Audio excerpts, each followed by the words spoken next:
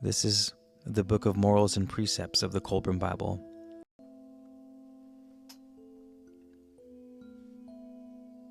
Chapter 1, Preliminary. Wisdom is the treasure of all ages, which shall endure incorruptibly forever until time is spent. Therefore let the tumult of life be stilled, and in reverence and silence receive these instructions from ancient times. Behold the teachings concerning life and the testimonies which are a true guide to the portals at the great halls of eternity. Here is a code of behavior and manner of living prescribed by the noble ones. The story of life, with the revelation of the secrets and mysteries of the unseen kingdoms and earth. The meaning, the purpose, which govern all things. Herein are the guiding lights of thought, which will enable a man to follow a straight course on the great sea of life, and to steer away from evil. Followed faithfully, they will bring him to a safe harbor, to enable him to give a righteous judgment, and return a suitable answer to one who speaks to him or challenges him. By holding these things in his heart, he shall maintain a position of respect among the people and be delivered from the yoke of common folk. The dispensations of eternity shall not remain hidden from him, nor shall life conceal its mystery. Behold, herein is wisdom and knowledge given to you, that in the fullness of time all the inhabitants of the earth may dwell in its glory. The old teachings, which will provide a staff for the simple and a guardian for the young. Wherever the sun shines or the wind blows, wherever there is an eye to see with clarity or an ear to hear with understanding, a mind to receive and assimilate, there let the greater way of life be made known, and the maxims of truth be honored and obeyed. Written for the elect by the Master of Mysteries, once overseer of harvests and recorder of taxes, guardians of tombs and upholder of royal decrees, beloved of the high gods and the low gods, keeper of the secrets of the highest God, lesser lord of jubilees and grand scribe of the sacred writings, one born into the house of a false god whom he rejected, distributor of barley seed and master of the great sanctuary, chief of seers and guardian of the great mysteries, watcher at the sacred shrine and defender of the lakeland and the gates, inspector of the courtyard and of the sacred being, guardian of the hidden records and servant of the secret temple, messenger of the true God, third begotten son of an enlightened father, a magistrate of a goodly city, son of a gentle lady, sistrum bearer and mistress of the songstresses in the temple of the twofold God, now one whose name is obliterated by unchallengeable decree, but once a man of good standing in this country, whose estate remains to this day. My children, listen to the voice of instruction and incline a willing ear towards the speech of wisdom. Thus shall the words which issue from your mouth be established before men, and your commands be obeyed as the statutes. Let not your mind be diverted, nor your attention be distracted. Set them in your heart as a royal impression. Inscribe them there as though struck on marble. To cast aside the words of experience which guided the ancients is foolhardily and an invitation to calamity. Therefore immerse yourself in the writings of the past, as in cool waters at the heat of the day, and your spirit will emerge refreshed and strengthened. They will be a steadying oar enabling the vessel of your heart's desire to alter course and wear against the winds of adversity without capsizing. When your opponent sends a gale of words beating against your defenses, they will break it as a shield shatters the sword, and will arm your tongue for the counter-assault. Live your life according to these instructions, and you will be well fortified in the season of adversity's trial. To you, my children, I give the treasure of the past, the accumulated wisdom of man. There has been a careful selection of words and gathering of sayings, a winnowing of works of wisdom, and a careful choice made from the hidden writings, all recorded with much searching of the heart, while seeking the great God's inspiration. There is nothing added to that which was, no unknown utterance or unfamiliar saying. nothing which has not been on the tongue and in the hearts of our forefathers. What was recorded in their days has been rewritten, for truth and wisdom are a mooring line from the first man to the last, from generation to generation, until the end. Would that I could grasp something from the unknown to hand on to you. But I am only the guiding channel, leading the refreshing waters of wisdom from the great reservoir of truth towards the parched lands of the uninstructed. Chapter 2. The nature of the true God. There is but one God, the high God, the designer, the creator and ruler of the earth, and the Lord of the kingdoms of light and darkness. Everlasting, all-powerful, and beyond the understanding of men, the great dweller in everlasting pregnant silence, unseeable, unknowable. By a command he created man, and in his indulgence permitted the gods to be fashioned. He is the source of all that is, the father of fathers, the mother of mothers, the one who preceded the sun. The sun is not God, though his creation, for its brightness bestows light and life upon the earth. It gives warmth to the aged and quickens the child in its mother's womb. It nourishes the seed and calls forth the green growth. It is the instrument of the high God, his furnace fire of life. The sun is removed from man at nighttime, but the true God is always with him. Man never walks alone. He is never unescorted. To this God alone gave praise, self-created, maker of heaven and earth, founder of the kingdoms of light and darkness, the waters and the mountains. To the one that is above all, the spring from which flows all wisdom, to him alone belong adoration, thanksgiving, honor, and praise, who spread wide the great canopy of heaven and pins back the curtains of night with the stars, whose finger draws the courses of the night lights in unalterable arrangement. He holds the great waters within their appointed limits, and in the storm water. He holds the great waters within their appointed limits, and the storm water he keeps in restraint. He covers the face of the earth with a green mantle of vegetation. He inundates the land with the waters of life. His arm sweeps across the skies, and men are bewildered, earth shaken, and nations collapse and fall.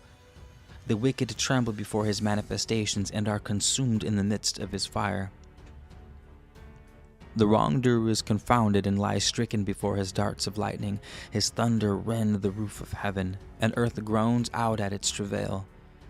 It is he, the high God, who defeats armies with pestilence, or gives one man dominion over thousands. At his command the seas will rise against the earth, or mountains belch forth fires of destruction. A man lives his allotted span in the dispensation of the high God of old, whose will encompasses the daily task and round. All things have their beginning and end with God. His power cannot be suppressed. His knowledge is the wisdom of eternity. His strength reaches out into infinity. His dwelling place is set in the universal center, and he encompasses all the universes, great and small. His breath sustains life in multitudinous forms, and his thought holds all things in their proper shape. He prescribes the courses of the stars. He issues his commands to the winds, and they sing their responses. The wide seas murmur his praise. He moves the silences in the void of empty space where the eternal heart lies sleeping. Order and beauty are shaped by his hands. His voice speaks from the sandy silences. He whispers in cool breezes. He roars in the whirlwind. He murmurs in the running waters. He sighs in the treetops, and men hear his voice without understanding. Man dreams and says this is reality. He sees the shadow but is blinded before the light. He reasons and is deceived. The design of the true God and his nature cannot be understood in the light of reason, for reason is not but this God, who knows all things without reason. There is none other like unto the one God in all his glory, whose strength can challenge him, whose will can contend with his will, whose might can equal his. Where is another with his wisdom, who in goodness can compare with him? By the power of his thoughts, many kingdoms are brought forth beyond earth. He speaks the unutterable word, and they are created. He rules his creatures with infinite wisdom and directs their destinies with unchallengeable decrees. His will controls the forces within men, and the thing they seek unknowingly is him. As the body when hungry is filled with the urge to eat, and when thirsty with the urge to drink, so is the spirit in man filled with the urge to seek God. His ordinances govern earth and the heavens above. All things therein have their appointed place and purpose, and in their nature conform to his law. His ways are inscrutable, transcending the understanding of men. His thoughts are a mystery, which men may not fathom. They are veiled and withdrawn beyond the comprehension of mortals. His design is unrevealed to the multitude. Few are the men who can understand why he planted the road to the place of glory with the sharp stones of suffering and pain, or why life is a struggle through the thorny forest of adversity. But the ways of men are known to God, for the Creator ever knows the created, though it does not follow that the created know their Creator. Therefore, O man, remember that your heart lies naked before his gaze, and your innermost thoughts come under his scrutiny. No deed ever goes unrecorded. None can perceive his residence, for he dwells in the profound silence of the outer sphere. Look for him in the order of nature, and see his plan in its direction. Look for him amid the stars in their courses, and see the grandeur of his scheme. Look for the unmanifested spirit in the manifested object. His glory is proclaimed in the heavens. The sun reflects his splendor, the moon witnesses his peace. His fruitfulness is spread over the face of the land, and the waters are filled with his bounty. The earth bends to his will, or is broken to his command. Man may walk in the appointed direction, or he will be driven out. Walk in the light of the law, and not along the paths of the transgressor, for the laws of the high God are unchallengeable and cannot be transgressed with impunity. The wrongful deeds and the wicked thoughts of man are indelibly inscribed upon the everlasting tablets of his immortal soul. He is the Creator, in whose spirit, image, and likeness you were fashioned. His laws ordained your present estate and circumstances upon earth. The power of your intellect is his promise of Godhead, and the marvels of your body are the works of his hand. His soul communes with your soul, and the consciousness he shares with you is the source of your life. In his sight, all men are equal, and he judges them as men and not according to their estate. The rich and the poor, the highborn and the lowly, the wise and the simple, all receive a fitting reward according to their labors.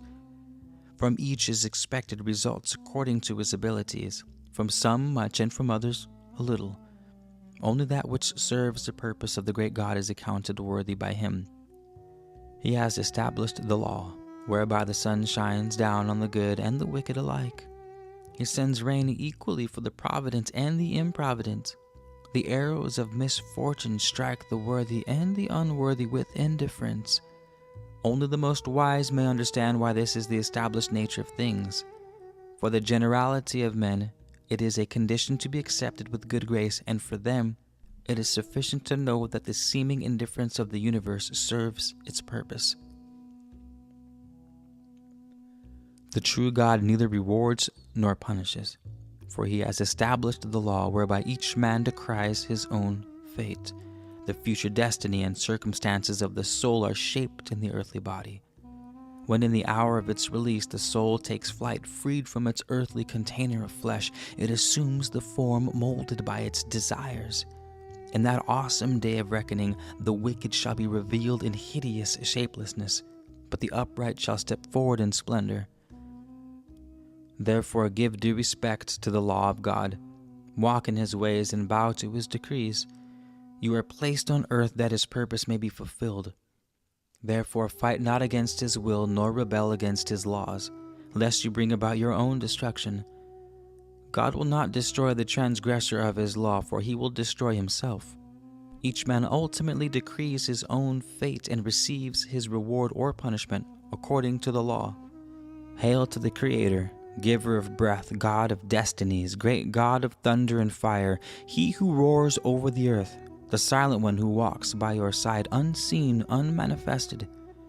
Father God, Mother God, God of comfort and conflict, mighty fighter with stone, the glorious being, the Lord of life and light, God of the gods, Prince of everlastingness, ruler of the netherworld, King of the western kingdom, light of eternity, light of life.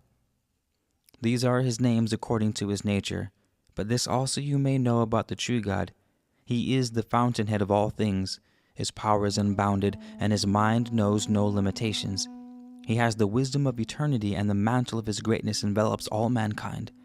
He sits enthroned in the universal center, and the divine rays which flow from his presence hold all forms in stability. He moves his finger in the night skies, and the stars dance along their pathways. He walks upon the wings of the wind and encompasses all the kingdoms of heaven and of earth. Order and beauty follow in his train, and things obey the directions of his hand. The face of beauty looks out from his works, and the voice of wisdom speaks from the midst of his creation, though it is scarcely heard through the barriers of mortal limitations. Glory and grandeur form his mantle, justice and mercy drape his body, love and benevolence cover his head, and the virtues are his footstool. Discuss not his form, for it is beyond your understanding. Push not among the crowd of his worshippers, mouth not the words of his writings unthinkingly, mumble not his praises, stand not before his shrine in hypocritical humility. Carefully supervise his ministrations and maintain due decorum in his place.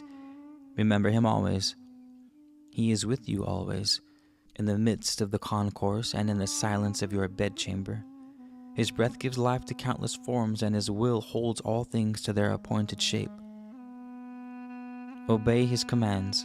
Take heed of the ordinances he has made, for they conform to your needs.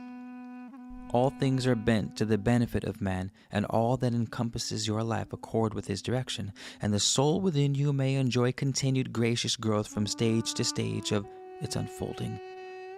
All the things are bent to the benefit of man, and all that encompasses your life accord with his direction, that the soul within you may enjoy continued gracious growth from stage to stage of its unfolding, so that when the cumberstone sheath of the mortal flesh is cast off, it may receive a just and fitting compensation under the great law, in accordance with its thoughts and deeds on earth. Where is the strange God of ours? And it is well that you ask, for if you would be happy on earth, you must know his ways. He is not a revealed God. He has hidden himself, for he knows well the disposition of men. Were he here now among the people and revealed to their gaze, the weakling would fawn upon him, the hypocrite would join his following, and the wrongdoer would walk in his train, proclaiming his innocence with a loud voice.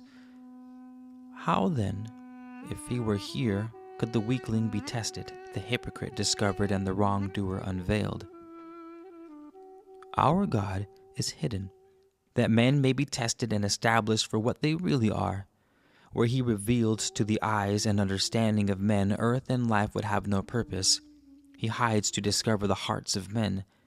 Is it not declared in the plans of God that uncertainty is an essential earthly condition?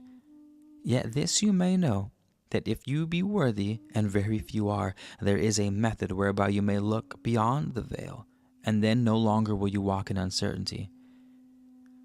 However, for men in general, the undiscovered God is not apparent. He has no man-made image in his likeness, and he stands in obscurity behind the great alcove beyond the temple within the palace of flame. Yet he makes himself known in subtle ways, for he cannot remain unmanifested to the truly spiritual any more than a river can remain hidden, for it dissolves away the ground in which it is concealed. So will the great God spring forth in the midst of material things, and dissolving away their solidity, shine forth to the sincere seeker. He is not a new God, but the oldest God of all, the Father of all ages, the Ancient One of yore. He requires no temple to establish his glory or sacrifice to give him strength. A cheerful nature is more acceptable to this God than offering of gold and silver by the bad-tempered man, or the sacrificial ox of the churlish man. He prefers the man who gives willing hand to his neighbor, to one who brings him treasure. A word of encouragement to a man in distress is of more value to our God than loud praises in his temple. He does not take all and remain mute. He seeks not gifts with no purpose or wasteful sacrifices. What can man give that will add to his glory? What thing fashioned by man could benefit the one God, who by taking thought could create a universe? Work for our God, and he will work for you. He remembers well the man who labors on his behalf. He who labors to the benefit of others works for the great God. He who improves earth works for him. The purpose of man's sojourn on earth is the glorification of man, not the glorification of God, who is already the all-glorious one. Thus it is written in the plans of God, "The true temples of the great God are not structures of stone and brick. They are places of quietude in your heart and home, where you listen to the awakening of your soul as it responds to the conscious contact with him. His worship is your labor among the people. His praise is the song in your heart. His adoration is your joy of living. Keep the peace of the mysterious God and maintain the order of his law among men and women, for they are his flocks and herds, and he calls forth shepherds from among men. He made earth a workplace for man and not a pleasure garden. Therefore, be you a song leader at the task. He is the mighty God, the nameless one whom your fathers held in awe. He it was who dissipated the darkness over the waters, who separated the chaos, who lifted the cloud, who made the breezes of life to fill the nostrils of men. Men came forth from his members, and they appeared in his likeness. For their sustenance he provided fruits and vegetables, animals, fowls, fish. He has brought low his enemies. Yes, he has even destroyed his own children. He rolled the grain, and lo, it became the food of men. He dismembered the destroyer in olden times. He made daylight for the joy of man and darkness for his tranquility. Men cry to him in their distress, and he suffers with them. He sends a captain to strengthen the resistance of the feeble and a champion for the weak. He has endowed men with the power of speech and bedecked their language with fine words, that greatness may sound around earth. He has enlightened the mind of man with great thoughts to repulse the might of untoward happenings. He has given him the courage to overcome terrors that lurk by night and to dispel those that strike by day. He is a God of justice as well as benevolence, for he metes out chastisement not always obviously, as among men, but sometimes as a man chastises a son for his brother.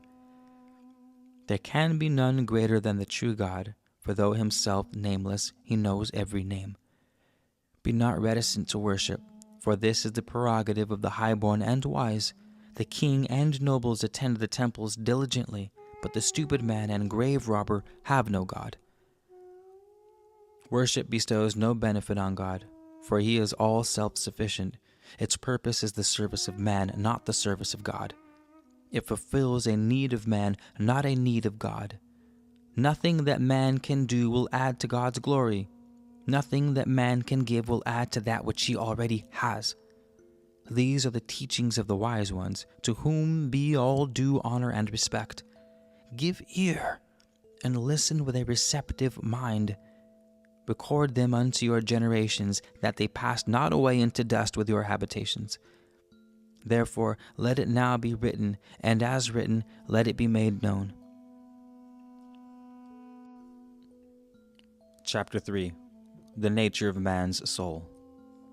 The one God is above all in greatness, but under him, above all else on earth, is the soul of man. It is not isolated from the Godhead above, nor from the mortal below, for it is that which spans the gulf between. It is the link between God and man, between immortal and mortal. Nothing exists which is or can be isolated from all else. There is a connection between earth and the region of glory, a link between dust and star. From the highest God down to the mote runs an unbroken and unbreakable chain. Man is apart from all other creatures in that he has foreknowledge of death and decay. If man be immortal, then it is the burden of his immortality. But if he passes to nothingness, he is cursed above the unknowing beasts, which know not the dead of approaching doom. Has man been placed above the beasts to be confronted with his own nothingness? Is his superiority naught but the father of terrors? Such cannot be, for the direction of life is ever towards betterment, and it cannot be cast back upon itself. The ass knows not the value of food, though its belly be full, and yesterday, today, and tomorrow are to it alike. The lion knows nothing of the putrefaction which one day will be its lot, nor does the ox live in the knowledge of the slaughterhouse. The power of thought is not given to the flesh, nor can the bones reason. Something unseen animates the inner clay of your being. Something untangible is added to the earthly material of your body. Think not primarily of your material self, nor say my heart is supreme, for within your body resides the soul which activates the thinking heart, and is not the resident of the dwelling of greater importance than the materials of its construction. Gaze upon a corpse. See. It is empty of life. Something that was is no longer there. The soul is missing. Your soul is the lord of your body. Suffer not the subject to rebel, nor to assert its sway, for its domination cannot be beneficial. Let the soul not only vitalize but rule and direct the flesh, that wilderness and excesses may be held in leash. The soul delights in sweet smells and knows the perfumes of earth by the performance of the nose. It rejoices in delicacies of the table and tastes them through the workings of the mouth. Food feeds the flesh, but the flesh finds no pleasure in eating, for it is the soul which experiences the enjoyments of food. The eyes are the sentinels which keep watch for you. The lights that go before your path are braziers before a caravan. Yet they see not of themselves, for they are but the instruments of sight, without a consciousness of their own. It is the soul within which interprets the messages. Man alone of all creatures is capable of blushing, for he alone of all things living has a soul which can experience a sense of shame. That man has a soul is beyond all doubt. It is the most obvious of all truths. Seek not to delve unduly into its secrets, but to harmonize it with your body. Commune with it and awaken its potentialities. Intellect, reason, willpower, and comprehension, these are not the soul. They are the manifestation of its existence, its attributes, and its activity, but they are not the soul itself. Stimulate the soul by contact with that to which it responds. Know it through its manifestations and understand it through its faculties. It remains immortal and indestructible throughout all ages.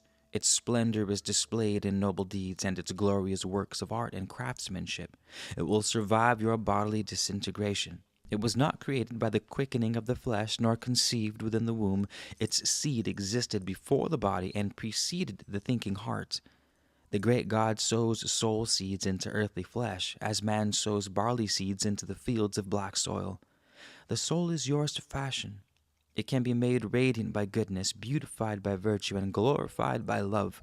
It can be hideously deformed by vices and passions, and twisted into a form of distorted horror by meanness and hatred. It cannot be valued too greatly, nor can it be handled too carefully, for it is your own truest self. It's your own reality, which is you. It is as virgin stone for you to cut and shape as you will, but remember, the image carved is not easily altered and shall one day be displayed to the eyes of eternity in its true likeness, though on earth this is now veiled by the flesh. The desire of the soul cannot be held in constraint. Be it at the rim of the earth, the soul will find it, or if beyond the stars, it will be reached. The soul is ever questing, as the wilderness wayfarer thirsts after water, so does the soul long for knowledge. The gods of the north and south provide food for the body of man, but it is the God of all ages who provides sustenance for the soul. As the body has its particular foods which nourish it, so has the soul. As the body is impoverished by lack of proper sustenance, so is the soul. Mortal man may, in the course of time, forget his experiences, but within the soul they are retained forever. The soul is a hunter, and the quarry is truth. The weapons of the hunt are reason and experience. The years of the wrongdoer and he who walks in wickedness plant more wrinkles and scars on the face of the soul than on the face of the body. The soul is not born, nor does it know itself as a soul. The purpose of its earthly journey is to awaken it to self-awareness and to provide it with the ability to continue existence in the region beyond the west. Therefore, how could it enter upon earthly life with these things? Were they already there, life and earth would have no purpose. The soul is bodiless within the body, everlasting among things that change and pass away. Man does not perceive his soul because his senses face outward from the soul towards earthly things, with which it makes contact. So it is that only the most developed of men can close out the material things about them and turn their senses inward to perceive the soul. The soul looks out through the eyes and sees all which is without, but nothing of this can look in through the eyes and see the soul, even though the soul's feeling may be reflected there. An eye without a soul behind it sees nothing. The earthly and the wayward seek only after outward pleasures and the satisfaction of the body. They fall into the snare of disbelief in the soul, and the law decrees that disbelief shall be easy. Wise men, knowing the nature of immortal things, seek not for anything stable here among the unstable things. That by which we know the texture of things, by which we taste and smell and hear, by which we experience the tenderness and suffering of love and perceive the nature of beauty, by which we value the glory of self-sacrifice, by that we are also assured of something immortal within us. For when a man comes to the realization that it is by the soul within him that he knows and experiences all things about him, he has taken the first great step towards conscious immortality. When the body and soul are torn apart, what remains? No man lives by the air he breathes in and the air he breathes out. It is something more, the soul, that gives life. As the one fire entering the earth in oneness becomes different here, there, and everywhere, according to the nature of that which it consumes, so the one soul vitalizing the souls of men becomes different according to the nature of its covering. As the one air passes through the pipes and becomes different according to the nature of the pipes, so the one essence in the souls of men becomes different according to the manner of its use. The one water is in all things, yet in all things it is different. So it is with the great soul and the souls of men. The wise man, who is conscious of his soul within him, will commune with it and never neglect its needs. For if a man cannot awaken his soul before his body falls asunder, he will not awaken it thereafter, and it will return to the waters of the great soul sea. The purpose of earth and earthly life is awakening of the souls of men. Earthly conditions can serve no other end. Rejoice in the sure knowledge of your soul's indestructibility, but let your joy be leavened by remembrance of your responsibility for its condition. Naked does man come from his mother's womb, and naked does he return to the womb of the earth. He brings no possessions with him to earth, and no more can be taken out. Yet he leaves not altogether as he entered, for though his riches and estates, his titles, even his clothes are left behind, if he has lived wisely, he goes out richer in soul wisdom and arrayed in soul beauty. Man arrives at the great portal arrayed in glory or clothed in horror. In the newborn childling is the soft seed of the slumbering soul.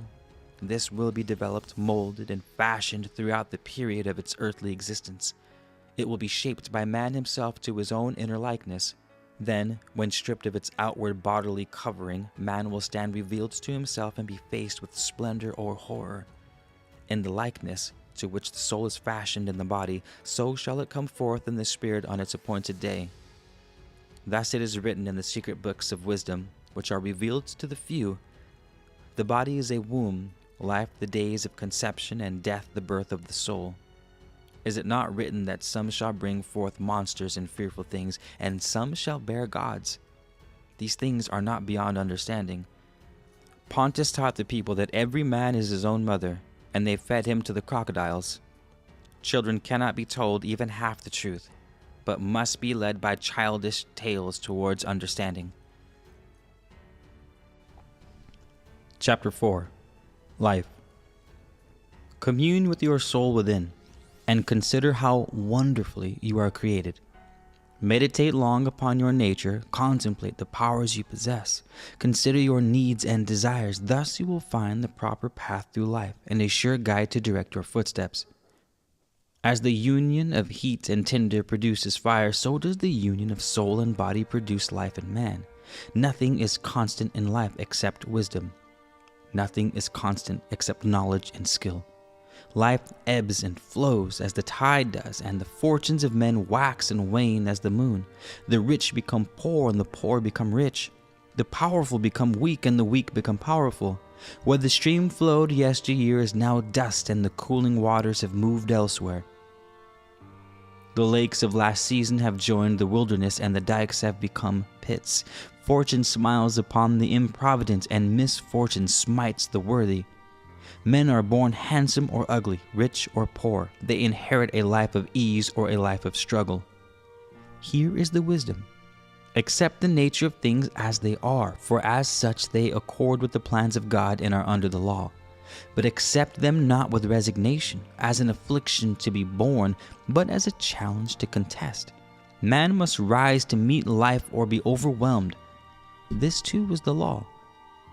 When the road seems long and the load heavy, remember that the stout-hearted runner carries the greatest burden. There is no constant state of life. All is movement and change. Therefore, it is well to build the structure of your life on a foundation of things which are not easily removed. These are wisdom, skill, knowledge, which one possesses cannot be taken away, as can hoarded gold and cherished chattels in the ebb and flow of life's fortune. Gold and silver are uneatable stones, but wisdom is the food of the gods. Skill and knowledge define the difference between the ox with the yoke and the plowman with the whip. Fear not the feelings which stir in the heart, for therein lie the greatest of life's treasures. Taste their honeyed bitterness, and though you are consumed as you consume, something will remain, which is yours forever. Life is matured and mellowed by the treasures which pain the heart, and without them the soul cannot develop. With some, life is generous, with others, niggardly. But whether you pass through the stages of life in a lowly or a high condition, your life will neither be wholly happy nor wholly miserable. Whether life is indulgent towards you or austere, whether it metes out reward or chastisement, remember that its dispensations are governed by an infinite wisdom, and the ordinances of the law, though incomprehensible, are just. Therefore, when life turns undue attention upon you, accept it not as a dumb creature, but say, "What have I done that this is my reward?" The dispensations of life and the course of events are such that prosperity will attend a good life and adversity a wicked one. Is this not proved by the normal course of the affairs of men? If not so provable, then the moral disease of the people is established. Travel the road of life according to your ability, and your foot will find its appointed place. Take time and consider every action. He who journeys leisurely journeys best, and the runner who hastens not unduly is he who reaches the goal. As the dew to the herb, as the honey to the bee, as the north wind to the raven, and the twilight to the owl, such is life to the spirit of man. Think not with the weakling that nothing is more precious, nor with the hermit that you should reject it. Think not too highly of it, nor consider it worthless. Love it not for itself or for what you can get out of it, but for what you can do with it. Forget not that life has but one purpose, one end, and one objective, and that this is the awakening of the souls of men. All things on earth conform to that end. Earth without its perplexities and problems, its struggles and strife, its inequalities and injustices, it would never develop the soul in a manner meet for its destiny. This is the answer to the riddle of ages. If all were right on earth, there would be nothing for man to do. As it is, there is sufficient to occupy him throughout his generations. When man himself is perfect, its purpose will be fulfilled, and then earth too will be perfect. Riches cannot buy life, nor can gold purchase back wasted hours. Therefore, employ the future that you have left to your greatest benefit.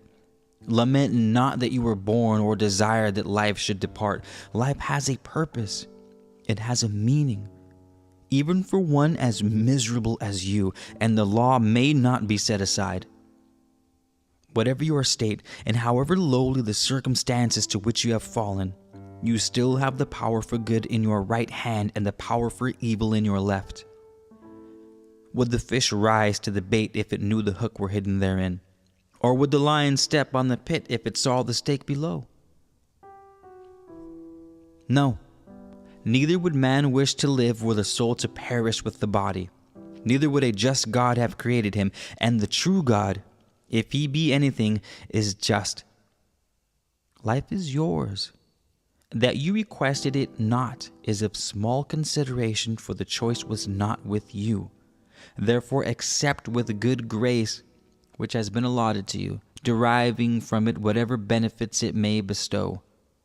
The benefits are great, and were they readily apparent, life would be accepted with due gratitude and endured, whatever its afflictions, with resigned anticipation. Life, if so lived, would be futile and its purpose confounded. Therefore, only by dire efforts can man come to know the everlastingness of his soul. The law decrees that man shall never be assured of his immortality.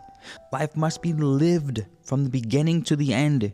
Run the race easily, for the course is long, and the runner who runs the race best is he who conserves his strength in the early lapse. Be not disturbed or overwhelmed when misfortune accompanies your passage along the way. Be not dispirited when the pace is hard, or faint before the obstacles. Accept the challenge of adversity with high spirits. For as the flame is to wax and the furnace to copper, so is adversity to the soul.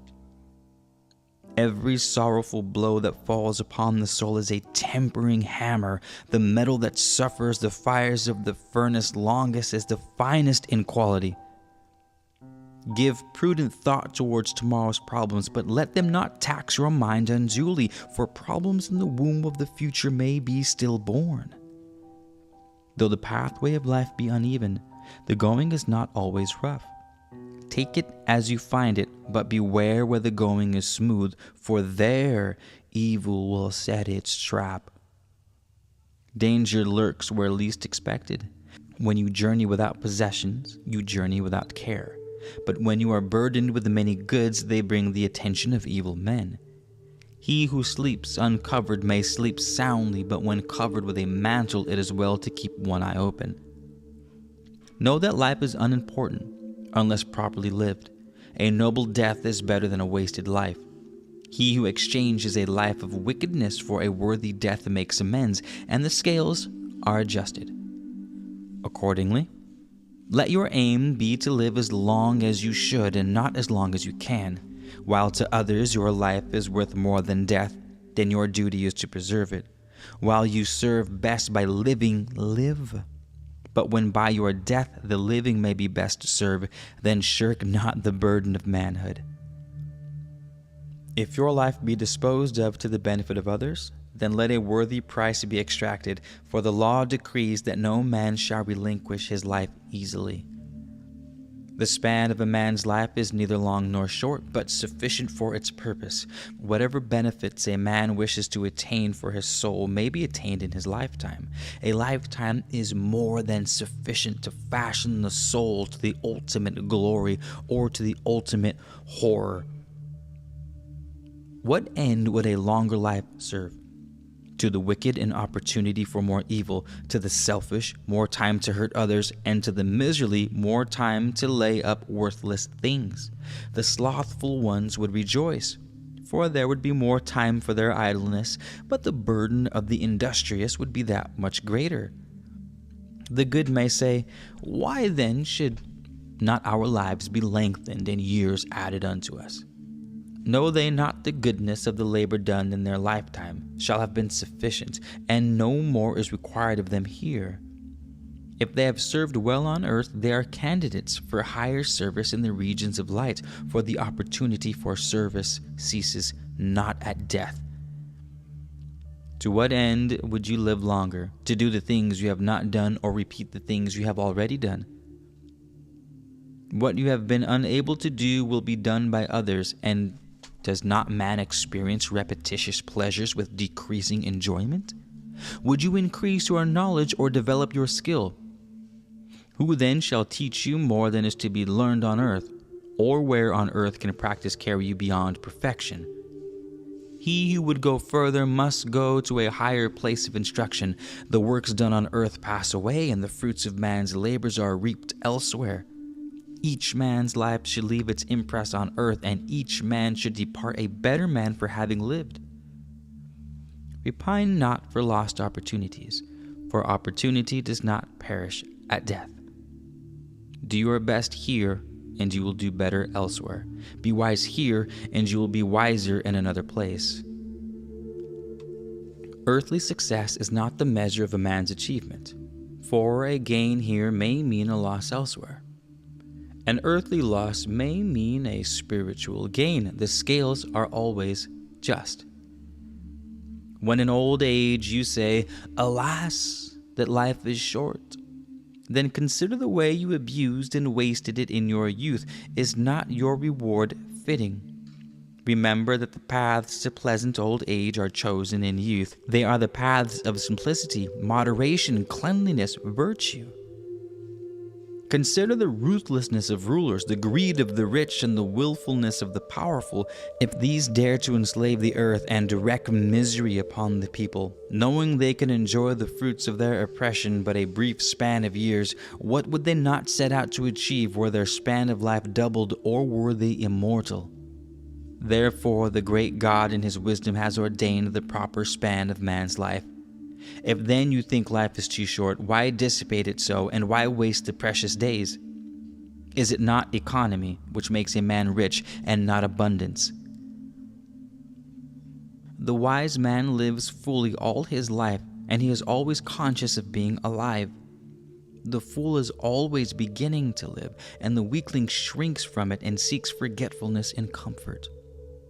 Those who half live are already dead. Live lustfully and manfully, for life is to be enjoyed. It must be savored to the full. Better one day as an eagle than 1 year as a goose. What is life that man should seek to prolong it? Is it not a continual avoidance of snares, a struggle against delusions, a series of mishaps, and a pursuit of shadows which retreat from the grasp? It begins with ignorance, continues through strife and worry, and ends in sorrow and pain. It is a day of heat, and death comes as a cool night. Are not the troubles of life piled one upon the other, as the stones of a pyramid? Are not all our hopes based only on possibilities, and do not our expectations look forward into improbabilities? Fools fear as men and hope as gods. Bounded by mortal restrictions, they desire the achievements of immortality, but everlasting life is the reward of those who live good earthly lives, without the inducement of immortality. Therefore the prize is never revealed, and life maintains man in a state of doubt and perplexity. Hope he may have, but never assurance. Life raises some men up and casts others down. Not always does it bestow good fortune on to the worthy, or mete out to the unworthy their just deserts and rewards. It raises men up to test them, and likewise casts them down. The man who discovers a golden treasure is being tested, even as he who is stricken with blindness. Each man is tested according to his weaknesses, not according to his strengths. The reward of the worthy is not here. The reward of the worthy is not here, neither is the punishment of the wicked. Were the just rewards and punishments of men too readily apparent, the course to take in life would be too obvious to serve its great purpose. There must be the stimulus of doubt and perplexity. Among men, some are born to rule, some to obey. But not all rulers can rule, or all servants obey. If then you cannot rule, learn to obey. And if you cannot obey, make yourself a better man, that you may be raised up to rule. Wisdom is nourished from without, but it grows from within. We live not by the light of the great sun disk above, but by the light of the cool sun within. The bitter experiences, the sorrows and failures of life are the alternatives to the advice you have failed to heed.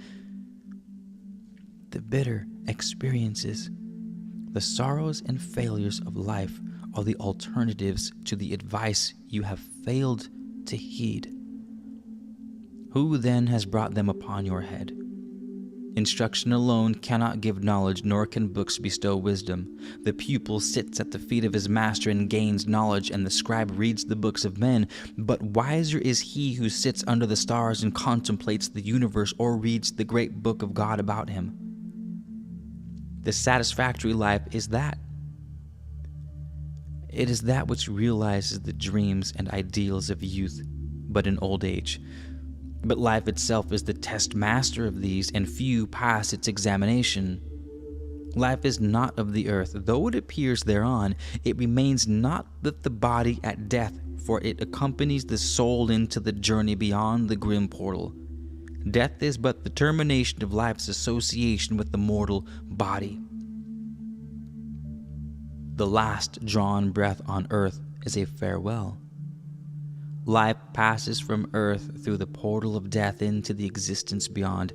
Therefore, it is said that the life of man is everlastingly indestructible. Life alone exists in both spheres, but life on earth is inconsistent. Life is a dancing girl. Chapter 5. Man. Consider yourselves my children, and meditate on the reason for your existence and the purpose for which you were brought into being. Contemplate your powers, ponder your circumstances, discover your inescapable duties, and face your earthly obligations. Assume your burdens cheerfully, for they are not imposed capriciously. The one God has set out a hard task, but it is not beyond your capabilities. Remember that every affliction, however grievous and seemingly unnecessary, serves a purpose and an end. O man, you are the delight and sorrow of your God. You have been set apart with peculiar favor and exalted above all other creatures. He has endowed you with reason to maintain your dominion. He has bestowed upon you the faculty of speech, that wisdom may accumulate throughout your generations. He has exalted your mind so that it may be perceptive of beauty and grandeur. He has ordained the law, which circumscribes your life, and adjusted your nature to accord with your duties and destiny. Each man is an individual work of God, his mind a fragment of his will. The breath of God gives him life. The soul God formed you as he fashioned the beasts of the field and forests. He made you last and placed you at the pinnacle of creation.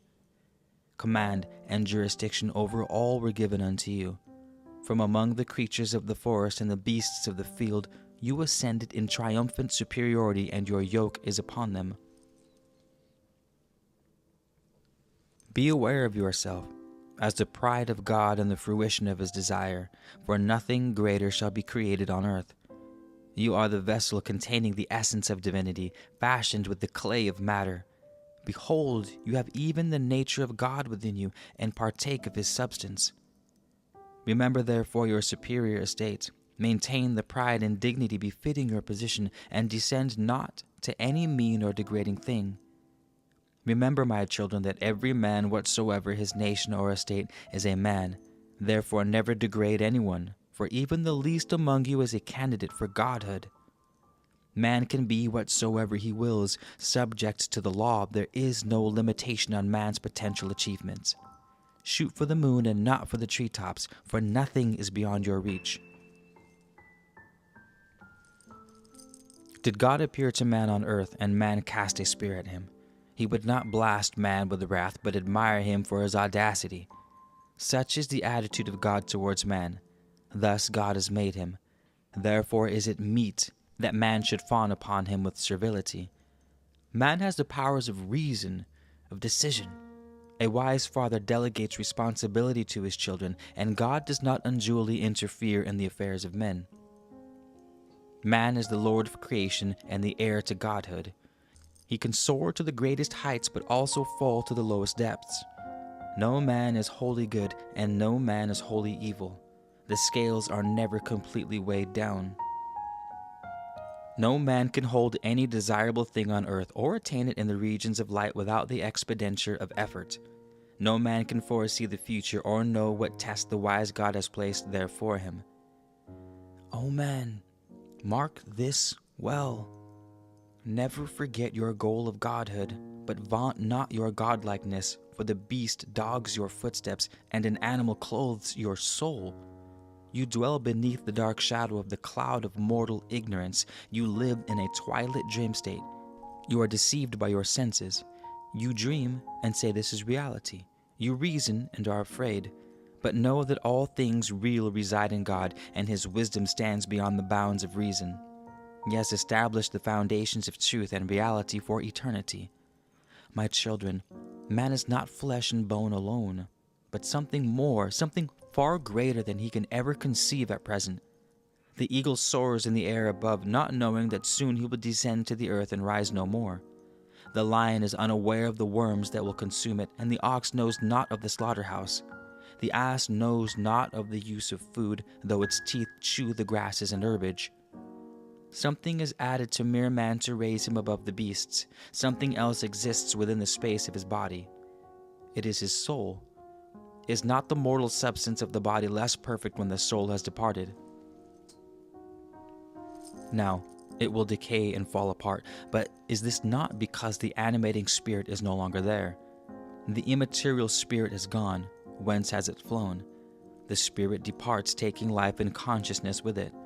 That which came from the abode of his spirit has returned there. That which God gave of himself has returned to its source.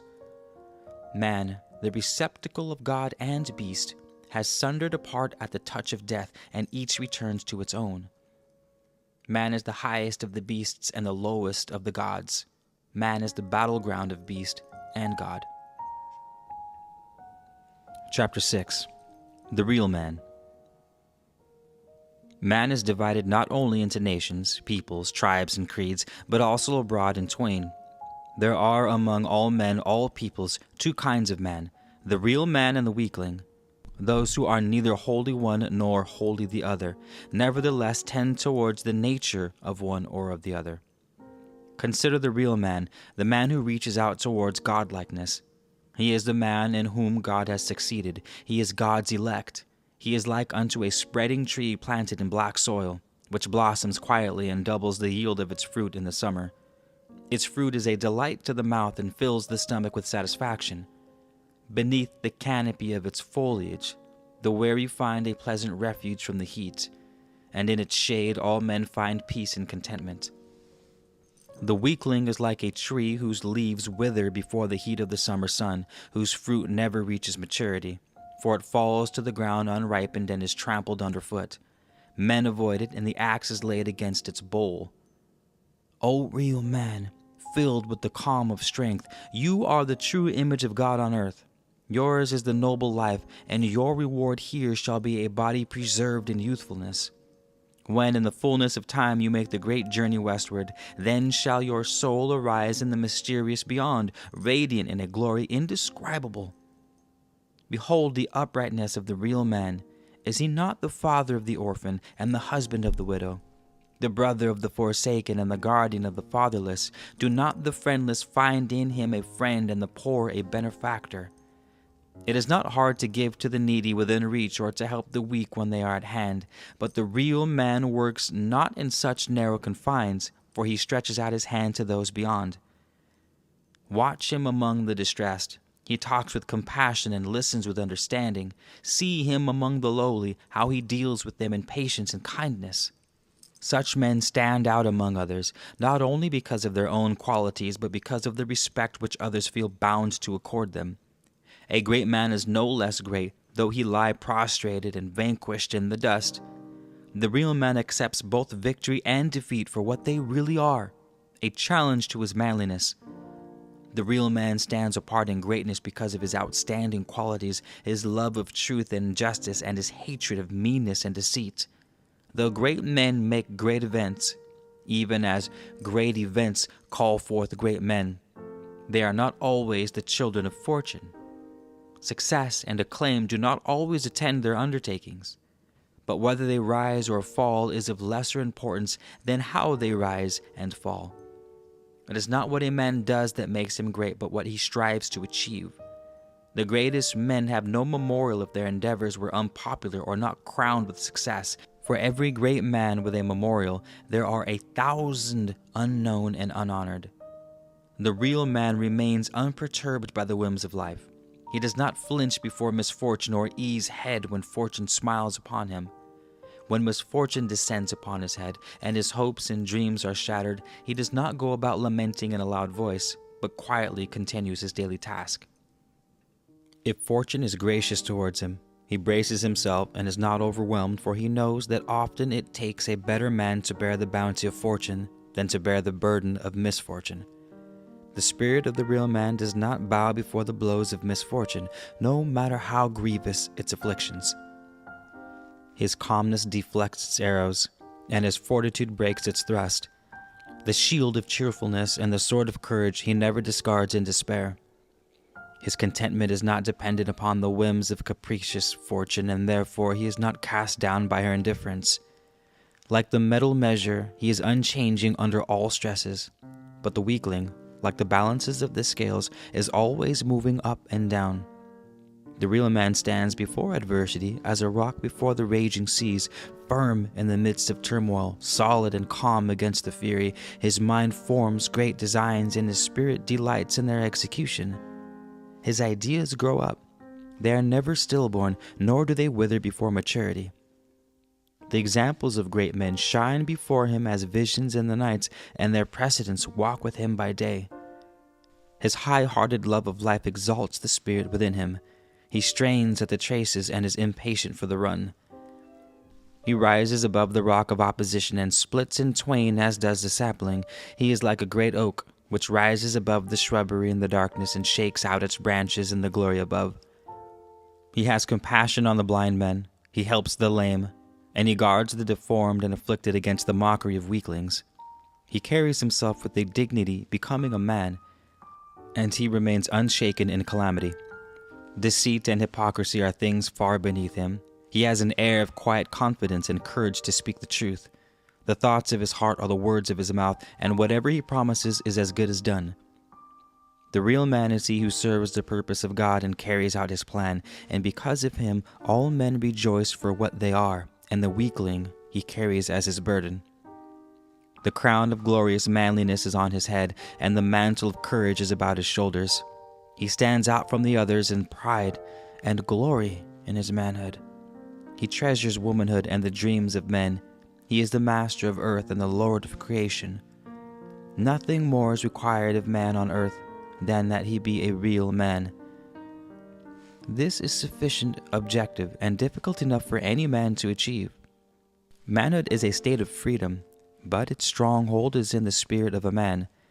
The body may be held forcibly in bondage, but the spirit cannot be shackled. He who lies imprisoned in the lowest dungeon may be more free than he who walks above with a servile spirit holding him in thraldom. Servility is the brand of the weakling. Never judge a man according to his estate or circumstances, but accept him as a man according to his state of manliness. He that is manly, hold as a man, even though he be your enemy. But he who is less than a man, hold accordingly, though he be with you. For were your enemy a lesser man, he might offer a hypocritical friendship, and thus destroy you by treachery. It is well never to forget that some friends might be enemies, were they better men. Therefore the measure of a friend's manliness may also be the gauge of his sincerity. A real man does not debase or humiliate the manliness of a defeated foe, for in doing so he reveals his own baseness. It is well to remember that he who fights against you does so in the light of his own truth, and truth is not the pawn of battles. A real man is hardy, tenacious, brave. He is gentle with women and hardy with men. He disciplines himself according to the manly code. He is generous and hospitable. He is alert and audacious. Comfort, intemperance, and overindulgence make weaklings. Struggle, adversity, and self-control make real men. A real man is a real man, and no power outside of him can take away his manliness. He is upright and strong, with a full measure of respect for himself. He is a man of deeds and not an idler. In manner he is quiet and discreet. He is prudent in all things, and with all these qualities go generosity and good nature and reserve. Be not a loud-mouthed bag of wind, for quietness within a man is as a rock, against which the tempest-driven waves of wrath and rage, rashness and haste dash in vain. It is far easier to be a weakling than to be a real man. Were the earth less harsh or the circumstances of life less austere, man would destroy himself before the shrine of the languid goddess. Only real men can with safety destroy the tangled forests and wilderness of earth and make from them gardens. But will those who inherit the gardens be real men? The law decrees that they must be, or the wilderness will reclaim its own. He who would live in a garden must labor in the sun and subdue the soil. He who is content to live in the wilderness may sleep in the shade, but he who is content to live in the wilderness may sleep in the shade, but he is a slave of life. The real man stands out above all others. His head is high, his footfall firm. His bearing is dignified, his face is calm, his hands are steady, his heart tranquil. He sweeps aside all obstacles in his way. He proceeds, though all the dream fiends and powers of darkness seek to bar his way. Where is he who can gather the real men together and make them rulers of all men, that earth may resound with glory and greatness?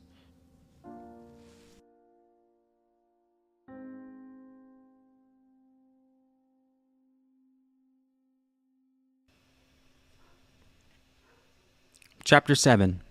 The Weakling. The burden of the real man and the shame of the earth is the weakling. He frustrates the plan of God and degrades all men. The weakling is wicked of heart, for wickedness comes easily to men. It is easier to be wicked than to be good. It is easier to be weak than strong. The weakling is one who takes the easy path. The soul of the wicked man is wrapped in a winding sheet of hate, and corruption eats his spirit.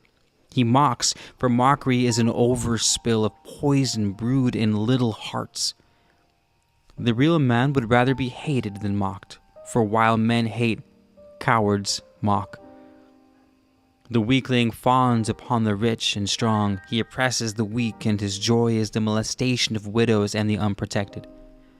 He cannot show respect for anyone greater than himself, for all men are his superiors. Therefore, he shows a hypocritical respect only when profitable to himself. He cringes before the powerful and wreaks his will upon the helpless. His face is pressed into the dust before the seats of the mighty. But his understanding, inasmuch as the evil in his nature corrupts his spirit and renders him incapable worthy. Goodness and duty are beyond his understanding, inasmuch as the evil in his nature corrupts his spirit and renders him incapable of worthy deeds or noble service. The weakling is one in whom evil destroys the good. In the real man, goodness vanquishes evil. In the hour of danger, the weakling quails, his feeble spirit wilts, and his thoughts are confused. Everything he does is confounded.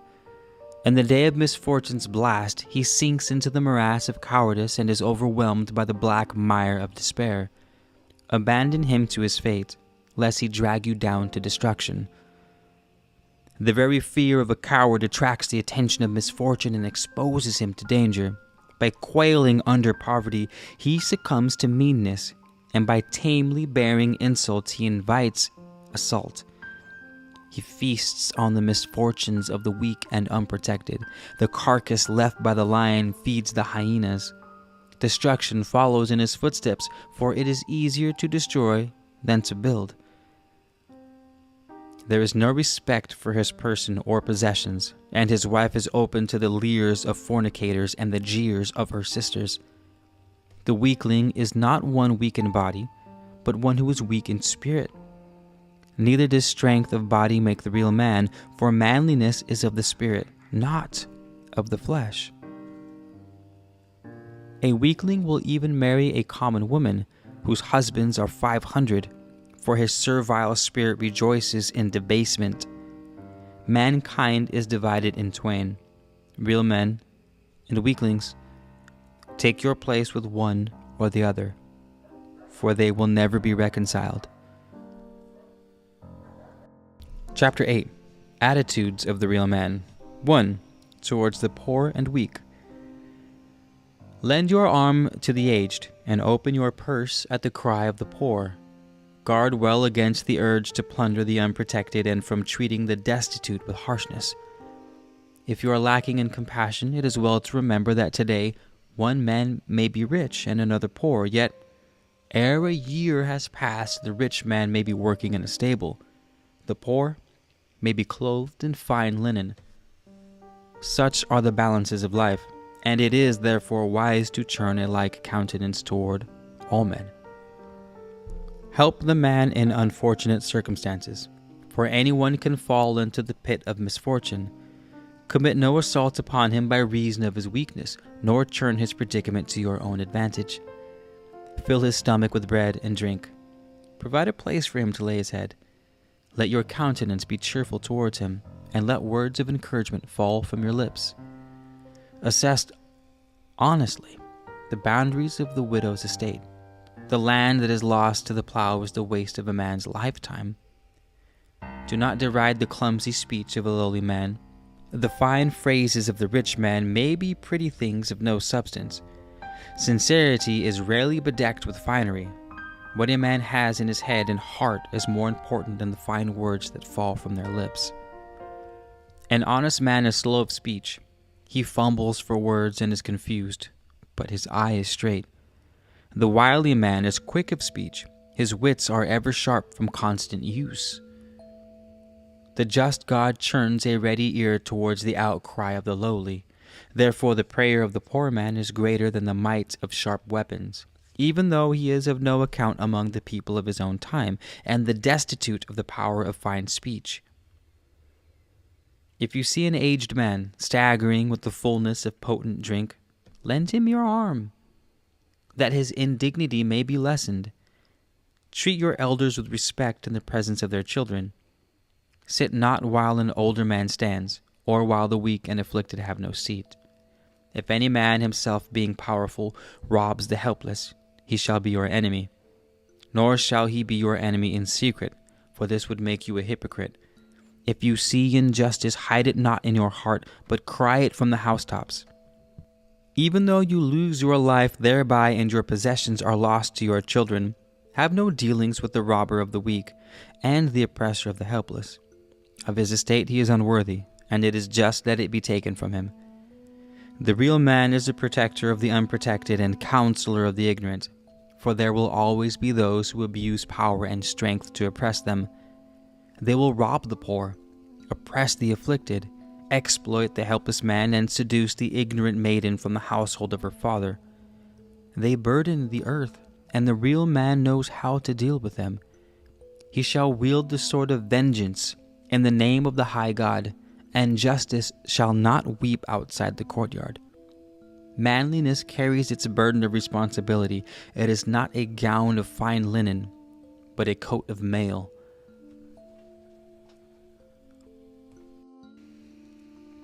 Chapter 9. The Real Man's Attitude Towards Wealth. Chapter 9. 2. Towards Wealth.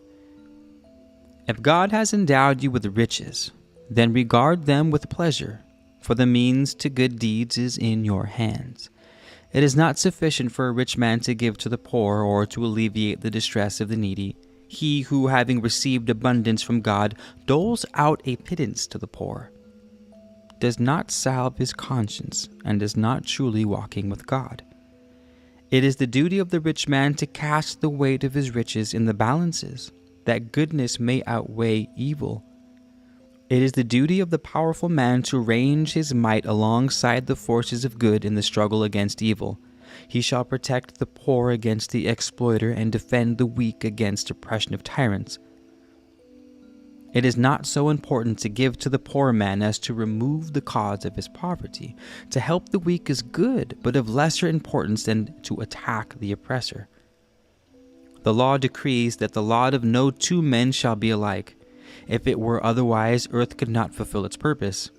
But he who has riches, or is powerful or handsome, he who has intellect and skill, should bear in mind that he possesses these under the law, according to the bounty bestowed.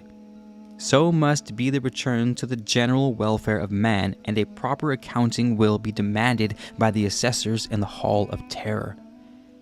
No man is the absolute possessor of riches or estate, for his period of ownership must duly come to an end. Rather is he the trustee of the riches at his command, and he should regard them accordingly. Look for the man of merit, and see that he does not go unrewarded. Encourage the craftsmen and promote useful works. Let your wealth serve all men and not be dissipated in selfish indulgences. Seek out the promoters of poverty and distress and cast your riches in the balances against them. Do not expect life to reward you or even grant you peace or pleasure. The powerful and strong will be your enemies, and even those you serve will betray. You will not be acclaimed and may even be derided as a fool. Only your soul will remain steadfast beside you. A rich man is not wicked because of his riches, for this of itself neither makes a man wicked nor makes him good. It is the manner whereby he deals with his riches that determines a man's status. Live in moderate comfort and maintain a position according to your estate. Stint not in the acquisition of learning and things of beauty. Shun ostentation and publicity, for these are props of the weakling. The riches which exceed your modest requirements are superfluous to your welfare. It is by your dealings with the surplus that you will be judged. There is little advantage in the mere possession of riches. The advantage is gained in knowing how to use them. Wait not until men come seeking your compassion. Find them first and assist them without desiring praise or benefit. Let not your generosity be hampered by the riches you have. Rejoice in their possessions, for if used for good, your pleasure is without blame. But he who stores up riches beyond his need and puts them to no good use swathes his soul in the wrappings of death. If rich, become not puffed up because of your possessions, or if poor, be not downhearted, for God in his goodness metes out happiness to both. Count not upon your friends if you are rich and powerful, for they are untried. Can a man of title and position ever be sure he is loved or respected for himself? If the poor man is held in high regard, he can be happy in the assurance that it is for himself alone, and he is at peace. Possessions and position attract friends as honey attracts bees, but it is adversity which winnows them.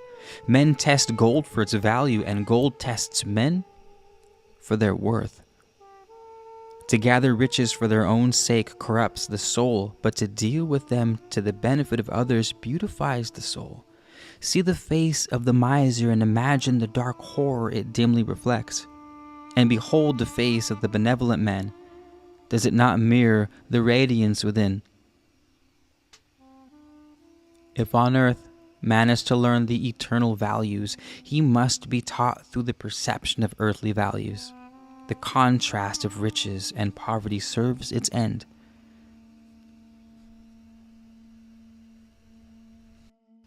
Part 3, Chapter 10, Towards Servants.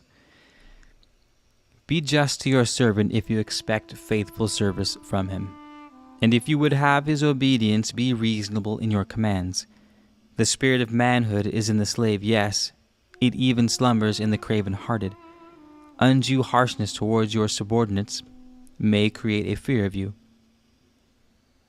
but you will never command their love and respect. Mitigate reproof with kindness and temper authority with reason. So shall the labor of your servants become a pleasure and your benefit therefrom be the greater. He serves faithfully who is motivated by gratitude. Loyalty follows in the train of respect. No man knows what events lie in the womb of the future or what calamities lurk in the shadow of days yet to come. When evil times fall upon a man, it is the trusted servant who will sustain him. When dissatisfaction is rife among the servants, it is a time of calamity. If in return you fail to reward loyalty and diligence, then you are unworthy of honest service.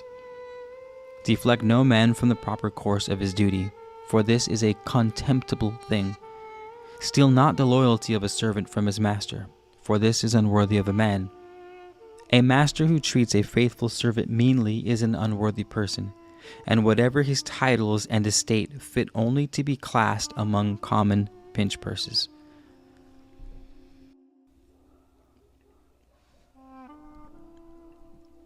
Chapter 11, Towards Superiors. The state of servitude has many advantages, for it escapes the cares and decisions of authority. He who serves faithfully may feel no shame in servitude. The loyal servant walks among the concourse with unbowed head. Be faithful to the trust which your master reposes in you, that you may be more trusted and become greater. The time and labor for which he pays belong to him, and if dealt with indifferently, are a fraud against him. Hold your tongue in check when making answer to him. Who is your chief? Do not revile him privately, for this is the way of a coward. Do not abuse men who are greater than you, for this is an admission that you can never be like them. Never injure the arm that protects you, or undermine the supports for the roof that shelter you. Be prudent in your statements, and never let another's speech fall upon you like a noose, so that you must uncoil it by means of your answer. Consult with your superiors pleasantly and quietly, acknowledging your position as a subordinate. Take care not to stir them up. At all times bear yourself like a man, for servitude does not entail servility. A man's position in the community does not indicate his status in life. Though the governor may appear to be noble in his position and with his titles, he may resemble the sacred crocodiles in cruelty and rapacity. When in the presence of your superior, do not press forward unduly or speak in a loud voice, for this will bring you unfavorably to his attention. If you are made unimportant in the presence of your chief, nevertheless conduct yourself with dignity and reserve, and let not your self-command depart from you. Never answer a man in authority when you are wrathful, but remove yourself quietly from his presence. Return a soft answer when he utters words that rankle, and thus he will be pacified, and you will display your self-command and restraint. Answers that provoke those in authority will become rods for your back and staves that strike you down. The wrath of your superiors will react unfavorably upon your affairs. He who remains silent under provocation is the better man, but if he provoked too far, then it is a time for action, for neither silences nor words are adequate. He serves best who serves silently. The trusted servant is he who keeps his tongue in check. A wagging tongue has its roots in a quaking heart. Go quietly about your task. The reward is your own self-respect, knowing that it is well done. It is harder to be efficient than to be inefficient. Therefore, inefficiency is the mark of the weakling. Loyalty and diligence are qualities of the real man. The weakling is irresponsible and slothful. The path of duty is difficult and beset with problems. Therefore, it is shunned by the weakling, who prefers to take the easy way. The real man finds satisfaction in his craft. The satisfaction of the weakling lies in unproductive foolishness. Chapter 12, Towards the Wrongdoer. Abandon the wrongdoer and the worker of iniquity to the dike, that the rising floodwaters may engulf them. Thus their ways shall no longer cause disruption among the people. Let them be seized by the storm fiend in the midst of the rising waters. The lawbreaker and the worker of wickedness are to be cast forth from the body of the people, that it remain healthy. The purveyors of filth and the fornicators will be met by the strong arms of real men. The day itself will stand up and make an accusation against their abominable doings, and the night will spew them forth. If the sons of wickedness say, "Lend us your arm in the shadows," let us set a trap for the unwary. That his goods may pass into our possession, let us strike down from behind and leave his body in the gutter. Or let us possess ourselves of his gold by sly means, and thus become rich ourselves. Or, come cast in your lot with us, that by our joint endeavors we shall become wealthy. Walk not along the paths with such as they, for as they lurk for blood, so shall their own blood be requited. The wrath of real men and upright men against the wrongdoers and workers of wickedness is like the hot blast that precedes the sandstorm, and before it the strength of the evildoer shrivels and becomes nothing. The wrongdoer becomes a slave to his own wickedness. Therefore do that which is right, and your spirit shall remain free. It is not sufficient for the real man that he turn away from wickedness. He is the fighting man of God, and his duty is to combat evil wherever he finds it. He who sees an evildoer at work and remains silent is an accomplice. He who remains inactive in the presence of evil condones the deed. That which is not actively opposed is encouraged. The slanderer and the gossip monger shall be cast forth, for their ways are evil. The fornicator and seducer shall feel the strong arms of the real man and regret their deeds. The thief, the trickster, shall be removed, and the murderer shall forfeit his life. The adulterer and those who dispense sorrow shall not go unpunished, but overlook not that which induces him to follow the paths of wickedness. Is it just to cut off the hand to punish the heart? Weaklings encourage wickedness by their weakness. Real men cast it out by their strength. That which benefits man is good and accords with the plan of God. That which is against the welfare of man is evil. But who among men is wise enough to know what is good and what is evil? Therefore, inscribe the writings of wisdom on your heart, that you never lack a guide in the dark alleyways of perplexity. Chapter 13. The Unstable Man. There is a man halfway between the real man and the weakling. It is the unstable man.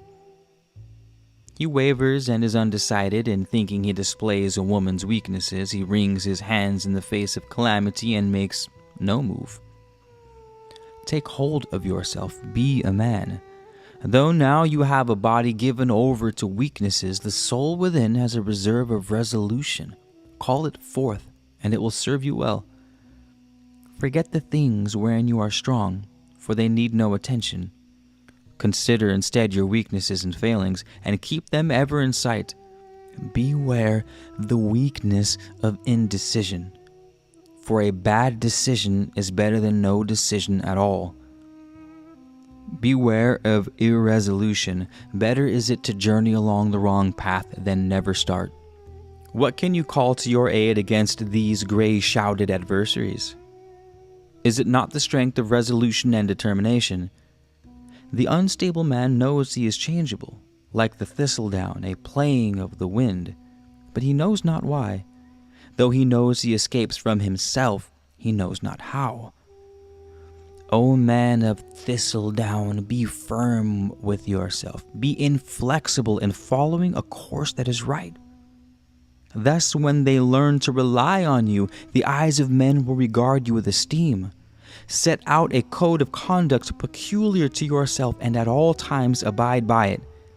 Never betray the principles you set yourself, and thus you will find the road to stability.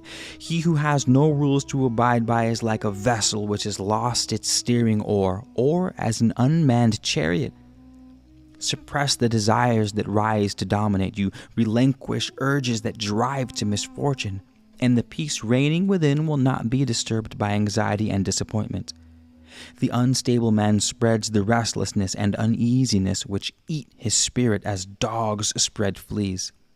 None can enjoy ease and contentment who joins his company. He who has no code to live by is like the weather vane turning with every change of wind. Today he loves, tomorrow he hates. Today he argues this way and tomorrow that way, and he himself knows not why he changes. Now hot, now cold. He is never constant, and none can place faith in him. Today he is arrogant, and tomorrow servile. But this flows from the weakness of his nature, for he who is arrogant without power will be servile when none demands servility. What is life to such as he but shadows cast on the sand? Before noon he is merry, and afternoon down in the depths of gloom. Now he rides high on the wings of ecstasy, shortly to be plunged into the very abyss of despair. One moment he laughs, the next he sighs. He walks in the door determined, inside he becomes shiftless. He himself never knows what he is or may quickly become. Can any structure of contentment be built on such a shifty foundation? Foolish is the woman who marries an unstable man, for her future is also uncertain.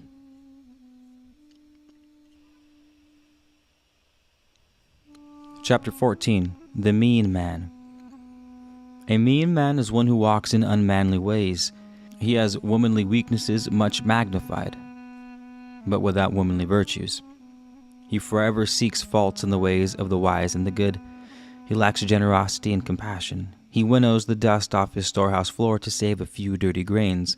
The heart of a mean man is the sands of the wilderness, which swallow up all the pleasant flowers that fall and bring forth nothing in return. He who rises eagerly to claim praise for a successful undertaking, and just as readily casts blame on another when it goes awry, is not only mean but also a weakling and a hypocrite unto himself. None is worse than the mean man who has riches and estate, for he rides heavily on the backs of his servants and waxes fat on the sweat of their brows. He is without compassion or feeling, and the ruin of his brother brings him no sorrow. For the increase in his riches he secretly rejoices in the death of his father, but the mean man, being also hypocritical, will be the loudest in lamentation. His soul is set hard in the distorted shape molded by avarice, and even grief and distress can make no modifying impression. What are the miseries of poverty compared with the fate awaiting him beyond the dark portal? The beasts of the pastures, when fed, show their pleasure, and it is not beyond them to show thankfulness. But only man has the nature granting him the ability to show gratitude. The mean man therefore denies his own nature, for true gratitude is beyond him, though he amply displays its outward manifestation. The large-hearted man gladly acknowledges a benefit received and seeks always to repay his benefactor. If, however, to do so lies beyond his ability, he cherishes the deed evermore in his heart. The mean-hearted man quickly forgets, for the obligation bears too heavily on his small spirit. His mean heart even envies the ability of the benefactor to give, and he accepts the benefit with inner ill grace. Though profuse with outward hypocritical smiles and fair words, his beaming countenance conceals the malicious darkness of the hidden heart within. The mean man and the braggart may seem incompatible, but man is a many-sided creature. The mean and miserly heart and the most boastful tongue so often share the same body. The busiest tongue has the least cause to wag. What does it seek to cover up? The mean man is a coward and so finds pleasure by inflicting suffering on the helpless. The hyena tears at the dead beast he would not dare face while living. But the hunting hound that caught it does not rend it. Only cowardly things find pleasure in mangling that which lies helpless in their power.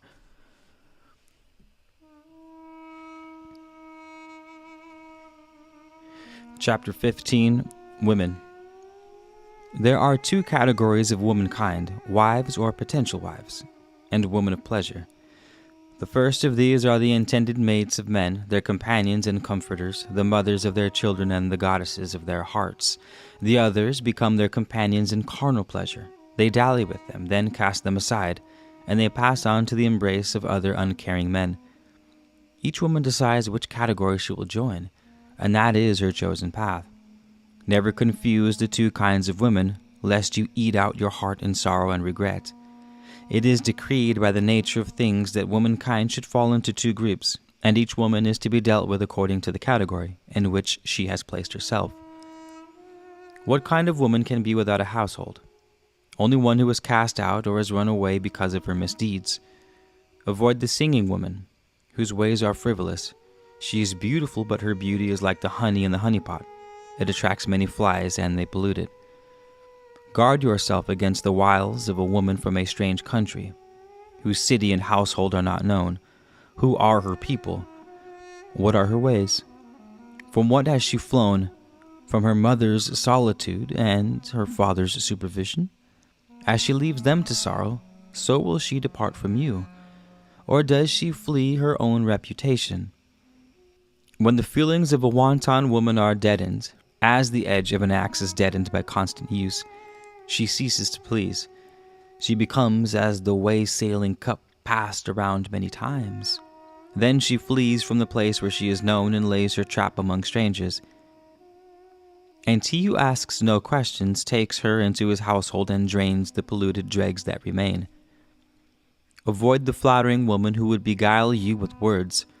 Shun her who repudiates woman's covenant with the creating God, who casts the treasures of womanhood lightly before men. Her hand guides along the path of sorrow. Her embrace leads to the soul's desolation. She shatters the dreams of man. She is a traitor of womankind, the betrayer of womanhood. By the unclean embrace of the wanton woman, a man may be brought down to the destruction. The adulteress lies in wait to suck the happiness of a family. A failure in her own home, she seeks gratification in the reunition of another. Adulterate the household of no man by lying with the woman thereof. Men do not despise a thief if he steals because he is hungry, but all men despise the adulterer who takes what is not his to vent his own lust.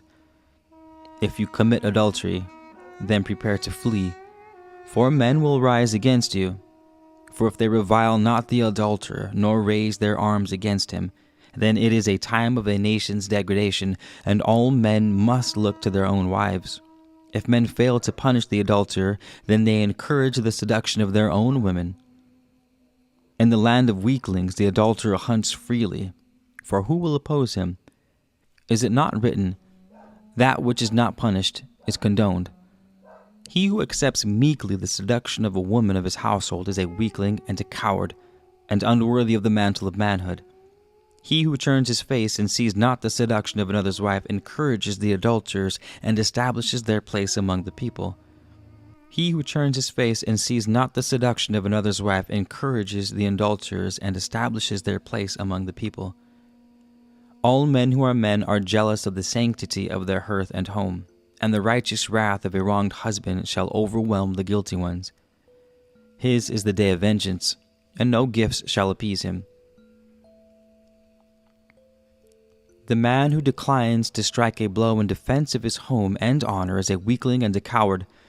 Men turn from him in disgust, or he sickens their stomach while women despise him. He who suffers in defending the sanctity of womanhood suffers in the cause of God. Who made woman the guardian of the portal of life? In the land of the real men she reigns as goddess of the heart, hearth, and home. When a woman whose husband is absent displays her beauty and encourages your visit, when she arranges that there be no witnesses and prepares her net for you, then is the hour of your manhood's trial. Depart from her house, for it is a place of evil. He who defiles the home of another cannot be justly wrathful if his own is defiled. It is not the way of a real man to defile the house of another in his absence. Only weaklings sneak around furtively to gratify their body lust in another's domain. If you are unfortunate and unwise enough to love the wife of another man, then degrade not that love by expressing it in dark corners. Go to the husband like a man, and let events happen as they will. If you wish to be welcomed in the household to which you are in the habit of going, always treat the womenfolk with reserve. Thus you will not be regarded with disfavor and will be trusted by your host. If he has daughters, he will say in his heart, such a man can be trusted with my daughter's welfare, for he is circumspect and a man of honor.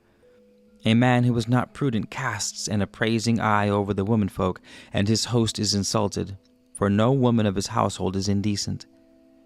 Be not bedazzled by beauty alone. A beautiful tree with gay flowers rarely bears an abundant harvest. As a fire is beautiful and useful when restrained within the fireplace, but a thing of destruction when loose, so is the beauty of a woman when not kept in restraint by virtue. The beauty of a chaste woman inspires a man to greatness and to high accomplishments, that he may possess it, but the beauty of a harlot leads him along the paths of dissipation and improvidence. Men will strive and attain great things to satisfy their desire, but will cease their efforts if it be cast at their feet. The beauty of womanhood was ordained to aspire man, and of all things it is the greatest incentive to achievement. Therefore, a woman's secrets are not to be lightly attained. The evil of the harlot is that she counters the inspiration of womanhood. Her wickedness is her cheapness. The pleasures of a harlot are of the body and exist only for the moment, to pass into nothingness like a dream. What have you given? For it is the loss of men. The vigor of manhood that bears man along the path of great things may also be a weapon in the hands of evil, but the weapon remains sheathed until placed in the hands of a wanton woman. The harlot sets her trap. The toils of the net are soft and supple. The weakling is caught easily, and even better men are caught by deceit. The soul of a man is bruised, and the power of womanhood is weakened. The bait of a wanton woman may be seen from afar. It is attractive and alluring.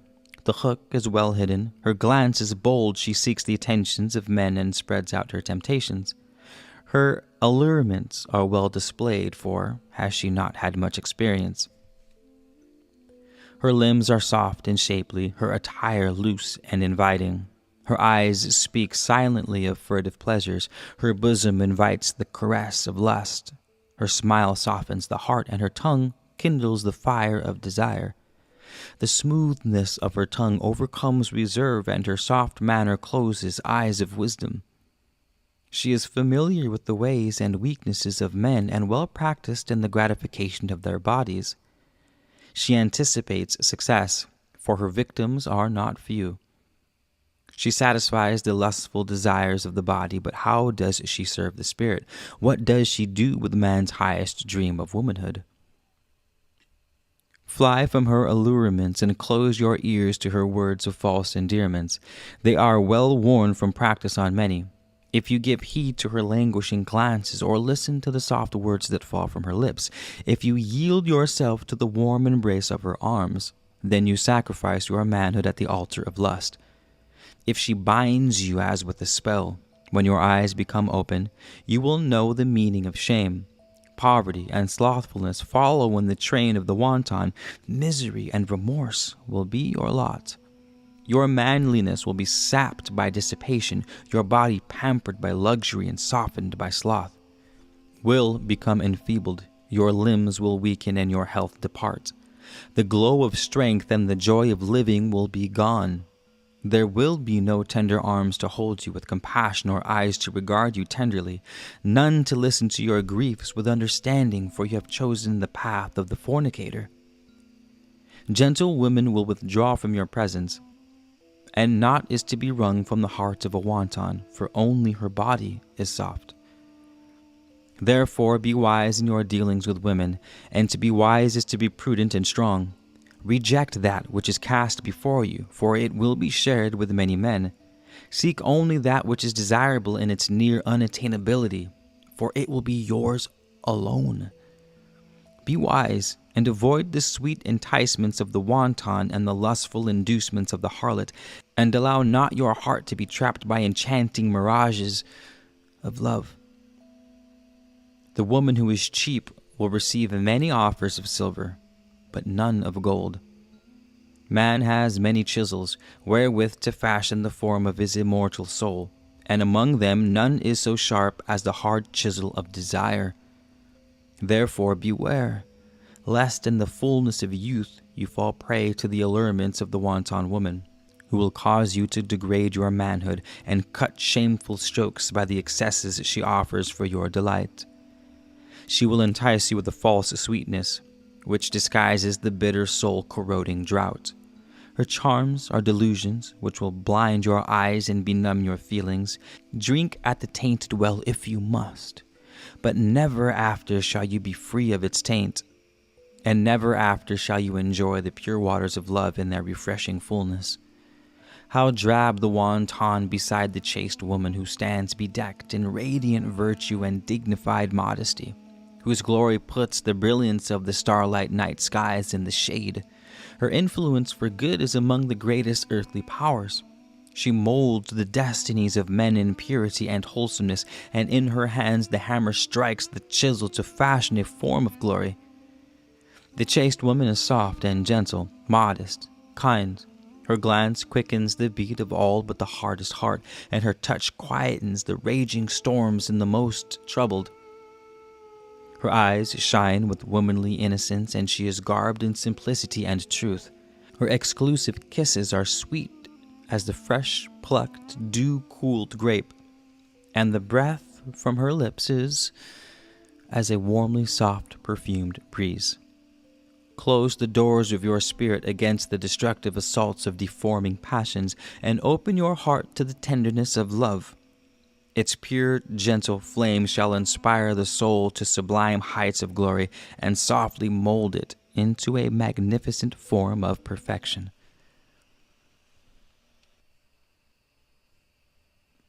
Chapter 16. Choosing a wife. It is the nature of things that man should take unto himself a wife, and the law decrees the need of man for woman. But not every kind of wood is fit to make an arrow, and not every woman makes a suitable wife. Examine carefully the woman of your acquaintance.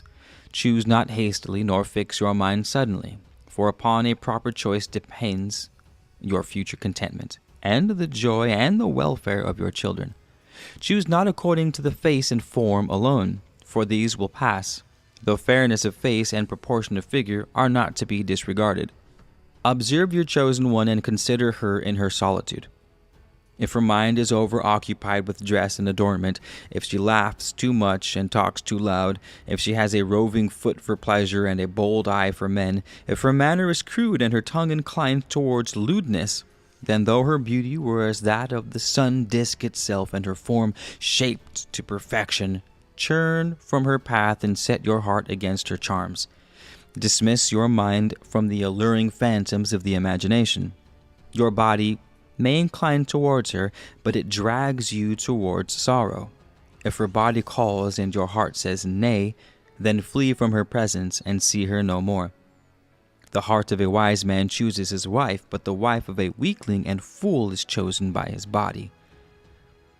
When you find a maiden who can be your reasonable companion, who possesses a loyal and steadfast heart, sensitivity of spirit, pity and gentleness, delicacy of mind, softness of manner, who is intelligent and joyous, and with all this has a lively spirit, gather her to your arms, for she is worthy indeed to be your wife. She will be prudent and temperate and a fitting mother for your children, and above all, you will have a treasure beyond price. He who chooses a good mother for his children will find contentment and joy with his wife. Judge not your chosen by your own opinions alone, for your eyes are clouded and your judgment confused. Judge her by the opinions of other men. Is she sought by them as a wife?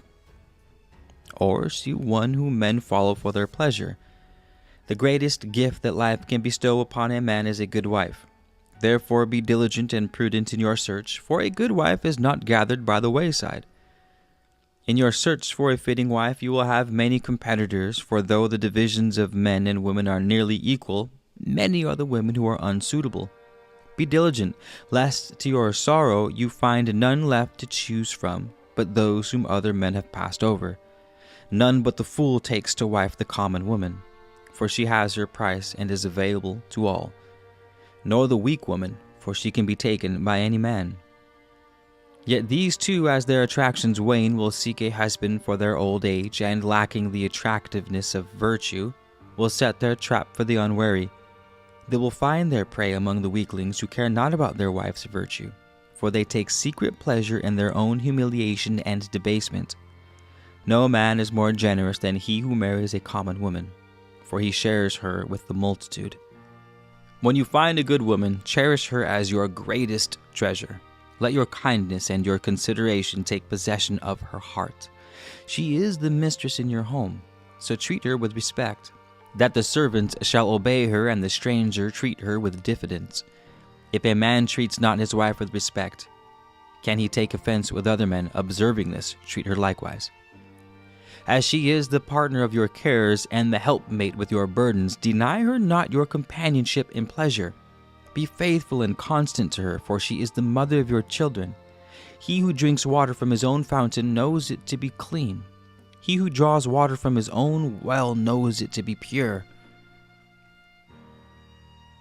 In times of affliction and pain, when your wife suffers in sickness or travail, soothe her with tender words and gentle countenance. A look of sympathy and a gesture of understanding from you will mitigate her trouble and be of more avail than the attention of many, many physicians. Consider the delicacy of her womanhood and the frailty of her body. Comfort her in grief and bear with her weakness. Bring wisdom and understanding to your aid, for if in marriage one is wise, two are happy. Do not marry while too young, for you have not experience enough to train your son, nor be too old, that you have not the patience. There is a mean in marriage, as in all things. He who chooses his wife rashly or in haste spends slow years in regret and repentance. The counsel of a wife is wise and bent to your own benefit, but the counsel of an outside woman serves her own ends. Love your wife wholly, according to the dictates of your own heart, and rightly according to the statutes of men. Fill her stomach and clothe her back. Provide her with oil for anointing and hair for her adornment. Keep her contented and give her no cause for alarm or unrest. Be gentle with her, for she is a profitable field for your efforts. Enter not into dispute with her, for women are gentle and withdraw their hearts before force. If you are harsh, she will be turned into herself. Make her home a joyful place.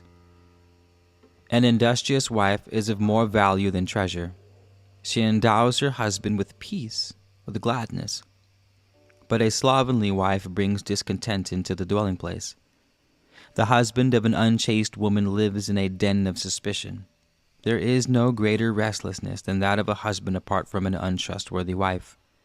A man loves his mother and his father, his sisters and his brothers all his life, yet they are not of his choosing. How much more likely should it be that he would love his wife, whom he himself chooses? Or is man's judgment less wise than that of fate? Nothing will ever bring you greater pleasure and joy than a good wife, or more sorrow than a bad one. Yet of all things he does bearing on his life and nature, a man generally uses the least wisdom when choosing a wife. Be considerate, for the husband without consideration prepares his own betrayal. There are two types of women, true women and common women. The common woman is a fitting mate for the weakling, and the true woman a fitting mate for the real man. But the dispensations of life are such that common women will desire real men for husbands, and weaklings will deceive true women. Therefore, the real man must be wise enough to know the difference between a common woman and a true woman, and a true woman must know the difference between a real man and a weakling. To know and recognize the divisions of men and women is not only the first step to contentment, but it is the duty of a people. If it would remain wholesome, when the dividing line becomes blurred, nations decline. It is easy enough to get a wife, but difficult to get a good one. Marriage is like the fisherman's net, easy to get into but hard to escape from. No man is the same after marriage. Either his joys are doubled and his sorrows halved, or his joys are halved and his sorrows doubled.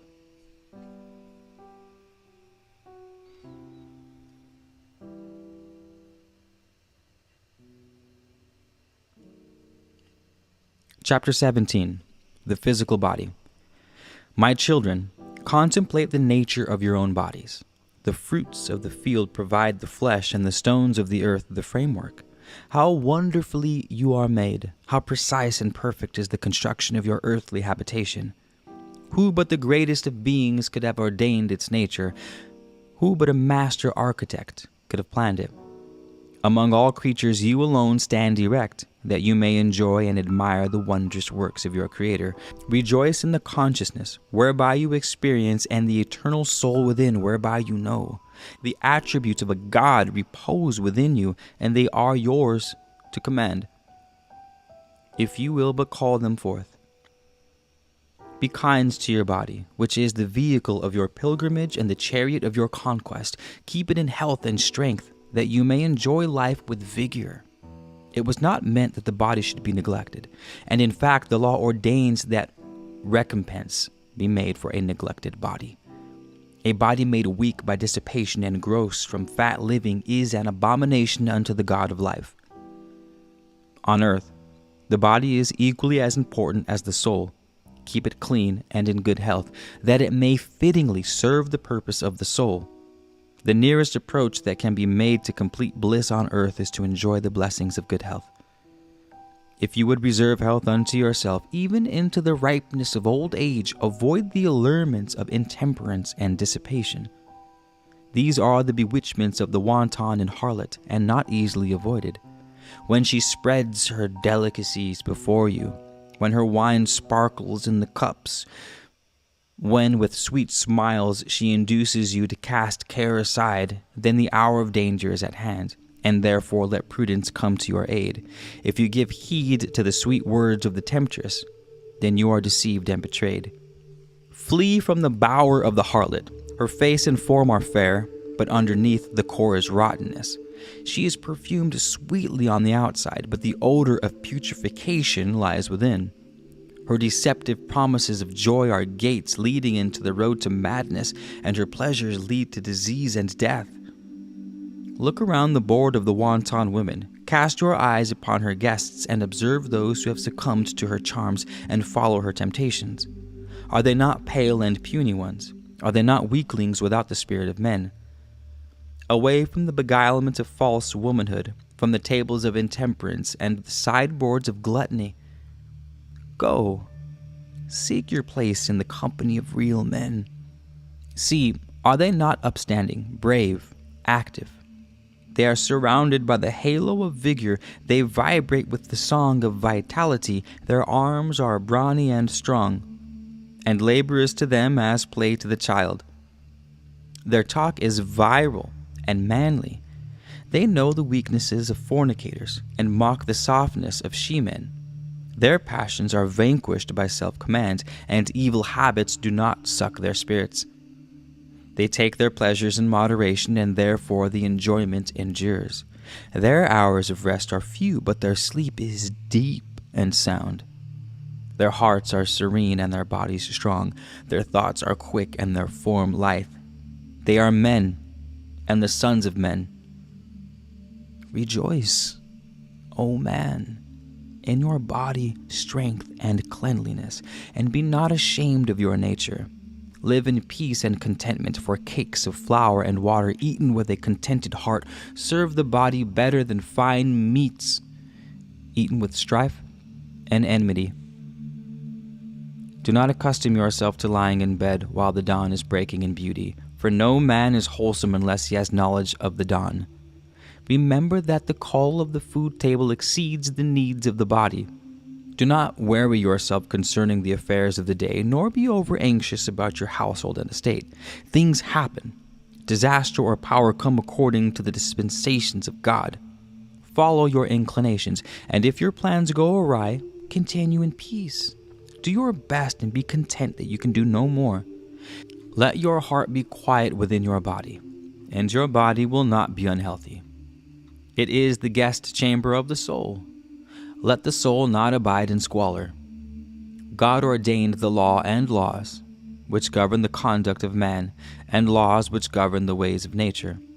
Unnatural deeds bring unnatural afflictions in their train, and unnatural thoughts precede unnatural ills. God ordained the law and laws which govern the conduct of man, and laws which govern the ways of nature. Unnatural deeds bring unnatural afflictions in their train, and unnatural thoughts precede unnatural ills. The soul of man within his body is like a conqueror in an occupied land. The laws of the victor conflict with the laws of the vanquished, but it is the greater law that must be obeyed, so both may live together in harmony. Avoid the guilt of furtive and unmanly things, that you may walk with a high head and steady eyes.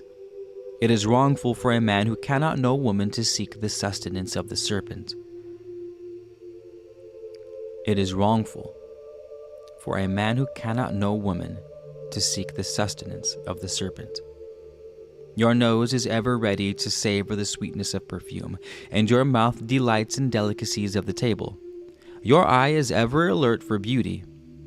But remember that perfumes do not linger long in the nostrils, and delicacies destroy the appetite they arouse.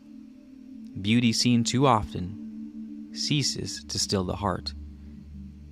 The rule is moderation in all things. Turn from unmanly ways, Follow the path of cleanliness and avoid the indulgences of soft living and iniquity. Follow these rules and sleep soundly. Spend your waking hours in peace. Enjoy life. Take whatever it gives with high spirits. When it bestows contentment, be contented. When it presents the test, rise above it. And when disaster strikes, meet it like a man.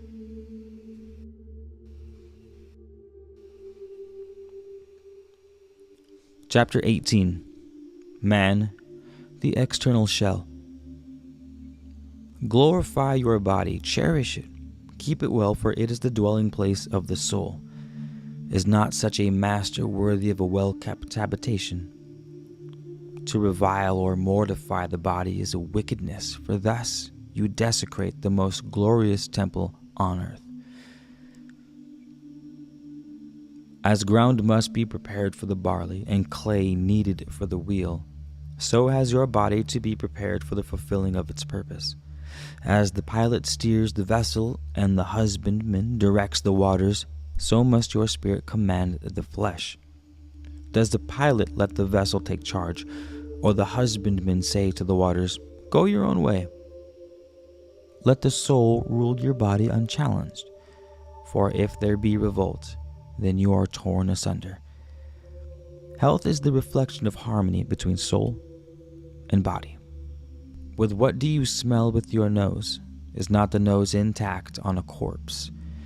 And the eye, does it see when the spirit departs? Like an oar without an oarsman, like a sail without a wind, like a bow without a bowman, like a dwelling without an inhabitant, such is the body without a soul. O man, who is both beast and God? See yourself for what you truly are. Say not, "Am I this or am I that?" Be reasonable. See truth. A tongue has been given you, and the power of speech. Use these, the powers that distinguish east, to teach your children wisdom and to discover for yourself the path of truth.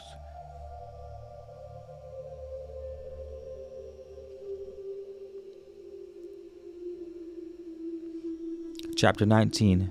Man, the eternal essence. As the great sycamore resides in a tiny seed, so does your soul occupy your body. As the dark soil wherein the seed is planted to the sunlit splendor above, this is life to the life beyond the tomb. As health is to the body, so is conscience to the soul. If the body be sickly, there is a decline. If the soul be troubled, there is distress. That man is a soul residing within a body is the most obvious of truths. Seek not to understand it too perfectly, for understanding is a quality of the soul, and this has to be awakened.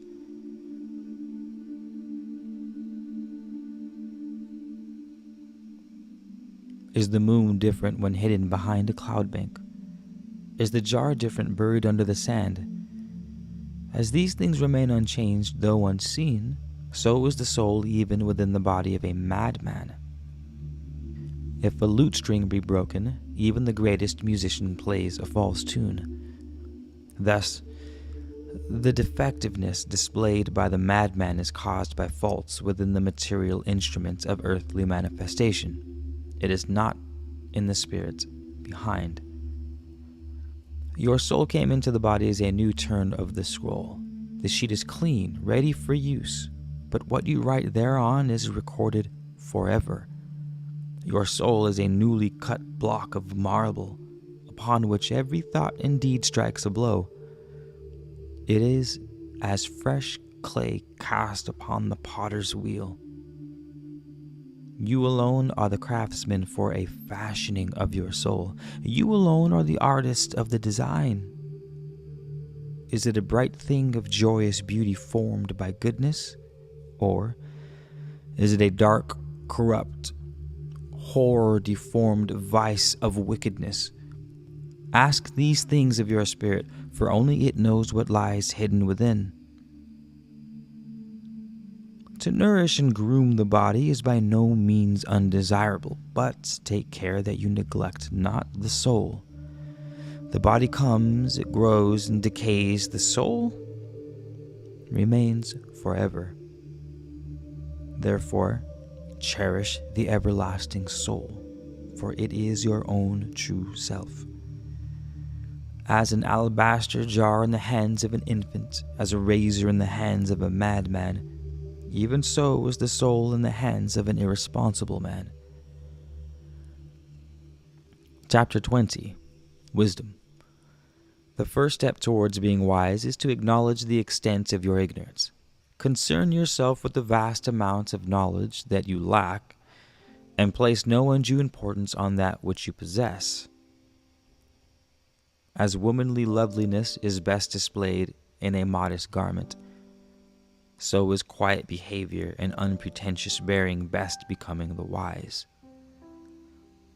Remember that all men are born equally into ignorance, and no man, whatever his estate, lacks the means to knowledge. True wisdom comes not from books and instruction, but observation, inquiry. The learned scribe knows 1,000 books, but what knows he about the ways of the grasshopper? The knowledge of a gardener brings him more joy than does knowledge to a magistrate. The life of a wilderness wanderer depends not on his knowledge of books, but on his knowledge of the ways of the wilderness. If you would not be deemed foolish in the eyes of others, then cast aside the desire to appear wise to your own edification. If you would appear wise among the foolish, then you would appear foolish among the wise.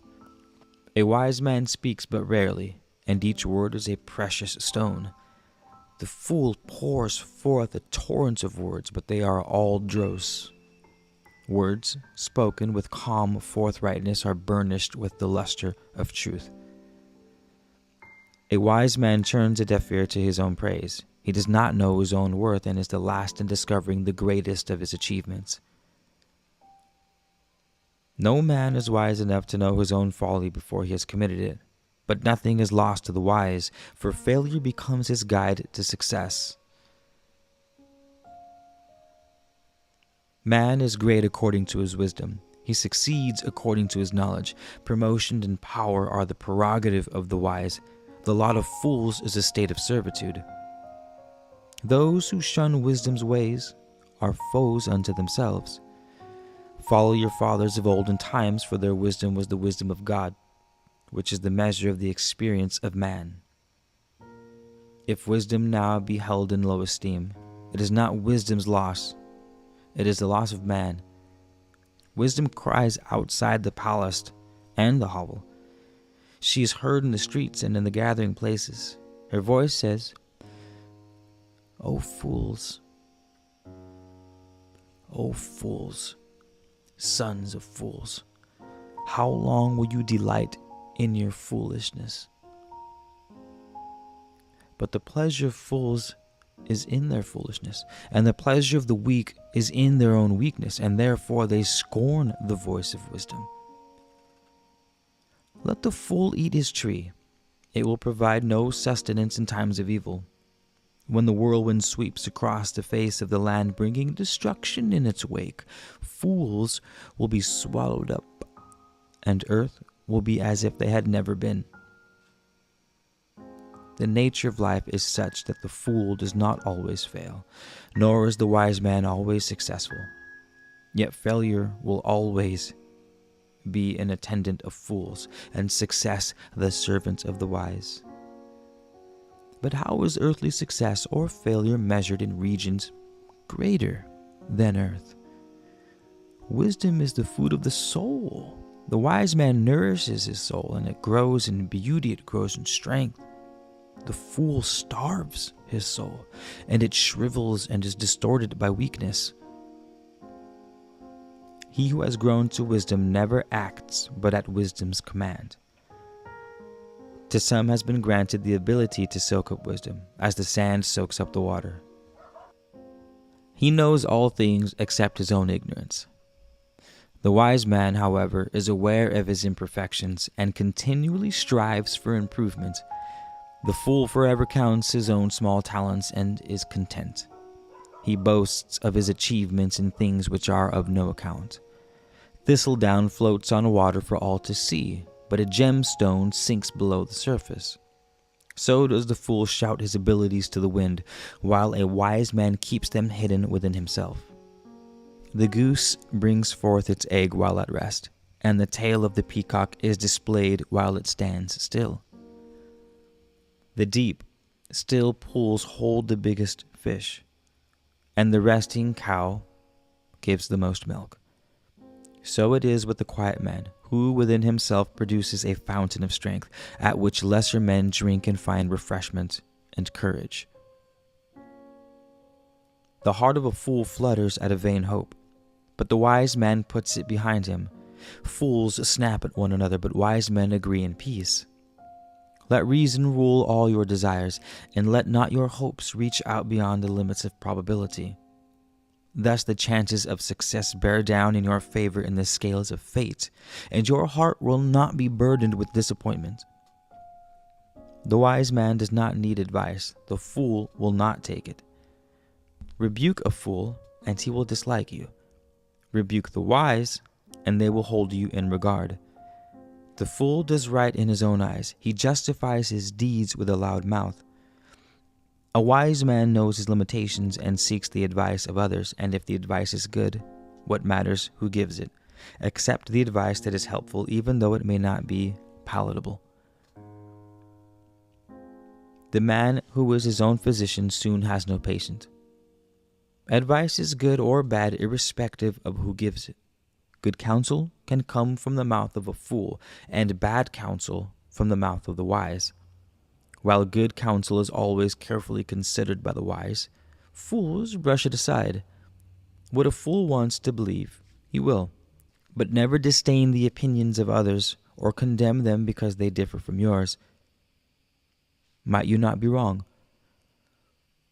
The man who thinks himself wise believes nothing until it is proven to him, but the wise man considers everything possible until it is disproved. The wisest of men will do something foolish, and everything said and done by a fool is not folly. Wisdom concerns itself only with the things which are knowable. In matters that are forever unknowable, ignorance is the best wisdom. Wisdom cannot enter a heart whose gates are barred with prejudice, nor penetrate a body filled with evil. The powers of the Spirit enter into a man as guests. They will not come unbidden or remain unwelcome. Wisdom is the fruit of past experience preserved for the future. It may be unappetizing, but still it is nourishing and cannot be disregarded without the possibility of dire consequences. The abode of the wise man is a sanctuary against despair, a fortress against the forces of discontentment. Is as the gloomy dispelling sunlight, and his lips as the doors of a treasure house. They open, and gems pour forth. Chapter 21. Courage. Perils and misfortunes, struggle, disappointment, pain, are all more or less the certain lot of every man. Therefore it is meet that every man be fortified with courage and fortitude, that he may bear with appropriate resolution his allotted share of the burden of mankind. As the ass plods along, laboring under its burden, and suffering heat and thirst through the dangers of the burning sands of the wilderness, and falters not, so must the courage and fortitude of man sustain him through the dangers of life, which certainly beset his way. The timid man listens to the cry of his body. His limbs tremble and his stomach churns to water. His likeness of heart has no place for courage and audacity. The courageous man is one of God's men. He listens to his heart. His face is bold and his blow sure. His fierce countenance and audacious plans overwhelm his adversary. His opponent passes into his possession. His wife walks abroad with confidence and sleeps soundly. The courageous man is never the slave of chains and chance. His pleasures and contentment do not depend on the whims of fickle fortune. Her smiles and frowns alike leave him unmoved, for he is alert and prepared to take on whatever comes his way. Such is the man of courage. Though his nature be small and his body puny, his spirit raises him to supremacy over others. The courage of a man who lacks strength, or of one who is at a disadvantage, is greater than that of a powerful man attacking the same adversary.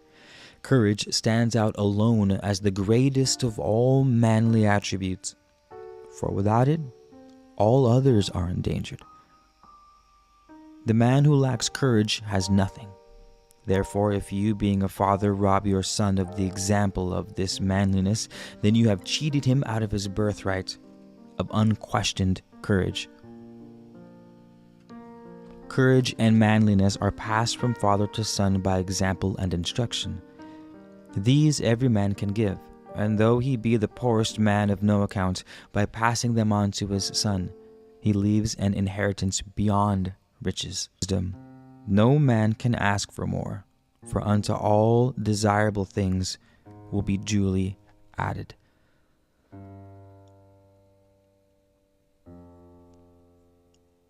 Courage is a quality of the spirit, not of the body. Its activity leaves its impression upon the soul, even as every cowardly deed is registered. Courage is the standard of the real man. Timidity. Timidity? Is that a real word? Timidity is the mark of the she-man and weakling. Courage is not the absence of fear, but the conquest of fear. Fear comes to the courageous and cowardly alike. The greatest courage is that which cheerfully and stoutly fights a losing battle. Still, it is unwise to frighten yourself with unfounded fears or burden yourself with unsubstantial figments of the imagination, for such things are unwholesome phantoms of the mire which would drag you down to destruction.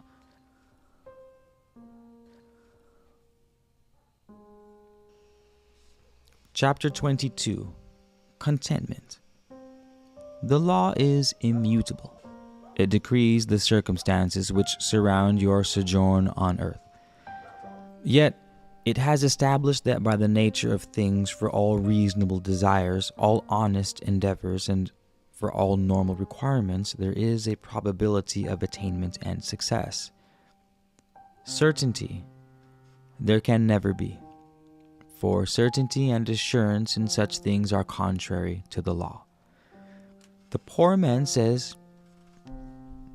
"Oh, that I had riches and could be free from worry and care." The rich man says, "Oh, that I could cast aside my responsibilities and live in peace." The poor man cannot understand the worries and anxieties of the rich. He knows nothing of the problems and perplexities of power. Boredom is outside his experience, and therefore he bewails his lot.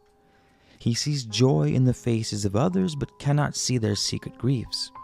He envies those with position and estate, but cannot understand their responsibilities.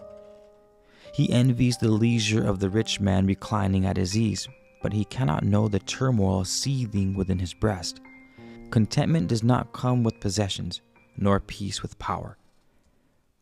If you be numbered among the poor, take comfort, for you have many causes for thankfulness. Can you not sit at your table with a quiet mind, undisturbed by the clacking tongues of flatterers and hypocrites? Do the demands of needy men disturb your peace? Does the morsel you eat not taste wholesome? In the stomach of the rich, it would sit as a stone. The task that encompasses your day brings healthy sleep in its train, and if your bed be hard, remember that many a restless head sleeps on down. Joy and contentment come from something a man has within himself, not from things without. Solitude is a torment to the uneasy heart, but balm to the contented one. A man who can be satisfied with little is the possessor of wisdom. He who desires no more than sufficient will always have enough.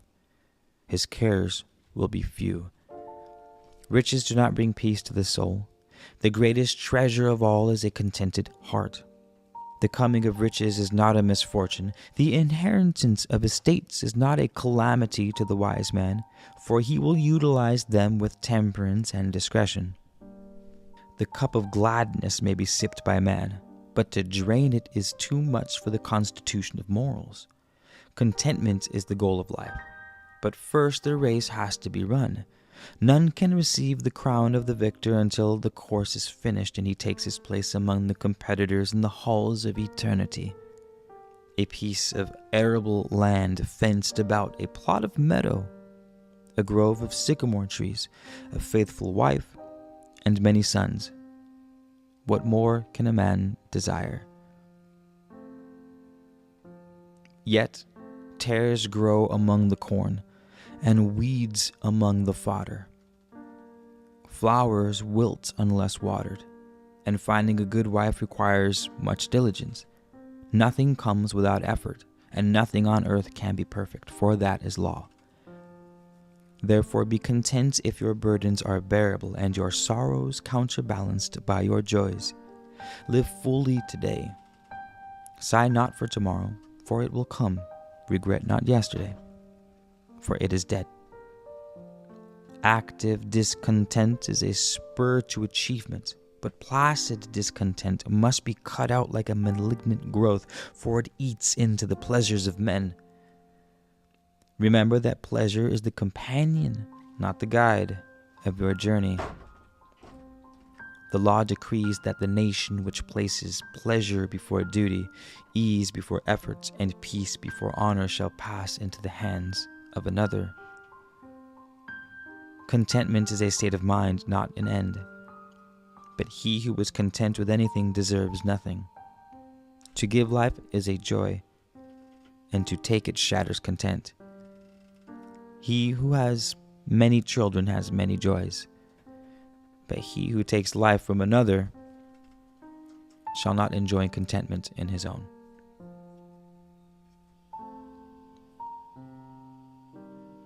Chapter 23. Diligence. The days that are past have gone forever, and those that sleep in the womb of the future may not be seen by you in your present state of being. Therefore, it is well to concern yourself wholly with the present, forgetting the past and not expecting too much from the future. The present alone is yours, and the fortunes of fortuity will be dispensed according to the law. Therefore, you cannot know what the unborn days will bring forth. As to your own future state, subject to the law, it is being conceived in your present thoughts and deeds. Idleness is the parent of poverty, but success and prosperity attend upon the industrious and diligent. Waste not the early hours of the day. Serve your master with diligence, and promotion will be your reward. The man of affairs rises early to establish himself.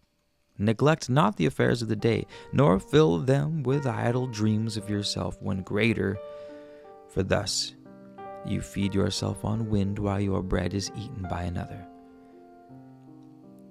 You feed yourself on wind while your bread is eaten by another. Who is he that acquires riches, or rises to power, or is honored among the people, or is called before the king in council? Is it not he who rises early and goes to bed late? He exercises his mind and fills it with knowledge. He exercises his body and it glows with health. Only a man who toils can justify his existence, and he who carries no burden or produces nothing of value were better removed. The slothful, an improvident man makes strife to arise in his abode, and he destroys its foundations. He is a burden to himself, and the hours drag wearily through his day. The task is all about him, but he knows not what to do. His idleness weighs heavier than any toil. The years of his life pass away like the drifting shadow of a cloud, leaving no mark on the earth as a memorial. His body becomes gross from want of exercise. Disease lurks close at hand. He desires action, but lacks the power of movement. Imprisoned within a cloud of dullness, and his thoughts whirl in confusion. He cannot set his heart to any problem, and it wanders aimlessly like water from a broken channel. His dwelling place? Disorder. He cries, "Woe! Calamity has befallen me." His family leaves him to his own devices, and he says, "See, I am deserted."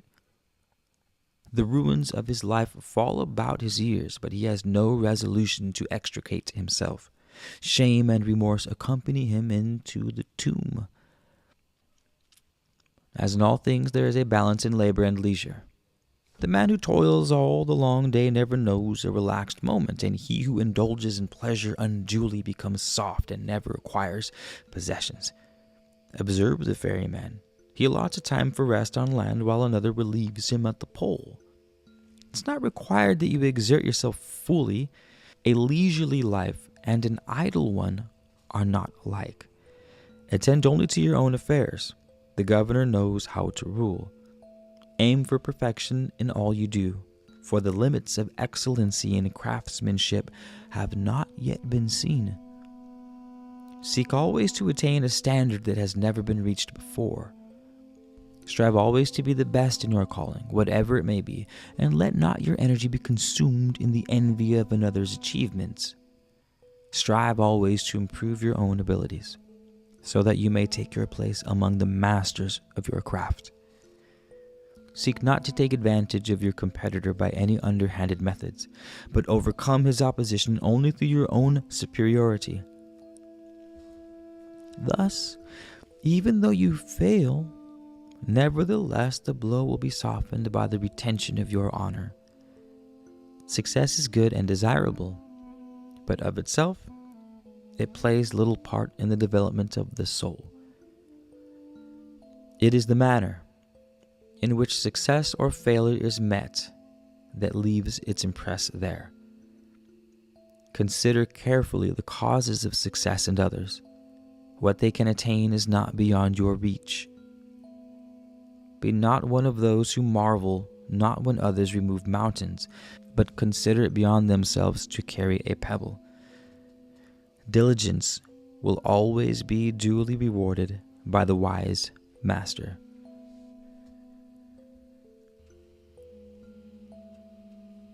Chapter 24. Labor.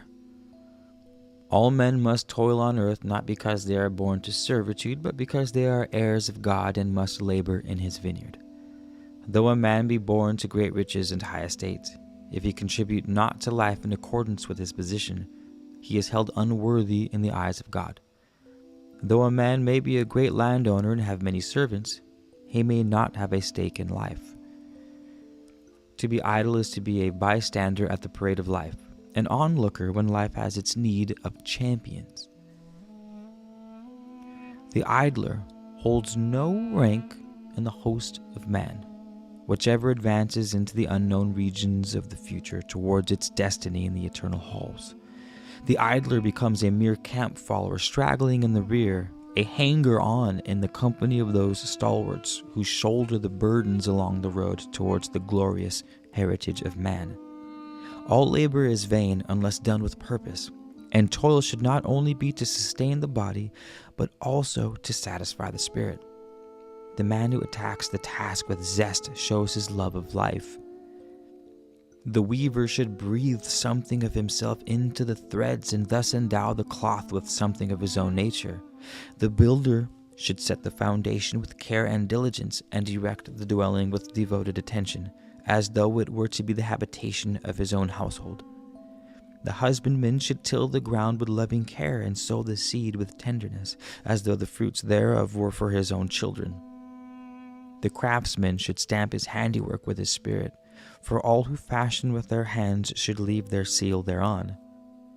If you toil without satisfaction, if you labor with distaste, following a dull routine of drabness, then it were better you did nothing labor at all. A loaf baked with indifferences sits heavily on the stomach. If a dwelling is built without care, it becomes the abodement of discomfort. Do good wherever you can. Labor to the best of your ability, and gladness shall rule your heart. Toil is more your lot on earth than revelation. Speculation about divine things need not extend beyond the confines of your heart. All labor is not wholesome.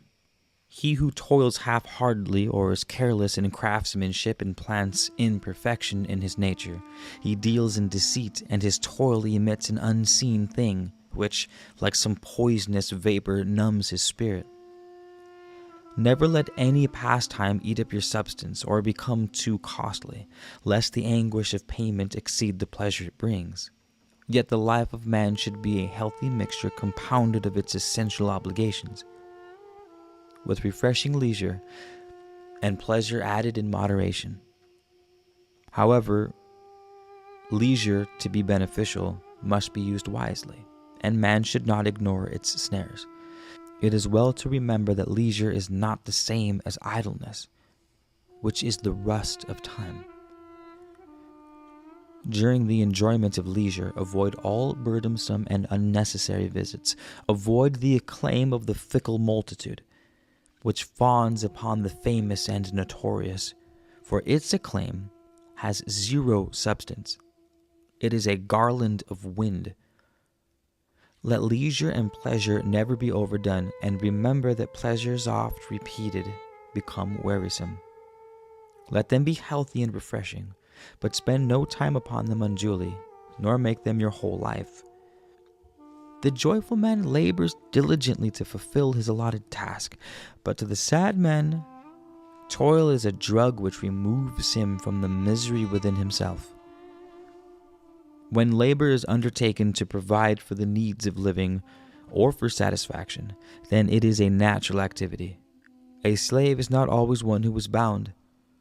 The knowledge and skill men gain to follow their craft suffice.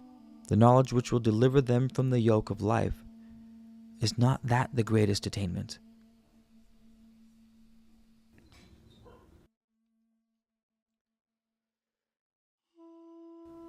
Chapter 25. Reputation. Riches may pass from one to another. Skill and knowledge may be transmitted. But a man's reputation is as his nature, peculiar to himself alone. Therefore, your reputation is your own inalienable possession. If properly regarded, it will carry you through life, as a swift horse bears its rider over the rough sands of the wilderness. If, however, you neglect it, as the inconsiderate man does his wife, then you cannot complain if that in which you delight becomes an affliction, which you must bear for the rest of your days. When the ship of prosperity founders and you are cast into the sea of insolvency, if you have retained a good reputation, it will be the lifeline for your salvation. When difficulties beset you, then it is the time to be on your guard, lest your reputation be sullied, for it is not hard to keep a good reputation when it is untested by adversity. The reputation of a man untried by misfortune is like the skill of a runner who has never entered a race. It is like unseasoned timber or unburnt clay. In the days of prosperity, a good reputation is of little value, but in the days of adversity's oppression, it is a thing beyond price. A good name has greater value than gold. No man can truly judge the worth of his reputation until it is all he has left. Riches may come to a man and depart again, for life is inconsistent. Bad times alternate with good times, for the wheel of fortune is ever turning. Friends come and go according to the benefits of which acquaintanceship bestows. Only reputation remains your inseparable supporter, which will not depart except by your own decree. Once departed, it is gone forever, and it flees quickly from he who treats it lightly. Therefore guard your reputation as constantly as you do your daughter. The thief who steals your possession takes that which is replaceable, but the slanderer who steals your reputation steals that which cannot be restored, and it benefits him not. Which is to you of most value, your possessions or your reputation? If possessions, then you lack confidence in your reputation, and perhaps only you know why. A good reputation is acquired by the doing of some things and refraining from doing others. Reputation is the steadying oar of the vessel bearing you across the stormy waters of life. The real man treasures his reputation as his life. and he bends every utterance and deed towards upholding it. He is vigilant against the mire slings of slanderers, and he knows how to deal with them. The weakling cares not for his reputation, nor for the reputation of his wife, for his twisted nature secretly rejoices in his low estate among them. To be among the lowest of men is not without compensation, for there is no fear of falling. Only the real man can have a worthwhile reputation, for its retention entails continual struggle against temptation. A good reputation, which is untried by adversity or untested in the fires of temptation, is of moderate value only. It is as clay untouched by fire, as bricks unbaked in the sun. As the body loses its vigor and the spirit is fortitude in the habitation of luxury, so does reputation lose its merit on the path of prosperity. He who has not reputation is unknown, for he who has even one acquaintance has a reputation for good or ill.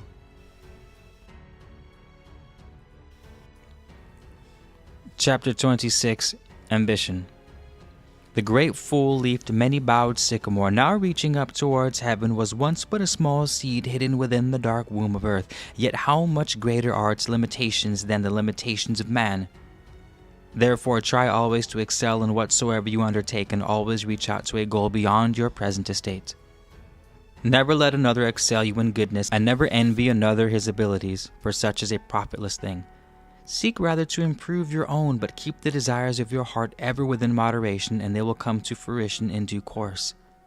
Never seek to further your plans by unworthy or mean methods, or to pull another down that you may rise above him.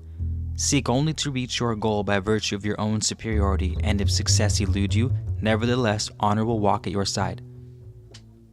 To seek success is neither unworthy nor unnatural, for man was born to struggle.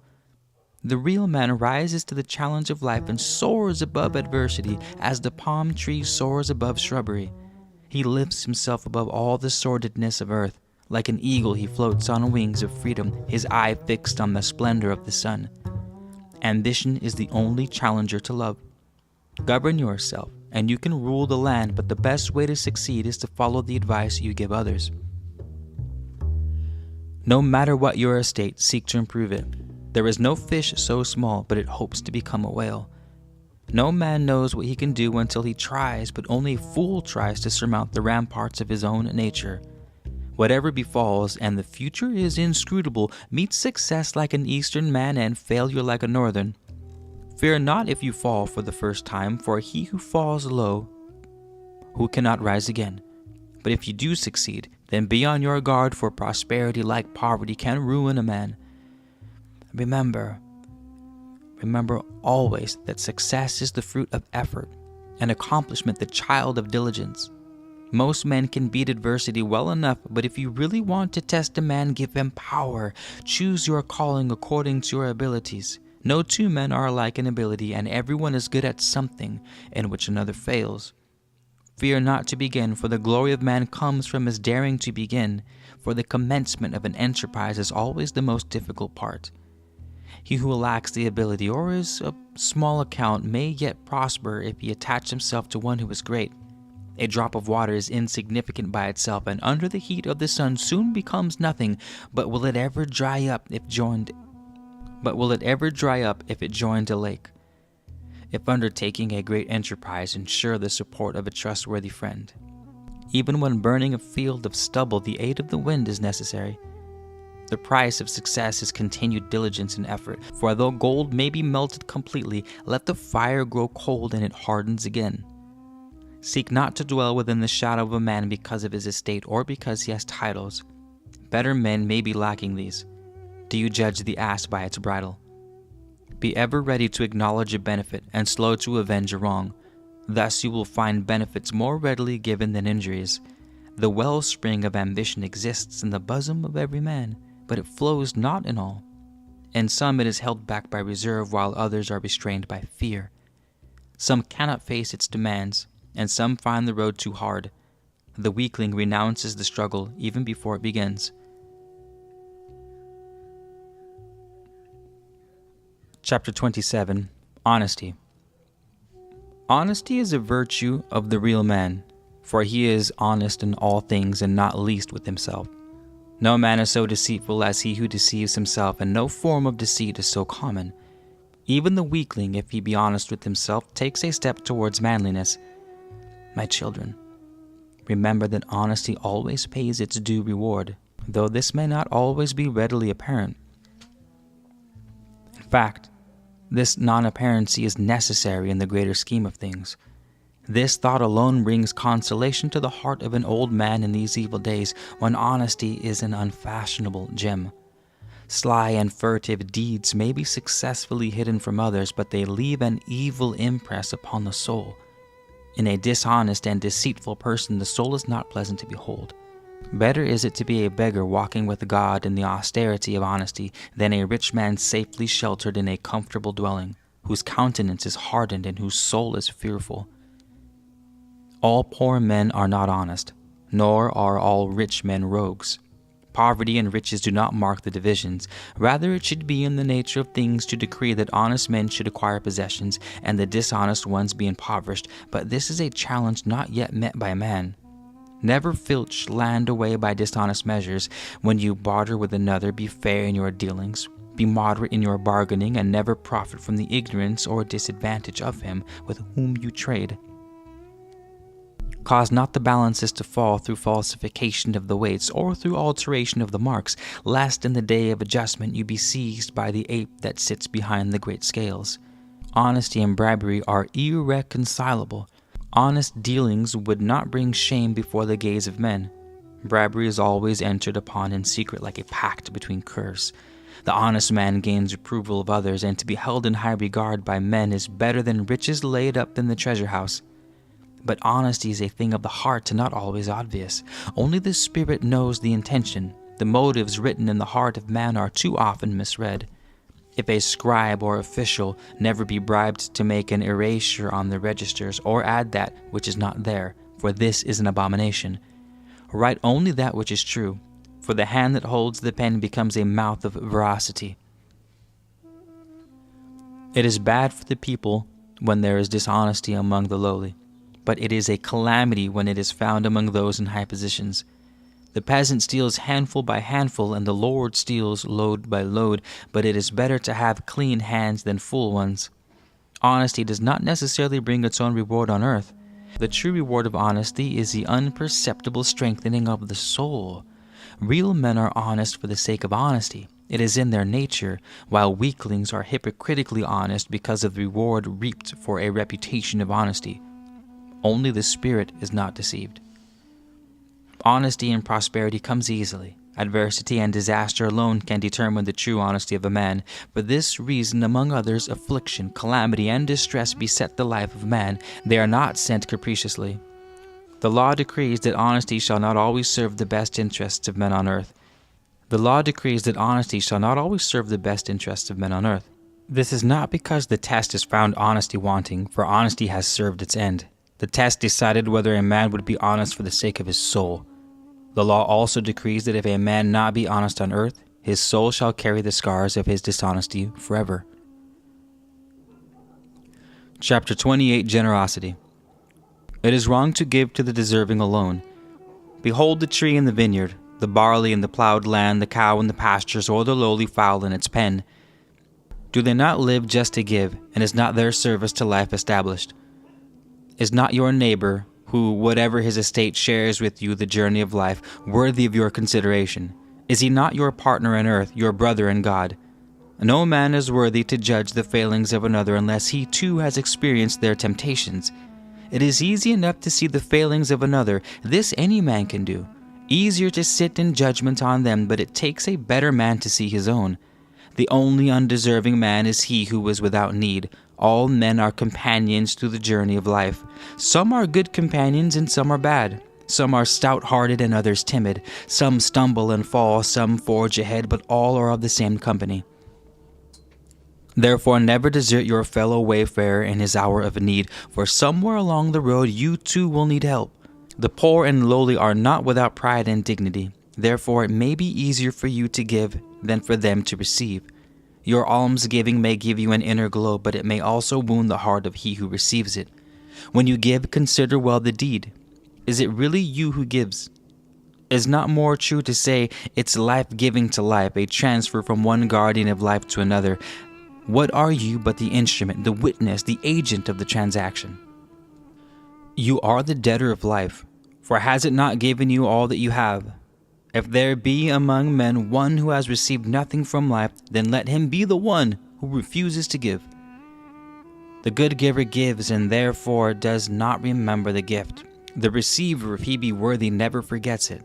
The heart of the generous man is like the bountiful waters which rise and strew the face of the land with fruits, herbage, and flowers. It bedecks life with beauty and gladdens the hearts of men. The generous man carries an everlasting spring of benevolence within his heart, from which flow waters of goodness to nourish the gardens of kindness and consideration. He lends his arm to the needy. He sees with compassion the plight of the poor and the aged, and brings them things to lighten the burden of their days. Chapter 29. Cheerfulness. From whence does sadness come? Not from external circumstances, but from a worm within the heart. It can have no existence, but for the sustenance it saps from your own feebleness of spirit.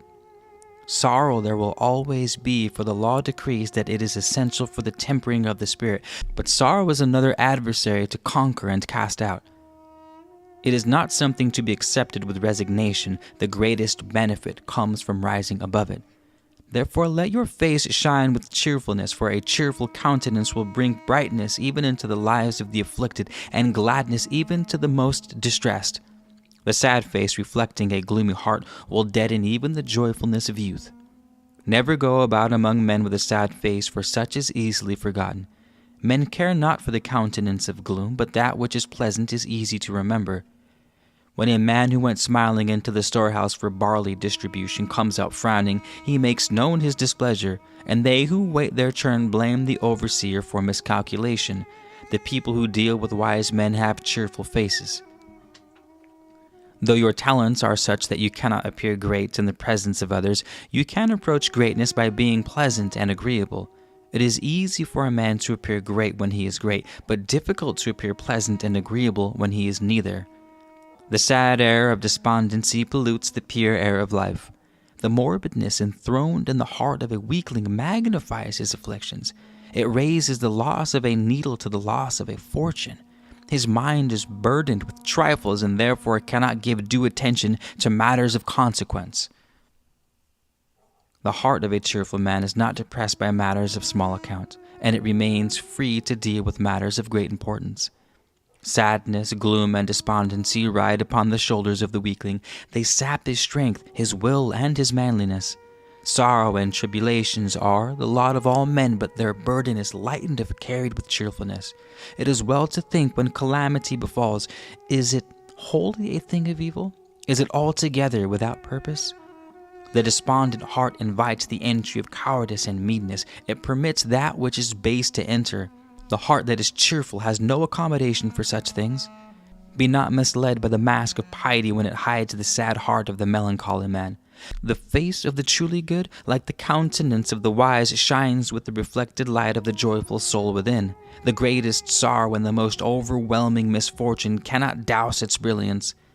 In the midst of affliction and sorrow, the things which once filled the heart with gladness do not all depart.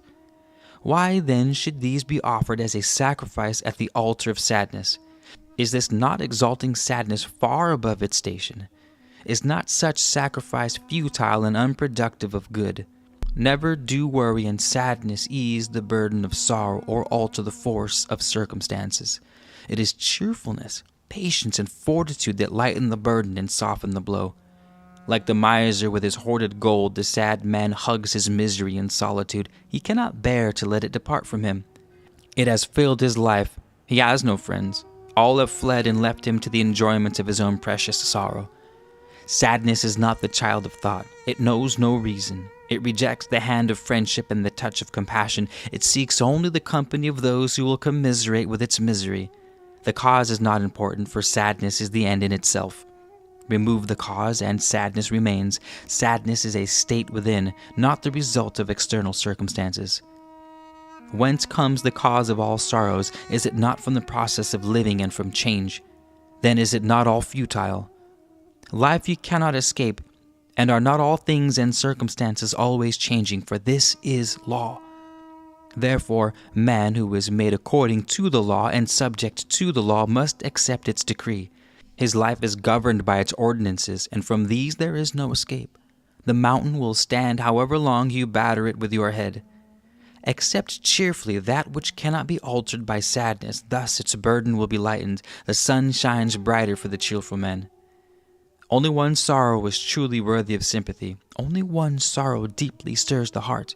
Only one sorrow is magnificent in its depth, and only one sorrow is really genuine. That is the sorrow of the cheerful heart. If you know that sorrow and misfortune will cross your path because they are part of the pattern of life, then you are wise to prepare yourself to meet them. But it is unwise to seek them out. The testing tools of life are never stored away. If you are ignorant of the law, complain not of that about which you have no knowledge. Seek rather to understand the nature of the law, and thus know the meaning of life.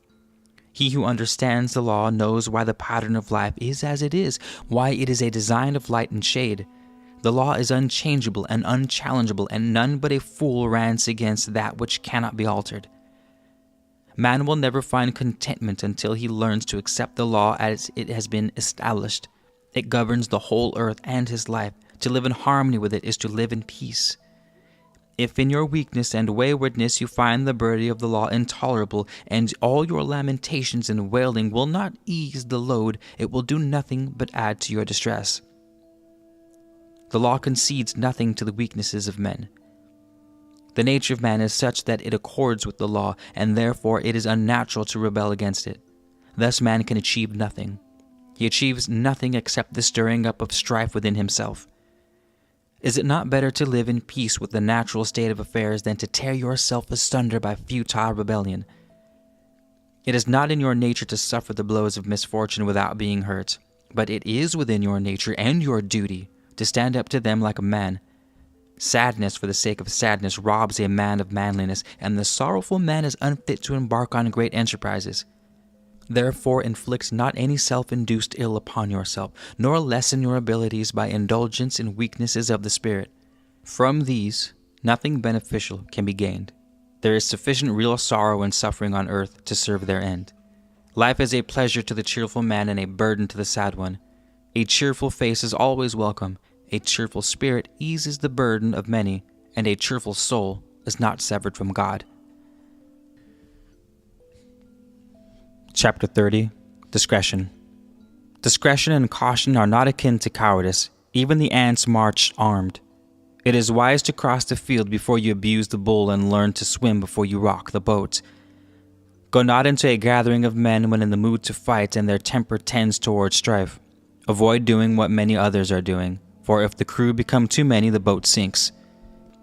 Sharpened knives come readily to the hands of those who would oppose entry to the unbidden. It is unwise to seek entrance otherwise than by invitation and at the proper time. Before opening your mouth in the presence of others, be clear in your thoughts, and when you speak, weigh your words carefully and use them sparingly. Words once spoken take wings and cannot be recaptured. Be reserved, for if you tell everyone your affairs, they will be taken out of your hands. Examine the circumstances of every deed and its possible outcome before you embark upon any course of action. It is folly to open your mouth or to undertake anything until the consequences have been fully weighed. Thus, disgrace will never overshadow your path, nor shame enter the door of your dwelling. With discretion directing your steps, remorse will be unknown, and never will sorrow for your deeds bear heavily upon your shoulders. Let prudence always walk by your side. Her voice speaks with words of wisdom, and her hand will ever guide you safely along the paths of right. She will guard you from the blows of disaster and shield you from the winds of affliction. Give ear to her soft counsel of prudence, and write them on the tablets of your heart. She is the mother of all virtues and the guardian of content. Accept no favor from the rash man and no benefit from the vain one. They seek but to gratify their selfish feelings, and their motive is vanity, and their end self-importance. Discretion, prudence, and diligence do not bring success unfailingly, for such is contrary to law. Earthly success is not the inevitable attendant of he who serves the purpose of life. Refuse the favors of the mercenary man, for they are toils not easily discarded. Never hasten swiftly to attain that which will be advantageous. The prudent man hastens slowly. Never create the circumstances which will destroy an advantage or opportunity. That which is gained by haste will be quickly lost, but that which is gained cautiously will be retained. Remember, too, that goods and gold, like weapons of war, require careful handling. Weigh all things you do in your heart, and shape not your course by the tongue. Even if the tongue of a man be the helm of a boat, as is declared in the new writings, it is still the heart which is the lookout in the bows. The prudent man keeps knowledge concealed behind his tongue, but the tongue of a fool declares his folly. The man who seeks without thought is led astray by his tongue. He is trapped in the mesh of his foolish words. Judge all men with discretion and reserve, without haste and without prejudice. Judge no man by the talk in the marketplace, but as he appears in your eyes. The marketplace popularity of a man is no recommendation. Be prudent in your dealings with all men, that you may be respected for your honesty. Turn your plow at the edge of the field, and drive no furrow across the boundary of another. Let your cattle not stray from your own pastures. Better one measure of land which is yours by deed than 1,000 measures acquired by deceit and dishonesty. There is a time for boldness and a time for discretion. Therefore hasten to gather the wisdom to know one from the other, for none but those who have done so will live in peace and prosper. Fools rush into the marshlands and perish, but the wise test every step and pass through. None but a fool stands under a leaning wall. Be courageous and cautious, not courageous and foolhardy, for foolishness can counter the most courageous deeds. The greatest attribute of man, that which sets him apart from the beasts of the field and the forest, the most dangerous and discomforting gift of God is free will, yet it is the golden promise of Godhood. Therefore, at all times leave your deeds with caution and measure them with prudence as a guide. For as the whirlwind raises the sweeping sandstorm that overwhelms the works of men, so does the irresponsible voice of the multitude overwhelm reason and those who listen to it without judgment. Seek the true meaning behind the words which fall from the tongue. See if truth be in the heart of the speaker, or only her shadow. Let your life be governed by reason and experience, so that if failure attend your enterprise, you answer for it to none but yourself.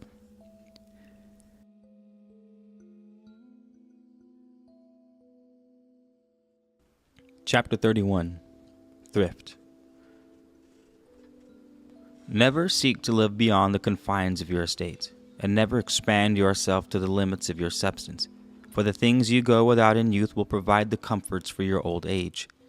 Never let prosperity blind you to the charms of prudence, for he who overindulges in the unprofitable pleasures of life shall live to suffer for lack of its necessities. Be cautious at all times. 2 arrows in the quiver are better than 1, and 3 better still. There is a vast difference between the thrifty man and the miser. When the love of riches and possessions passes the bounds of moderation, it becomes an abscess within the thoughts. It poisons every good feeling. It stifles all sense of security. It stifles all sense of honesty. It smothers virtue and slays love and affection. The miser would sell the charms of his wife for gold. He would dispose of his children for chattels. He would see his father or mother starve before he opened his storehouse.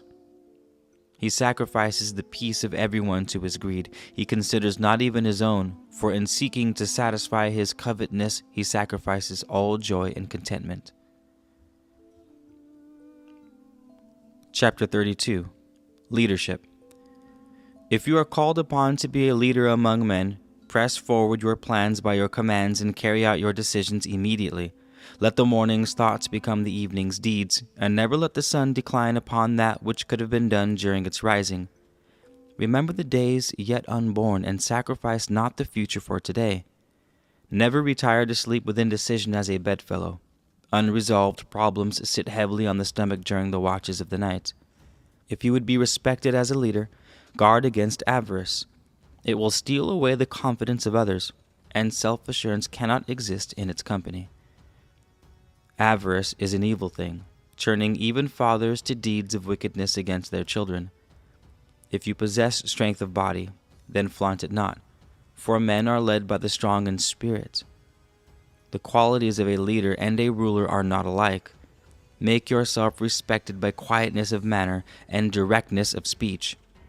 The loud-mouthed man invites secret amusement and not respect. Command not, except you can guide. If you seek glory for yourself or take pleasure in the praises of others, raise yourself up from the dust of lesser mortality and fix your gaze upon the starry heights. Remember that a leader leads, and man is easy to lead but difficult to drive. Maintain your self-control at all times. The fires of fanaticism burn strongly and consume reason. Therefore, dampen down the heated thoughts which burn in a fervent heart. The man who walks slowly finds the quickest way. Be not arrogant of your position, for the man who is haughty in heart is easily humbled. The arrogant man, however great may be his power, is less powerful because of his arrogance. Having embarked on a course of action, if it be done in wisdom, see it through to the end. For he who pulls his horse in mid-leap falls always. Leadership is the prerogative of real men, for a weakling can lead none but weaklings. Command may fall upon a weakling or be given to him, but it does not result from his own abilities, and therefore he commands by oppression. He who leads to victory is great, but he who can lead in defeat is still even greater. The greatest leader is seen at his best in defeat.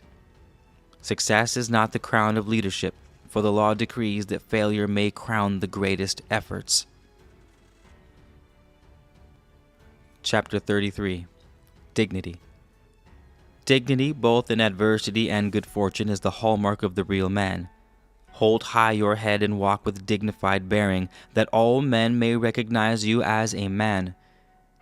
It is in their bearing and manner that the servile reveal their craven hearts. When the raging storm waters of wrath sweep away the self-control of lesser men, and they are carried away by the torrent of their own temper, stand calm among them, as a rock before the assaults of the wild seas. True dignity, not the false facade of the hypocrite, is the outer manifestation of inner strength, and a real man is dignified at all times. It distinguishes the prince from the serving man, the courageous from the craven-hearted. Dignity is neither false pride nor the false front hiding a haughty nature. It is the natural bearing of a confident man. As a woman always remembers the modesty of womanhood and never exceeds the bounds of decorum and reserve, so does a man bear himself with dignity in the knowledge and pride of his manhood. A dignified bearing in adversity, or when others scorn your opinions or beliefs, reveals your greatness. Dignity, when you are scorned or cast down, chastens your adversaries. Leadership. If you are called upon to be a leader among men, press forward your plans by your commands and carry out your decisions immediately. Let the morning's thoughts become the evening's deeds, and never let the sun decline upon that which could have been done during its rising. Remember the days yet unborn, and sacrifice not the future for today. Never retire to sleep with indecision as a bedfellow. Unresolved problems sit heavily on the stomach during the watches of the night. If you would be respected as a leader, guard against avarice. It will steal away the confidence of others, and self-assurance cannot exist in its company. Avarice is an evil thing, turning even fathers to deeds of wickedness against their children. If you possess strength of body, then flaunt it not, for men are led by the strong in spirit. The qualities of a leader and a ruler are not alike. Make yourself respected by quietness of manner and directness of speech. The loud-mouthed man invites secret amusement and not respect. Command not, except you can guide. If you seek glory for yourself or take pleasure in the praises of others, raise yourself up from the dust of lesser mortality and fix your gaze upon the starry heights. Remember that a leader leads, and man is easy to lead but difficult to drive. Maintain your self-control at all times. The fires of fanaticism burn strongly and consume reason. Therefore, dampen down the heated thoughts which burn in a fervent heart. The man who walks slowly finds the quickest way. Be not arrogant of your position, for the man who is haughty in heart is easily humbled. The arrogant man, however great may be his power, is less powerful because of his arrogance. Having embarked on a course of action, if it be done in wisdom, see it through to the end. For he who pulls his horse in mid-leap falls always. Leadership is the prerogative of real men, for a weakling can lead none but weaklings. Command may fall upon a weakling or be given to him, but it does not result from his own abilities, and therefore he commands by oppression. He who leads to victory is great, but he who can lead in defeat is still even greater. The greatest leader is seen at his best in defeat. Success is not the crown of leadership, for the law decrees that failure may crown the greatest efforts. Chapter 33. Dignity. Dignity, both in adversity and good fortune, is the hallmark of the real man. Hold high your head and walk with dignified bearing, that all men may recognize you as a man. It is in their bearing and manner that the servile reveal their craven hearts. When the raging storm waters of wrath sweep away the self-control of lesser men, and they are carried away by the torrent of their own temper, stand calm among them, as a rock before the assaults of the wild seas. True dignity, not the false facade of the hypocrite, is the outer manifestation of inner strength, and a real man is dignified at all times. It distinguishes the prince from the serving man, the courageous from the craven-hearted. Dignity is neither false pride nor the false front hiding a haughty nature. It is the natural bearing of a confident man. As a woman always remembers the modesty of womanhood and never exceeds the bounds of decorum and reserve, so does a man bear himself with dignity in the knowledge and pride of his manhood. A dignified bearing in adversity, or when others scorn your opinions or beliefs, reveals your greatness. Dignity, when you are scorned or cast down, chastens your adversaries.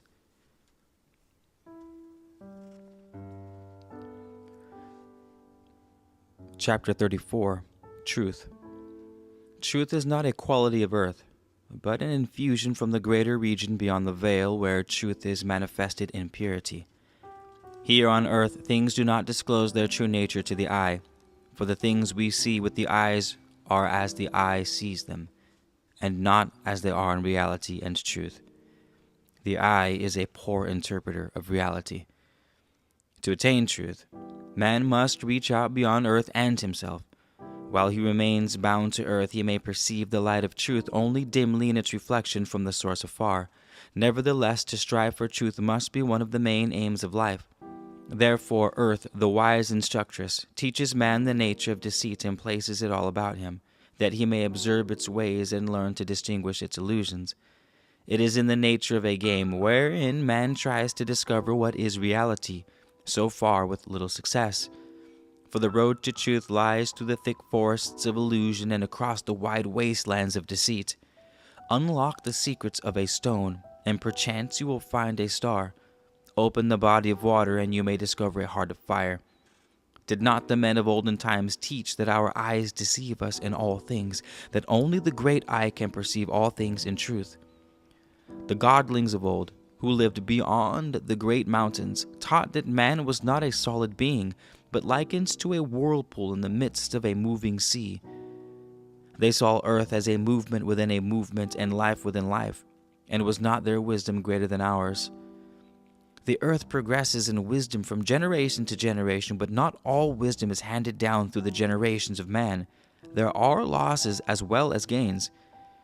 Does the eye in the red clove see things as does the mortal eye of man, or are things different there at the window of truth? Truth and perfection unite in one, and neither is to be found in purity on earth. Yet though men desire truth, when she stands before them, they see her not. For the colored glass of illusion veils nothing as much as it veils truth. Truth is the cupbearer of the true God and pours out full measure to those who uphold his decrees. At some time in their lives, the call comes to all men to bear witness to truth as they see it. The man who has truth for his toe line acquires position and estate, for he is a worthy man. Truth cannot be determined by the arguments of men. It is therefore not to be weighed according to their arguments, but their arguments according to the light of truth as it is revealed and known. Say not that truth is established by time, or that a multitude of believers make certainty. The best truth men can ever have to judge is truth apparent, for truth in actuality cannot be manifested to men on earth. Then, with regard to truth and falsehood, Do they not appear alike in things beyond our understanding? How then could we decide between them, were it not for the whispers of our conscience? General opinion is the least proof of truth, for men in general are ignorant. Then, too, the law decrees that the surroundings and circumstances of man shall be more conducive to deception than to truth. Seek after truth, for it is the greatest of things man can understand. God is beyond his comprehension, but truth is not. It alone is the path towards the fulfillment of the destiny of man. Progress through life is the unveiling of truth. But can man ever stand in her august presence? As the owl is blinded in the splendor of the sun, so will man be dazzled before the unveiled face of majestic truth. Truth is sometimes veiled with deceit or tainted with the foul touch of hypocrisy.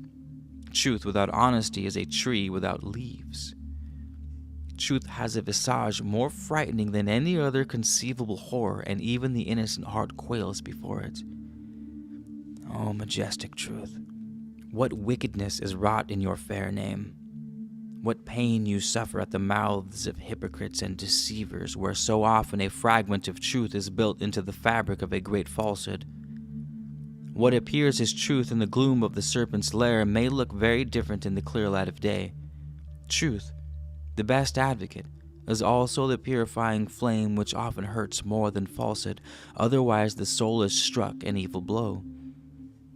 The weakling and unworthy man says, "What have I to do with truth, which too often breeds wrath and stirs up trouble?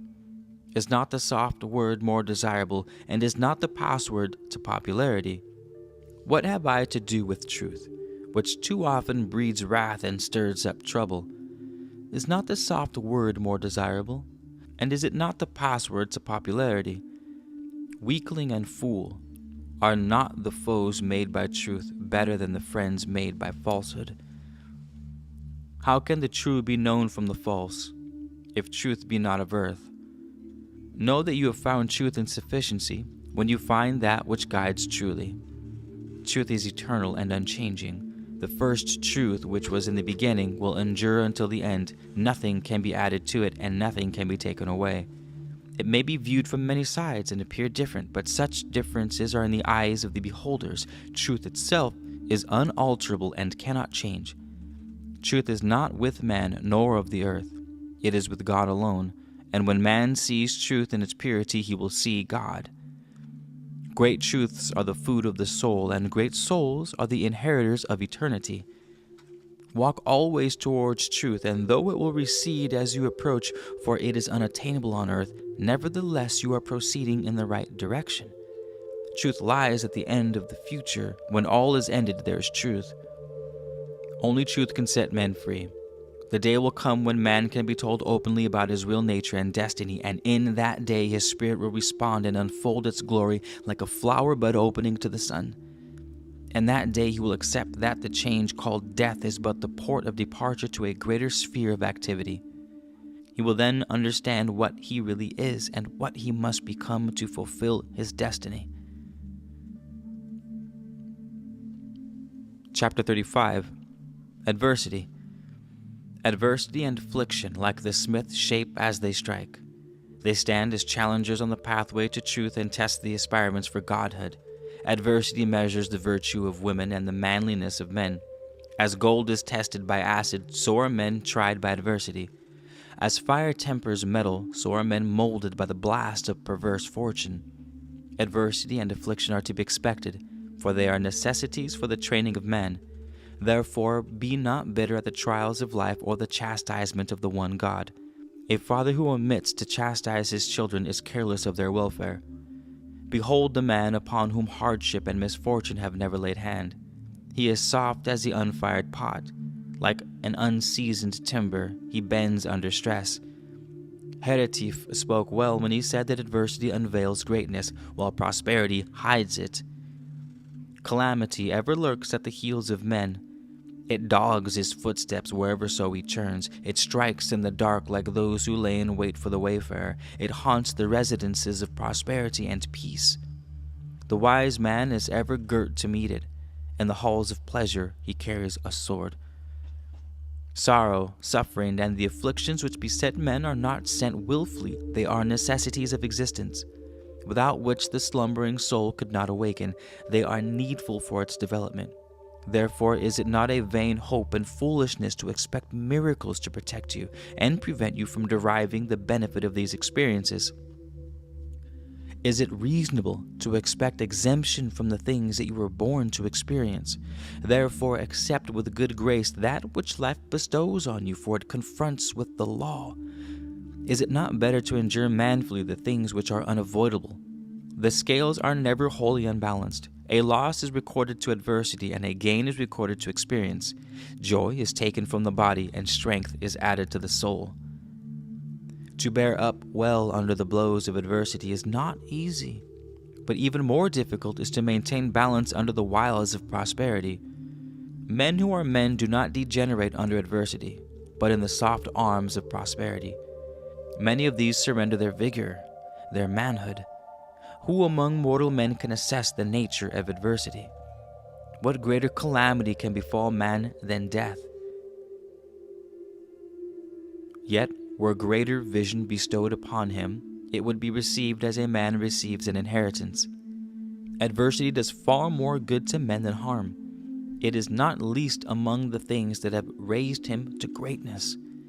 Adversity operates according to the law.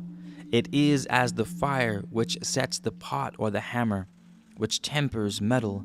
It divides the weak from the strong and worthy from the unworthy. It is the grindstone which sharpens the sword of courage. It is the comb which adds luster to the cloth of virtue.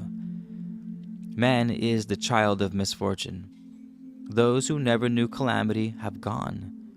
Earth does not unnecessarily oppress man, as the weaklings declare. Her role is to instruct and develop. And can this be done without chastisement? There is a time for instruction and a time for play. Each provides both, and she is not unduly harsh. Life contains far more pleasure than pain, far more joy than sorrow. He who wants all play and no labor has no place on earth. Instruction is rarely wholly a pleasure, nor is learning inseparable from chastisement. Things change. Times move ever onward. Nothing remains constant, for this is the law. Therefore bewail not your lot because of it. Were the burden too great for your shoulders, you would not be here. To criticize the law is futile foolishness. Far better to harmonize yourself with it. Everything changes. The greater it is, the more liable to do so. If your nature is such that you cannot submit to the law, then you are among the most unfortunate of men, for you add needlessly unto your suffering.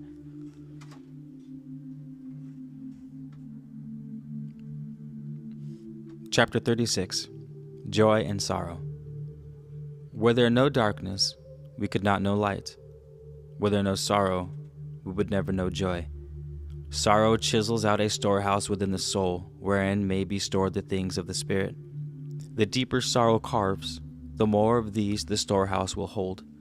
Sorrow digs the well from which are drawn the refreshing waters of compassion and understanding. The deeper the well, the more pure its waters. Is not the finest metal wrought in the fiercest flame, and the best timber that which has stood the longest exposed to seasoned winds? What good is a pot without fire, or a brick without sun? When grief occupies your heart, examine the intruder. Are you not sorrowing after something from which you have already derived pleasure? Enough misery is allotted to man for his testing and tempering that it is an act of foolishness to increase it by futile lamentations. Joy and sorrow are inseparable companions. One reveals the other.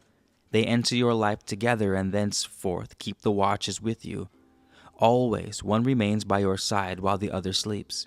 You are suspended in the scales balanced between joy and sorrow, and not until you become an empty body do the balances stand at rest. As life pours out your molding portion into the scales, so the balances of joy and sorrow fall and rise. Let neither joy nor sorrow bear down too heavily on the scales, for neither should move too far from the balance of moderation, lest the scales overbalance completely. Enter the habitation of joy with caution, for a heady brew is served therein. which can call forth the demons of mischief and madness. The first duty of man is to know himself and to reflect upon his destiny, to become aware of his soul. This he cannot do in the house of pleasure, in the arms of joy. Therefore is sorrow not apportioned to man in wisdom and consideration. Avoid the dwelling place of sorrow, for there good is transmuted into evil, and wails of self-pity sadden the heavy night. The tear-damp mist, which issues from within, withers the flower which bedeck the garden of life. Better to stray not into either dwelling, but walk the path of moderation between them. While man walks earth, sorrow ever dogs his footsteps. It will come close enough unbidden, therefore encourage it not with your own ill judgment. Man by his deeds and thoughts keeps open his door for sorrow, but his dwelling rarely attracts joy as a guest. Pleasures have to be bought, but pain comes unbidden. A man is less aware of perfect health than of the slightest melody. So does the greatest joy move him less than the smallest sorrow. Man is the slave of pain and the plaything of pleasure. He who sorrows before sorrow is called for is sorrowful for the sake of sorrow. He loves sorrow, for sorrow, like pain, can give pleasure to the abnormal. He who seeks pleasure among fickle things of no substance can know but the fleeting glance of joy. When kindled, straw blazes up immediately and as quickly fades. But hard timber glows redly for long, and its heat lasts.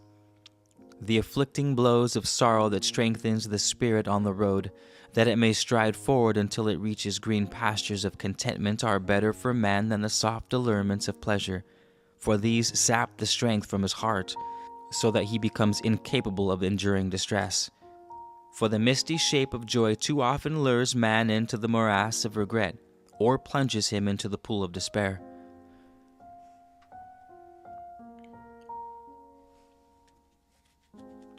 Chapter 37. Compassion.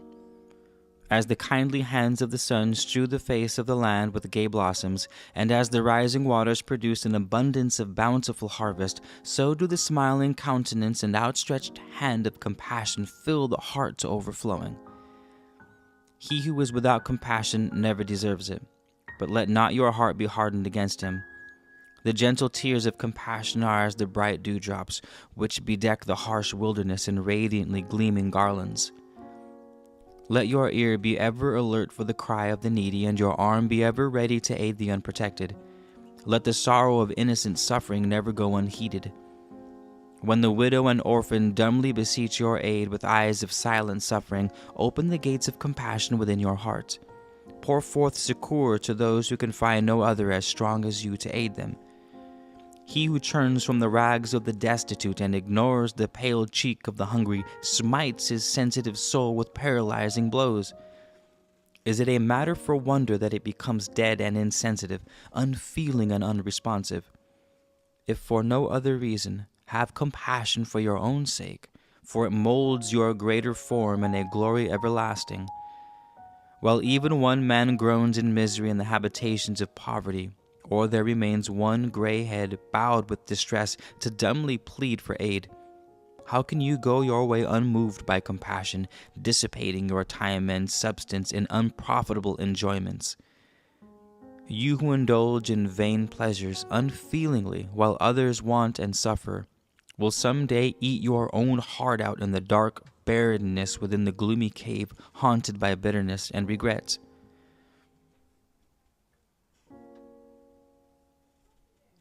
Chapter 38. Greed. Commit no avaricious deed to obtain additional riches. Fill not your heart with love for the possessions of another, nor support yourself with that which belongs to him unless you have his authority to do so. Avariceness turns a kindly friend into a bitter foe. It drives the trusted servant away from his master. It comes between husband and wife and alienates father from son. It is the keeper of the storehouse of evil and the companion along the road to vice. Suppress greediness when a division of property is made, and take that which is justly due. Guard against the greed which can cloud your thoughts so that you are unable to see clearly that which is rightly yours and that which belongs to another. A man who is greedy and grasping within his own household is as a worm in a good apple. He spreads rottenness through the whole. A maggoty fig pollutes the crop. Greed will gain earthly goods, even riches, but it distorts the soul. The soul of a greedy man is not pleasant to behold. The possessions of a greedy man are never secure, for his avariceness will destroy that. It will destroy that which his greed has gathered. Greed is a poison within the heart, which contaminates and destroys the good which is in all men. The soul builders of virtue, honesty, duty, and affection wither and die before its cold blast. Avariceness is the grave digger for many who bow to it, for they enter their tombs while young. But greed is best known as the vice of declining years. Riches are servants to the wise, but they are masters over the avaricious and weak. The fool serves his riches, they do not serve him. The greedy man possesses them as a sick man possesses a fever. They torment him, and he cannot rest. His bedchamber is not a place of peace, and his headrest denies him sleep. He is tormented by dreams of loss, and thieves assume the visage of demons. Of what good are gold and silver when an abundance causes so much wickedness? Have they not stripped countless women of their virtue? The metals the great God placed in the bosom of earth to serve man have become his master, but blame not the metals, for they of themselves are neutral. Are they not found in abundant quantities among the worst types of men, and are they not held in greatest esteem by the weakling who thinks they provide a substitute for the strength he lacks? The poor man lacks many things, but the avaricious man denies himself everything that is good. Expect no kindness from the avaricious man, for how can he be kind to another when his greed makes him so cruel to himself? How can he respond to affection when his affections are enwrapped in unfeeling things? As a cancer to the body, so is avariceness to the soul. Greed is king in the land of the small heart. Greed has seduced as many women as have soft words. To be thrifty and provident is natural and good, but avariceness is an unnatural perversion of these virtues and therefore evil. The first good thing an avaricious man does is to die, and his death, the first benefit he bestows on man. Marriage to an avaricious man is like living in a residence without furniture. In olden times, when men dwelt beneath the sun beyond the mountains, the avaricious man was not known. Yet they had both riches and contentment. Their life was abundant and joyful. What then happened to men? Perhaps it was these things which they had that changed them. If so, can we be wiser? Pontus taught that those who lacked contentment and comfort, prosperity and plenty, inherited the lands of those who had them. And this may be a lesser law. In these things, the writings are silent.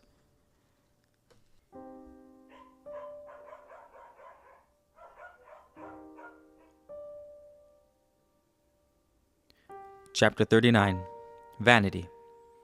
Behold the boisterous man and observe the vain one. They are arrayed in conspicuous attire, and their desire is to attract the attentions of men.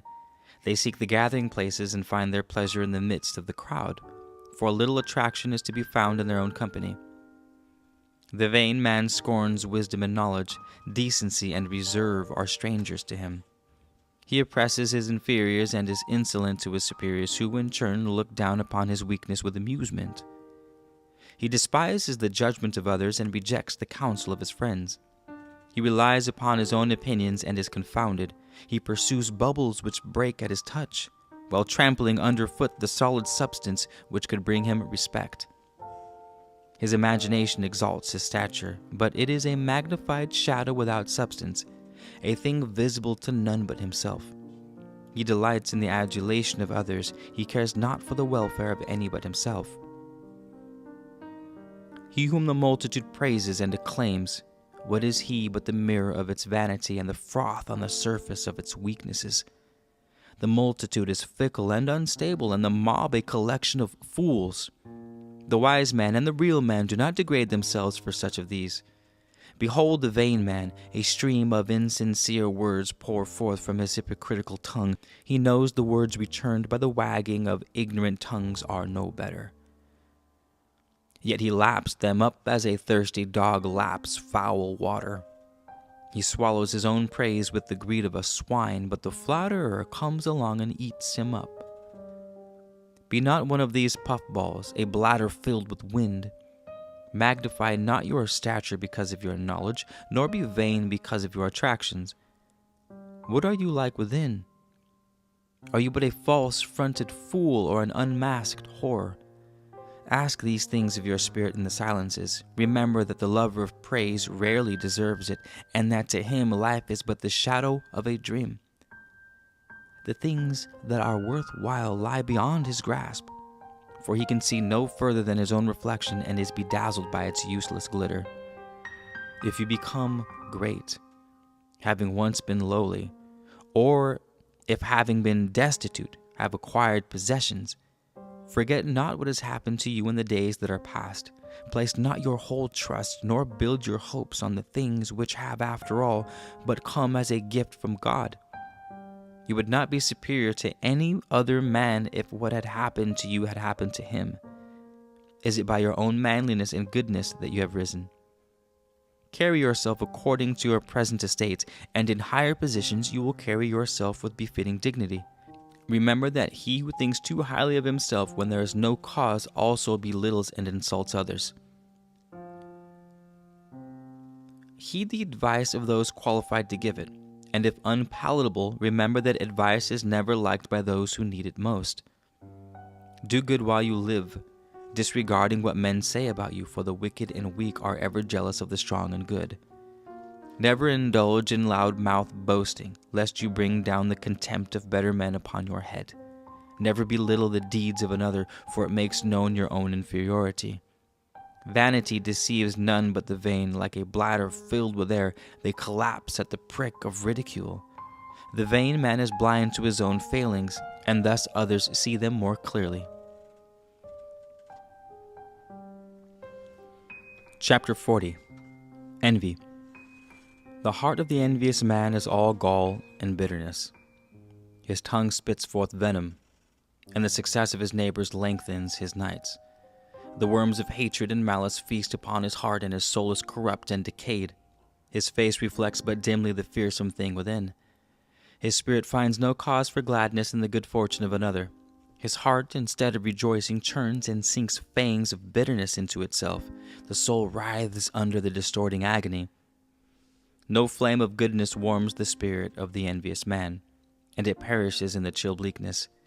He sits alone, enveloped in a soul-misforming cloud of malice and envy, and to his poisoned thoughts, the good fortune of another appears to be a thing of evil.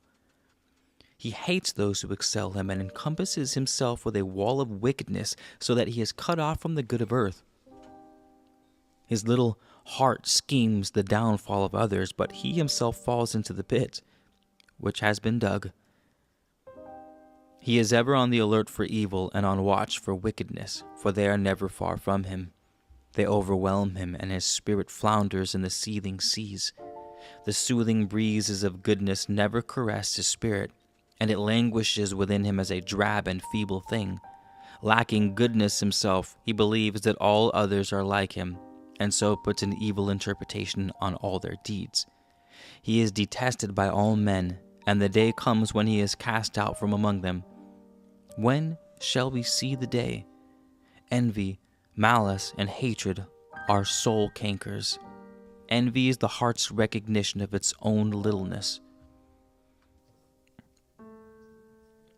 Chapter 41. Bad Temper. Hot-headed man cannot restrain himself. He exposes his weakness before all men. He shrieks his fury, and his voice soars up to the unheeding heavens. He tears himself apart and casts his body into weariness. He rages like a destructive fire among the reeds, which blaze up in a gust of flame and then are no more. Only blackened ashes remain. The real man smiles at his futility and quietly goes his way. Turn your back on the bad-tempered man. Leave him to his own company, that he may consume himself. The fire that blazes in his belly shall reduce him to pale nothingness. Bad temper is no more than the mask of a weak and frightened man. Akin to a bad-tempered man is the rash man. Engage not in any undertaking with him, or you will be left to carry its burden. In its fury, the whirlwind hurls down trees and destroys the places of cultivation. In its convulsions, the earthquake tears open the land and destroys the works of men. Such is the likeness of the hot-headed man, who in his rage wrecks the peacefulness of his surroundings. Consider the extent of your own patience and forbearance. Has your temper been tested in fires of provocation? You have turned from the rage of the lesser man, but have you considered yourself under his provocation? Let his futile raging be as a warning to you that in the time of temper's trial it shall remain before your eyes. Remain passive when the waves of passion seethe within you. The wise captain remains in harbor during the violence of the storm. Remain calm under the provocation of insolence, and refuse to be baited by insult. If you mete out chastisement, it would be better done with unnecessary wrath. The sword drawn by a raging man is half wielded by his opponent. Bad temper is a sign of weakness, for it indicates lack of self-control. It is a failing of weaklings. The real man is able to remain calm at all times, but if, when pushed to extremity, the bounds of wrath are broken, then there is no better time for departure. If the fires of bad temper rise up hotly to consume your heart, walk away and quench them in the quiet waters of solitude. The matter in hand can await a better day. An insolent man can provoke a weakling so that he will consume himself in words of fire, but in the wise man he kindles naught but disdain. The floodwaters of bad temper rise in the mountains of weakness and folly, but they drain away into the seas of remorse and regret. Let he who so desires consume himself with rage, for bad temper is as useless as the waves of the sea without wind. The wrathful man rides a mad horse and is carried to destruction.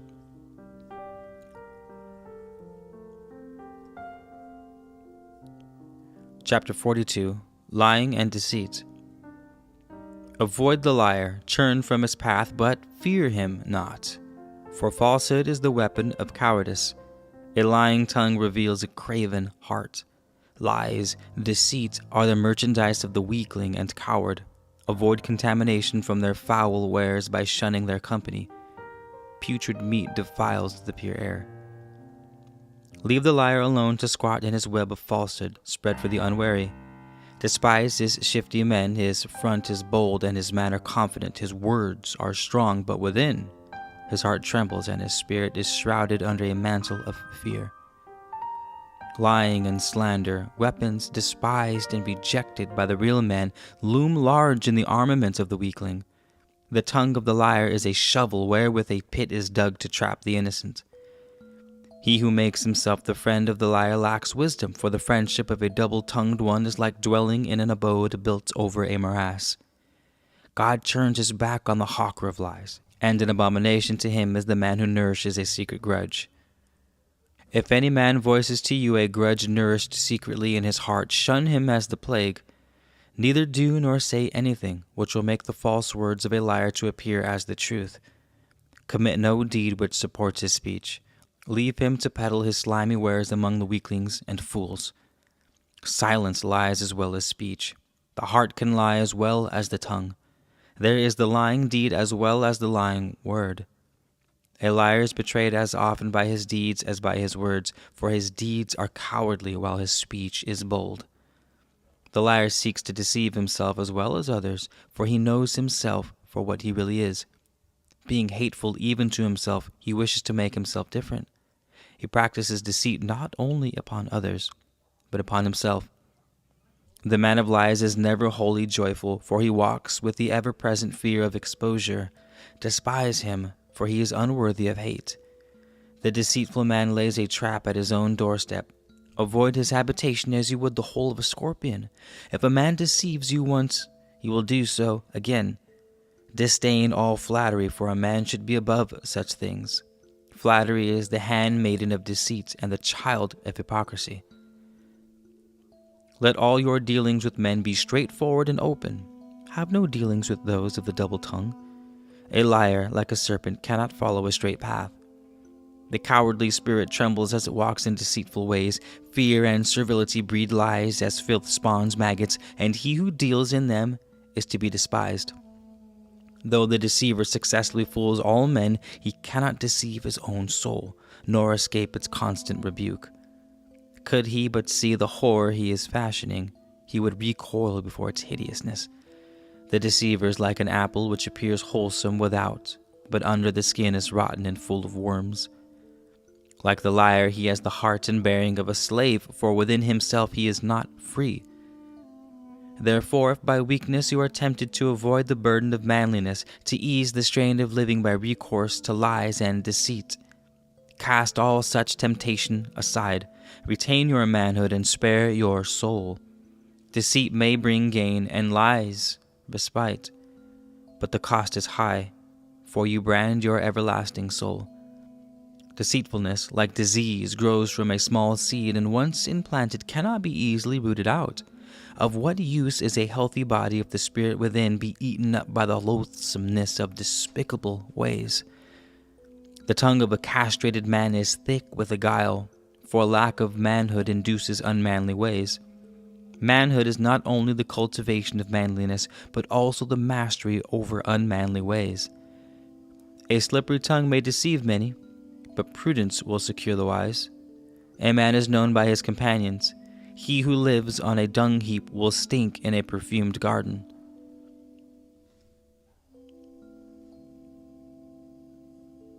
Chapter 43. The Hypocrite. Akin to the liar is the hypocrite. His lips are like honey from the date, but his tongue resembles a poisoned dagger. Like the spider, he kisses to kill. He arches his tail like a scorpion ready to strike, or swings back like the crocodile preparing for the vicious sweep. He mouths sweet things, but the cruel sting lies behind them. He is like the serpent which holds on to its venom though its back be broken. Lift it aside in compassion, and it will return you with death. Have no dealings with the hypocrite, for he speaks fair to your face, but when you churn, raises his hand to strike. His opinions are secret, for in case of misjudgment, he has not the courage to stand by them. The man who says he is the friend of all is the friend of none. The standard demanded of friendship is so high that a man's friends may be counted on his fingers, in most cases on those of one hand. What a man does is important, not what he feels, thinks, or believes. The hypocrite thinks one thing and does another. His deeds do not accord with his beliefs. When truth is spoken, he is ill at ease, but when falsehood flows from his lips, his eye is steady. The hypocrite will always be among men, for wherever they are gathered in concourse, there will be found those who excel over others. In the ranks of the inferior ones will be those who practice the dark arts of hypocrisy and deceit to raise themselves up to the level of their betters. This the hypocrite and deceiver can never do. He will never be a real man, and his nature will forever remain that of a weakling. Therefore, if you would be a real man, avoid hypocrisy in all forms, despise and shun the deceiver, and walk not in his ways. Let your tongue be straight, and bring forth that which is in your heart. Let all your plans and deeds come from the heart, for if you follow not its dictates, then you are a hypocrite.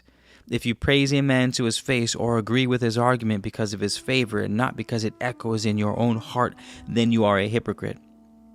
If you say a thing to one man and follow a course against your word with another, you are a hypocrite.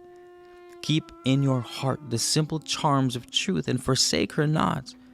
For though she may not reward you obviously after the manner of men, that which she does bestow is beyond estimation. If you stand within the precincts of a temple in the manner of a worshipper, but your heart is not there, then you are a hypocrite. If you call a man friend, but would not make a sacrifice for him or stand by him in his hour of need, you are a hypocrite. If you follow the cause of another for your own ends and not for the cause, unless you state this before, then you are a hypocrite. If one of the brotherhood of the slippery tongue be known to you, expose him to other men, that they may know him and escape his wiles. If he be not an immediate threat, it is sufficient if you ignore him and indicate your feelings by your manner. The real man is above the ways of hypocrisy, for these things grow from the roots of meanness and avarice, the wasteland weeds of a desolated spirit. He scorns to stoop to the falsity of the hypocrite, or to sacrifice his manhood at the altar of deceit. The heart of the hypocrite can never be understood. His words are arrayed in finery under the disguise of truth, while he goes about his business of deceit. He laughs in sorrow and weeps in joy. None know his heart, nor can his words be interpreted. Black in the heart becomes white on the tongue, and white in the heart becomes black. He labors in dark places like a mole and believes himself safe. He toils diligently among the dirt and thinks himself clean. Then his efforts bring him out into the light, and exposed for what he is, men kick him aside. His days are filled with the deeds of cunning, and his time occupied with schemes of deceit, but his nights are insecure, and sleep withholds its blessing, for the spirit within cannot find rest. The day comes when his disguise is torn off, and he stands naked for all to see what lies beneath. Men who are deceived hide their foolishness in mockery, and all turn from him in scorn.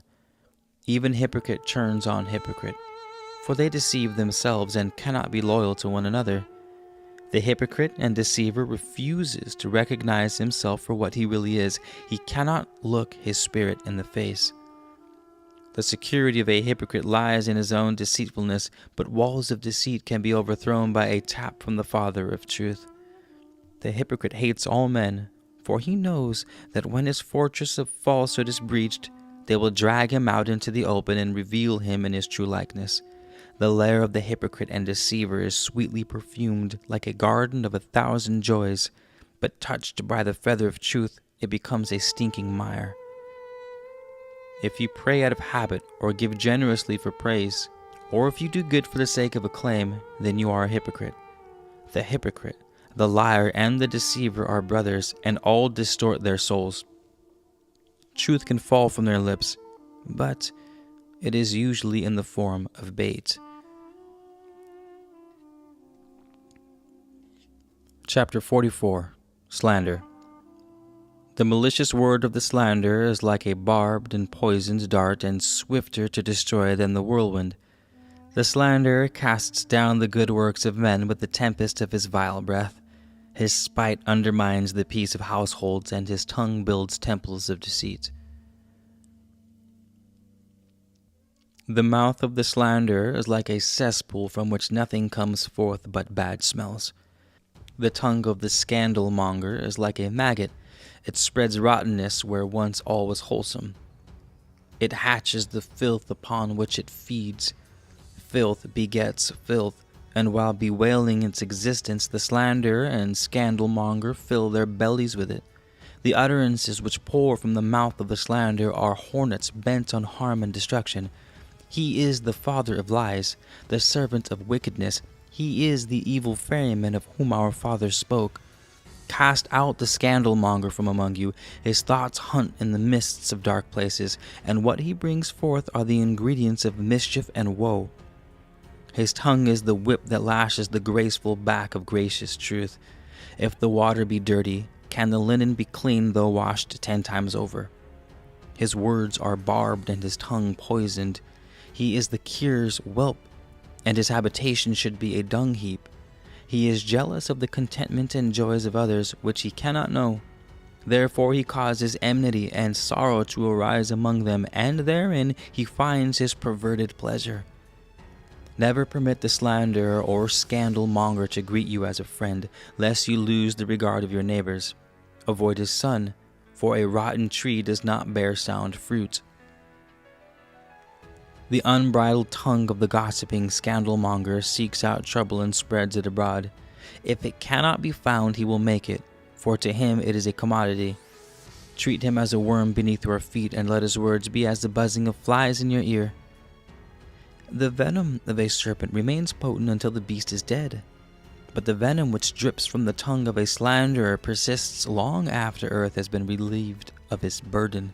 Turn your just wrath upon all men of evil, for there is a limit, beyond which forbearance cannot go. He of the spiteful, wagging tongue will run from you like a mangy dog before reproof.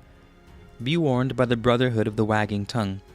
Take care to guard yours at all times, for an unguarded tongue runs to loose talk. The tongue of a man filled with potent drink is like a horse with the bit in its teeth. Be on guard when discussing the absent one, lest you do him wrong, for rarely is the absent one in the right. Place not your ear at the hatchway, nor listen to the talk and counsel that it may be repeated on the streets.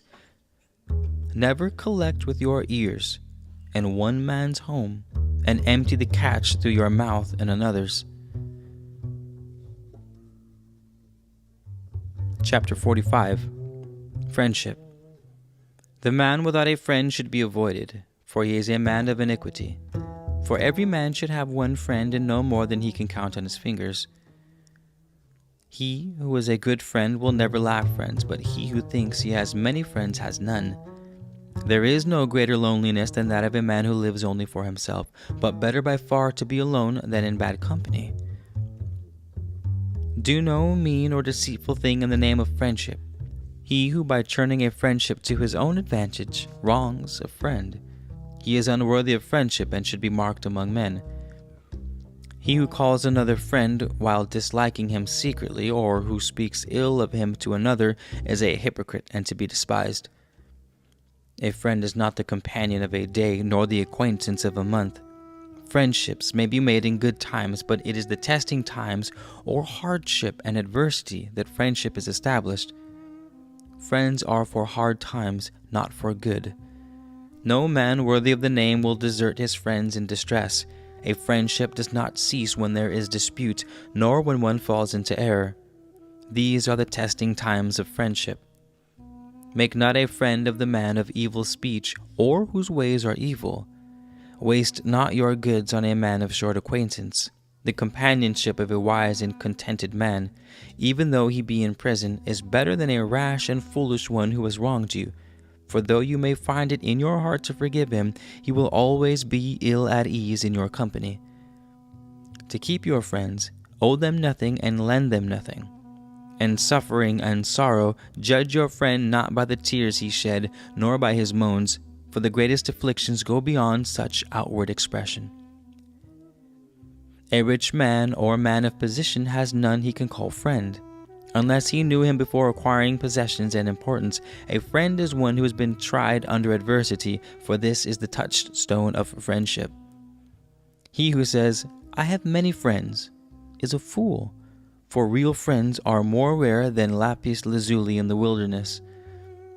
The false friend, the hypocritical friend, and the fair-weather friend are far more common than are the real friends. The real friends who are least genuine often appear as the best ones. The false friend oftentimes seems the most desirable. The friend of convenience is an easy acquisition, but the friend who will remain when calamity strikes is harder to gain than the bronze breastplate. The man who has friends possesses treasures beyond price. The man who has riches and no friends is poor indeed. Say not, "Were I rich, I would have friends." How could you know? A friend is not one who agrees with your argument. He is not one who frequents your abode. He is not one who sings your praises, nor is he one who converses pleasantly or bears gifts. He is one who encourages you when misfortune presses, who lends his arm when you are down, who walks by your side when men flee, and who silences your opponents when you are not there. He who supports you in the presence of opposition is a good friend, but he who champions you when you are not there is a better one. He who helps you to victory is worthy of the name of friend, but he who remains by your side in defeat is a friend beyond doubt. Chapter 46. Speech. Speech is the most sociable of all attributes of man. It raises him above the beast and reveals his heart to a friend. Make yourself a craftsman in speech, and in a contest of words you will become the victor. The master is deft of speech, while the servant is clumsy. High rank and skill in speech are inevitable companions, but to a hasty-tempered or irresponsible man, the gift of the golden tongue is like a sharp sword in the hands of a madman. The tongue is the mightiest of weapons, and fair speech wins more battles than fighting. It is also true to say that without speech there would be less strife. To speak well, you must speak honestly and from the heart. A dishonest tongue is a traitor within your walls which will betray you. An inconsistent tongue leads among many devious paths, and you are lost. If you say a thing in one place and contradict yourself in another, you will be wanted in neither. Your testimonies should at all times and in all places support themselves. Speak quietly and to the point. Conserve your words. The weakling is a mere word-wasting, word-slinging tongue-wagger. Be not like him. Speak firmly and to the point, graciously, without malice or ill feeling. Consider carefully your choice of words. One capable of two meanings issuing from your mouth without thought and being repeated elsewhere may turn men against you. The tongue has overthrown many men and brought them to ruin. The tongue has built a prison for many men. Many words batter down the gates of content, and regret enters, but silence will never betray contentment. In silence there is safety. A closed mouth safeguards tranquility. If accused by a liar, return to a firm answer, remembering that he will also be a coward. His falsity will bear him off.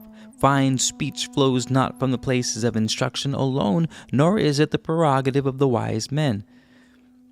It may be found among men who carry water, or the women who sit at the grindstone. An abundant supply of words is not enough. Like a necklace, they must be strung together in harmony and grace. Converse with the ignorant man, as well as with the wise one, for wisdom is not wholly in the keeping of the wise. Does a physician learn from the sick or from the healthy? If you encounter one who displays better craftsmanship in speech than you, do not set yourself up against him to contest his words. Show your discretion in silence, bearing in mind that, in many cases, silence is more effective than a bombardment of words. Then, too, if you remain silent, men will credit you with a greater ability and say, had he spoken, he would have been overwhelmed and his argument refuted. There is a time for talk and a time for silence, and wise is he who knows the difference. He who speaks when he has no argument confounds himself, but if he remains silent, men may say he might have had a case. Speak not until you have full understanding of a matter and can explain it even to he who knows more, and matters close to your heart. Never fear that you will be lost for words, for if the heart be wrung, the mouth will be open to eloquence. Even a dumb man makes a noise when kicked. When you have nothing to say nothing.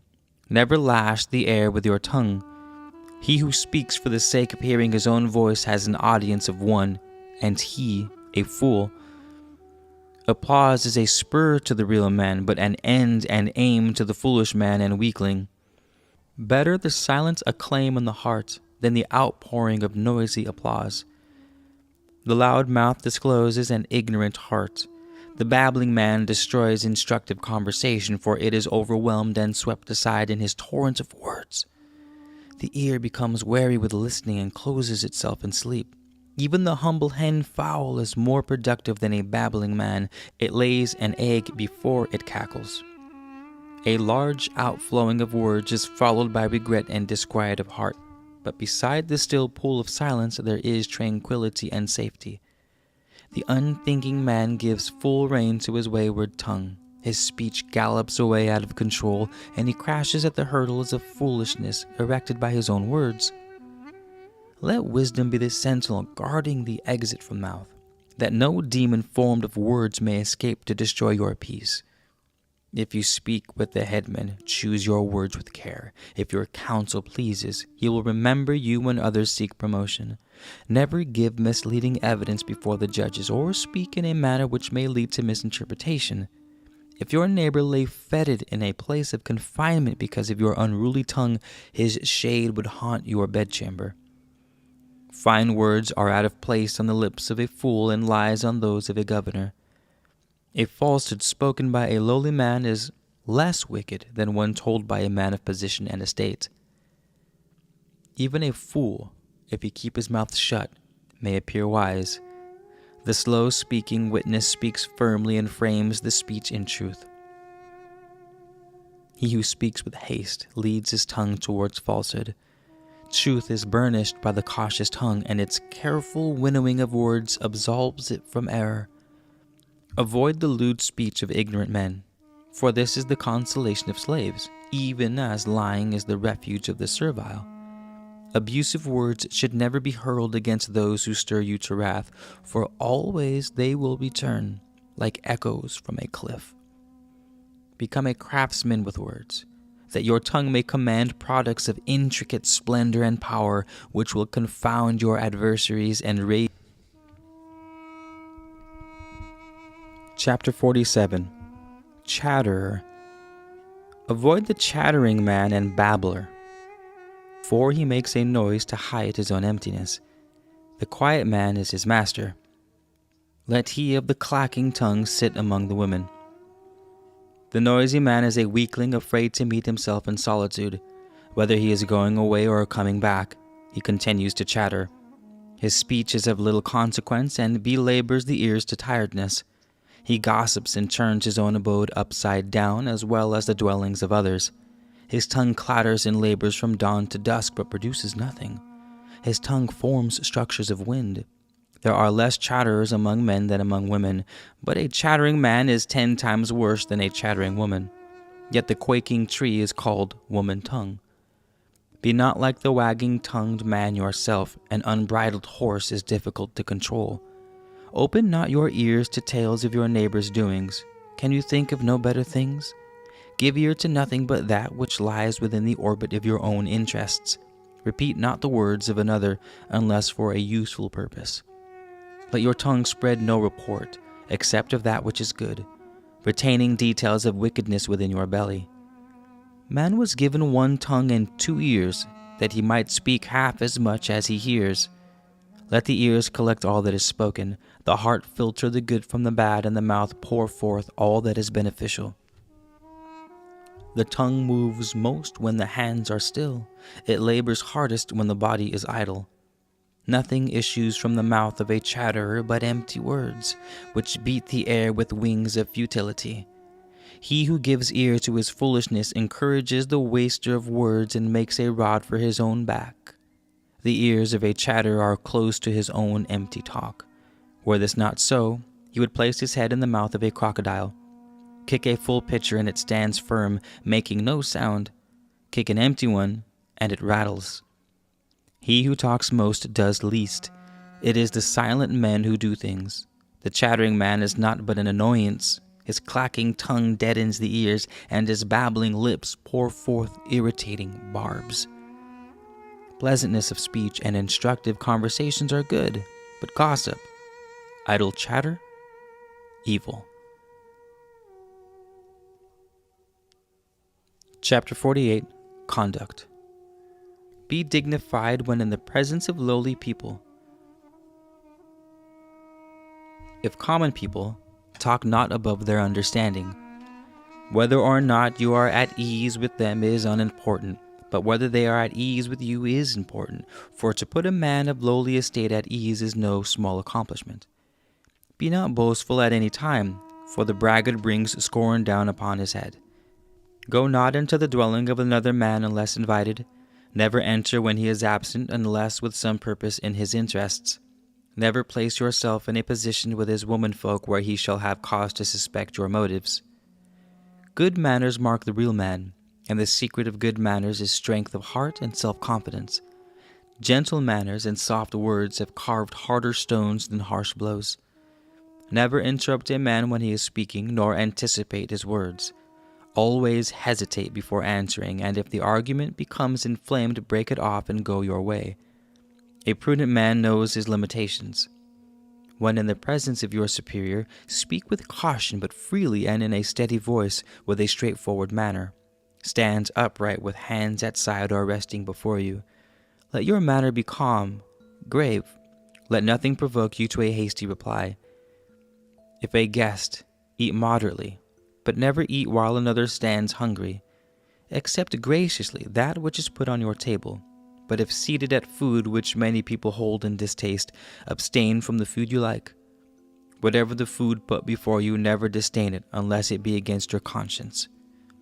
Sit not while one who is higher in your calling stands. Sit not while one stands who is weaker. Accept no table while your superior lacks one. Keep your eyes from the doings of your neighbor in his own abode. It is his domain, and his actions therein his own affair. What you see is stolen from his privacy. This is bad enough, but to disclose it to another is vile. When you meet a friend, greet him wholeheartedly. When you meet an acquaintance, greet him warmly but with a greater reserve. Never touch the womenfolk of another household or speak with them on intimate terms. Treat them as you would wish your own womenfolk to be treated. If to you, the respect due to your womenfolk is unimportant, remember that better men think otherwise and treat them accordingly. Do all things according to the decrees of propriety and decency. Forget not the obligations of manhood, nor neglect the responsibilities you have to your family. Spare a thought for those who rest in the bosom of the mountain. It is fitting and proper that a man give due consideration to his body after he has no further use for it must not pollute the earth with corruption. If it be granted responsiveness as a channel of good, decline not the honors men would bestow upon it. Prepare yourself a tomb upon the mountainside, where your body may be hidden. Neglect not to do this while you remain in health and strength, and all other activity should be set aside to this end. Thus, you will take your place among the ancient ones who rest secure in their caves. Leave this to no other, lest calamity descend upon you from their lack of care. None will have as much interest in the final rites as yourself, therefore be prudent and careful. Do these things on your own behalf. When the shadowy form of the grim one beckons you to the dark portal, do not bewail the hour of his coming. In due course, he comes to all and carries the young as well as the aged. The welcome, you have prepared yourself. What have you to fear? At all times, whatever the circumstances, bear yourself manfully, with courage and fortitude. Set an example to others by ever reaching out to the limits of your capabilities, that the heritage you leave to the coming generations of men be that they grow better through the ages.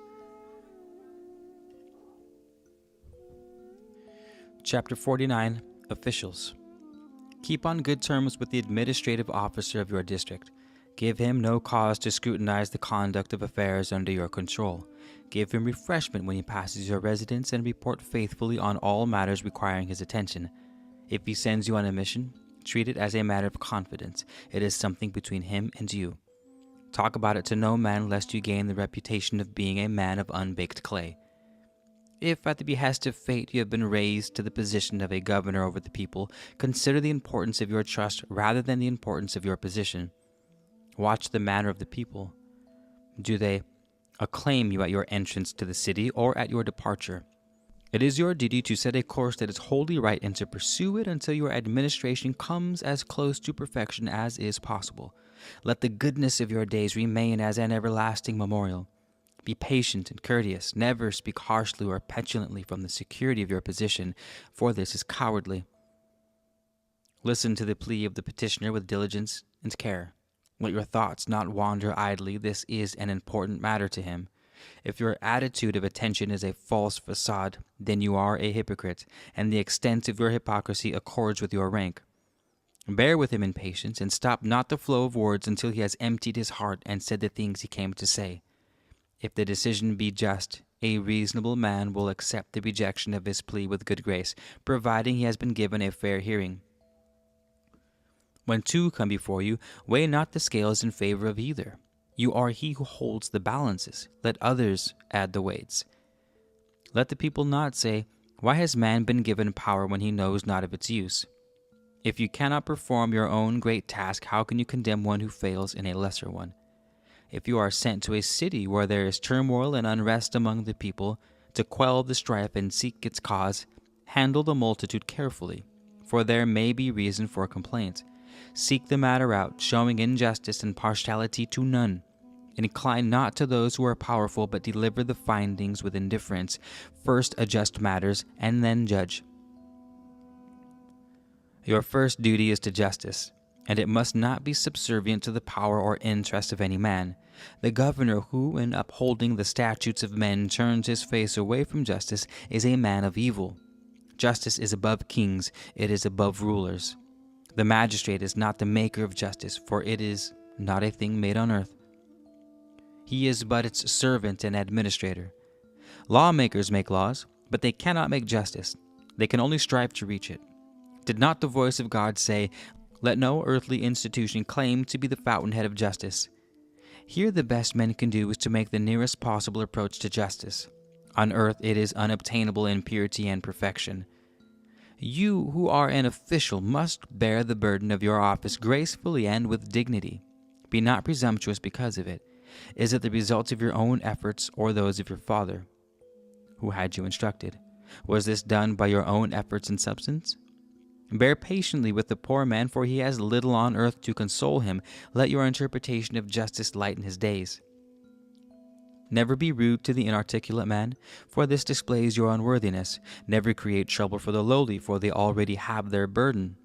Let your arm be ever ready to guard the unprotected, ease the plight of the destitute, and turn not your face from the misery of the hungry. If you turn a hungry man away unsatisfied, and he steals to satisfy the hunger, how can you, who are well-fed, judge him? The good official upholds the statutes of the land with one arm and supports the widow and orphan with another. He defends the afflicted against the weaklings who oppose them. He interprets the statutes with indifference to the estate and titles of any man, when in his presence all men become equal in rights. He safeguards all that men enjoy. His sympathies are with the lowly and oppressed, and his hand falls heavily on the wrongdoer. It is not sufficient to punish the wrongdoer. You must seek out the cause of his wrongdoing. It may be committed willfully or in ignorance or because of the oppression of circumstances.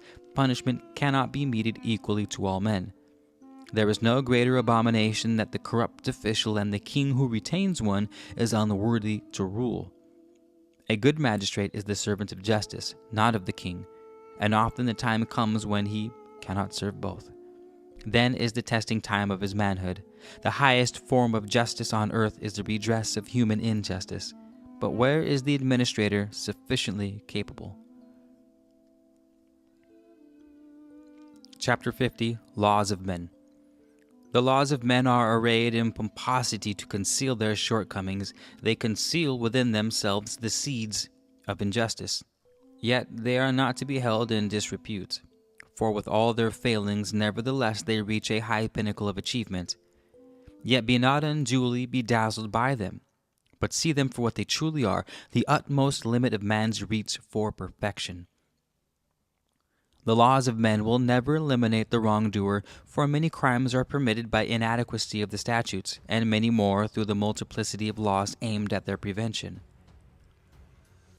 Criminals are made by laws. One crime fathered by the lawmakers is worse than 10 wrongdoers escaping the penalty for their deeds. When those who rule are harsh, or vainglorious, or weak and petty, then the people groan under a heavy burden of unwarranted laws. He who promises a wrongdoer that retribution will be withheld or mitigated if he confess his guilt is unwise, but if he later repudiate his word after receiving the confession, he is a man of evil. If he be powerful, his wrong is even greater. When he who is powerful inflicts torture upon one who is but suspect of wrongdoing, he commits an evil deed, not only against one who may be innocent, but against his own soul. Can reason be satisfied with a confession wrung from agony in this manner? The pain will move his tongue to state what is required from him. Can truth be established by such means? Justice weeps at the justice of men. They who serve justice best are those who acknowledge their own limitations in serving her. Chapter 51, Social Obligations. Son of calamity, give thought to your manifold needs and contemplate your many imperfections, then consider the reason for which you have been endowed with speech and affection. Is it not that you might develop in association with others of your kind the things which cannot be developed in solitude? Therefore, if in being with them you receive benefit from others, do you not owe them an obligation in return? The food you eat, the garments you wear, the abode wherein you dwell, the armed men who protect you, the roads and waterways, the comforts and pleasures you enjoy, are not all these due to the efforts of others and the results of their labors? Therefore should you not give in return. The very nature of life declares your obligation. Why then should you shirk the task? If you would enjoy contentment of heart, cooperate in harmony with others, and strive to attain prosperity within the prosperity of your neighbors. Close fast your ear to the barbed words of the slanderer, and let the clacking tongue of the gossip rattle in his head unheeded. Let not the weaknesses and frailties of others become a source of pleasure. Chapter 52. Food and Drink. Dally not unduly at the eating table, nor spend too long in beer drinking. He who overeats or overdrinks quickly becomes a fat sluggard, his belly bloated and his wit dull. Women mock his lack of manhood. Hanker not for fancy food or meat that is highly spiced, for it will create a sword in the stomach and a glowing ember in your gullet. Dainty food and delicate dishes are the pleasures of women, and not to be denied them. Gluttony is a disgrace to manhood, for as a man grows in girth he declines in vigor. One thing replaces another. He who eats little is zestful, while he who gorges himself is sluggish. He whose greatest interest lies in satisfying the demands of the stomach is a reproach to manhood, for he is dominated by his appetite. The stomach always cries for more than it requires. Never do anything that arises from the consumption of strong drink, for what you do will be done without thought. Caution flees the heart when strong drink enters the mouth. The tongue, motivated by strong drink, is wayward, and the mouth which permits its entry incautious. If, while under the domination of strong drink, you fall and injure yourself, none will waste sympathy upon you. Even those who know you will pass you by and leave you where you fell. There is little harm in drinking, which delights the heart or makes a meeting of men more convivial. The dividing line is whether strong drink is the master or the servant. When a man ceases to speak, think, and act in his normal manner, it is the point of departure between him and the companionable cup. The real man has a casual acquaintanceship with the drinking shop, but to many who are weaklings, it is home. Sufficient food maintains health. Overmuch destroys it. Beer drunk in moderation does no harm, and wine in small quantities can bring contentment and pleasure. When you savor the delightful ripeness of fig or orange, covenant with it in your heart, saying, "The life that dwells in you, I absorb into my body as a sacrifice at the altar of life. As you were sacrificed to me in the name of life, so shall I sacrifice to life. The tree that would have been your resurrection shall grow within my spirit and bring forth the fruit of benevolence and joy. The delightful fruit, which would have been your offspring, shall grow to maturity as fragrant thoughts within my heart. The sweet perfume, which would have been wind-borne from your blossoms, shall flow from my lips as the nectar of kindness and affection. You have not been destroyed wantonly, but joined to a greater stream of life."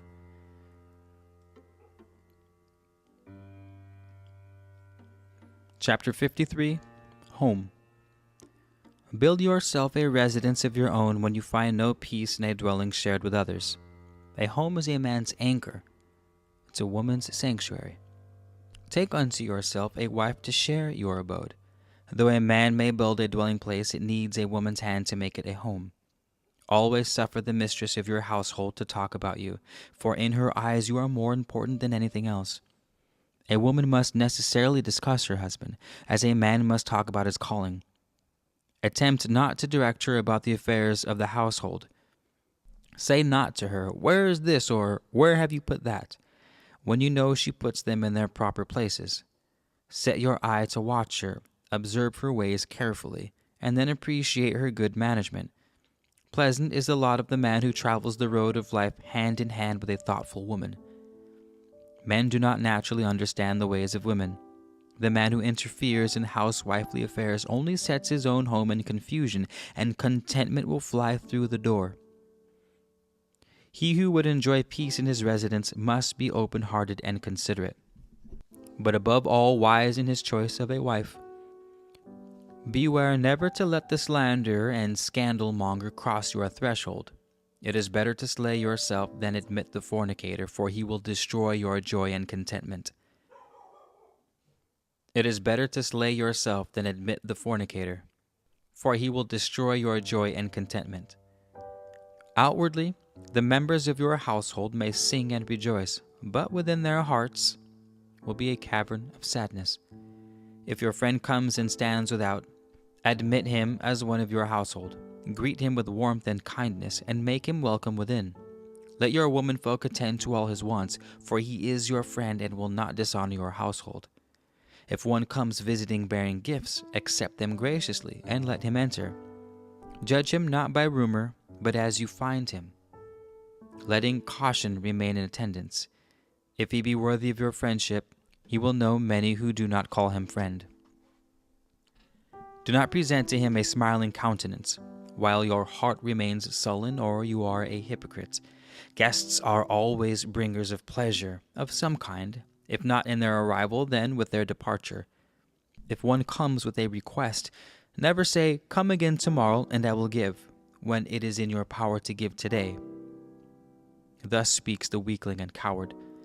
Consider your family and friends, what they are like, for they are clear pools wherein you see yourself reflected. A man has the wife, family, and friends he deserves. What precious things have you within your dwelling, that you safeguard them behind fastened doors? Have you gold and silver? Have you gemstones or fine works of copper? These may be kept safe by bolts and bars, but the greatest possessions of man cannot be held securely by such simple means. Have you peace? Have you quietude there? Do you share your home with joy and contentment? Do you hide memories there, or have you stored things of beauty to stir the soul? Does love reign as queen of your home, or are you under the tyranny of strife? Is your dwelling a haven of joy and a sea of sorrow? Is it the treasure house of sympathy and understanding, or do you reside in a place harboring naught but luxury and comfort, where the stifling air is befouled with the unwholesome lust for ease? Comfort can always be invited in as a guest, but beware lest it stay, to become the master of the household. It is easier to be the slave of luxury than the master. Comfort may coax you into its snare with soft allurements, but the shackles it will place upon you are as finely forged brass. Its touch may be silken, but its grip metallic. Its voice may be soothing, but it sings of your downfall. Luxury may gently lull you to slumber, but while you sleep, it weaves a web of disaster. Comfort mocks at manliness and undermines the ramparts of fortitude. It jeers at virtue and stabs courage in the back. Yet comfort, luxury, are not things to be completely avoided, for held in rein they serve their purpose. However, let them be as servants and not rule as masters, for they are good servants but bad masters. Let your dwelling not become the tomb of manliness and the abode of the half alive. Home is not where the body rests, but where the heart resides, and where a man receives the most care for the least thanks. A good residence is built on a rock. A good home is established around a good woman.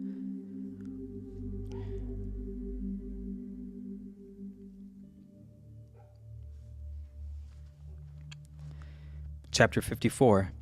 Family Relationships. Son. He is your greatest joy, the Son, whom your heart's desire has begotten, the hope you hand down to the future. Yet the pleasures of fatherhood must be tempered by the need for chastisement, for the youth does not become a man without discipline. All youths grow up, but not all grow into men.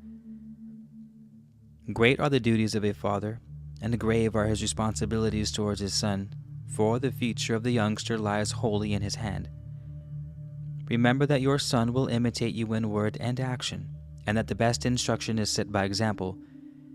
If you expect him to do that which you do not, or not do that which you do, then you are unjust and unworthy of your charge. If your son reaches manhood lacking the knowledge of things a man should know, if he possesses a sullen manner and an ill-disposed nature, if he is a weakling or dissipator, then he is a disgrace to you and a condemnation of your fatherhood.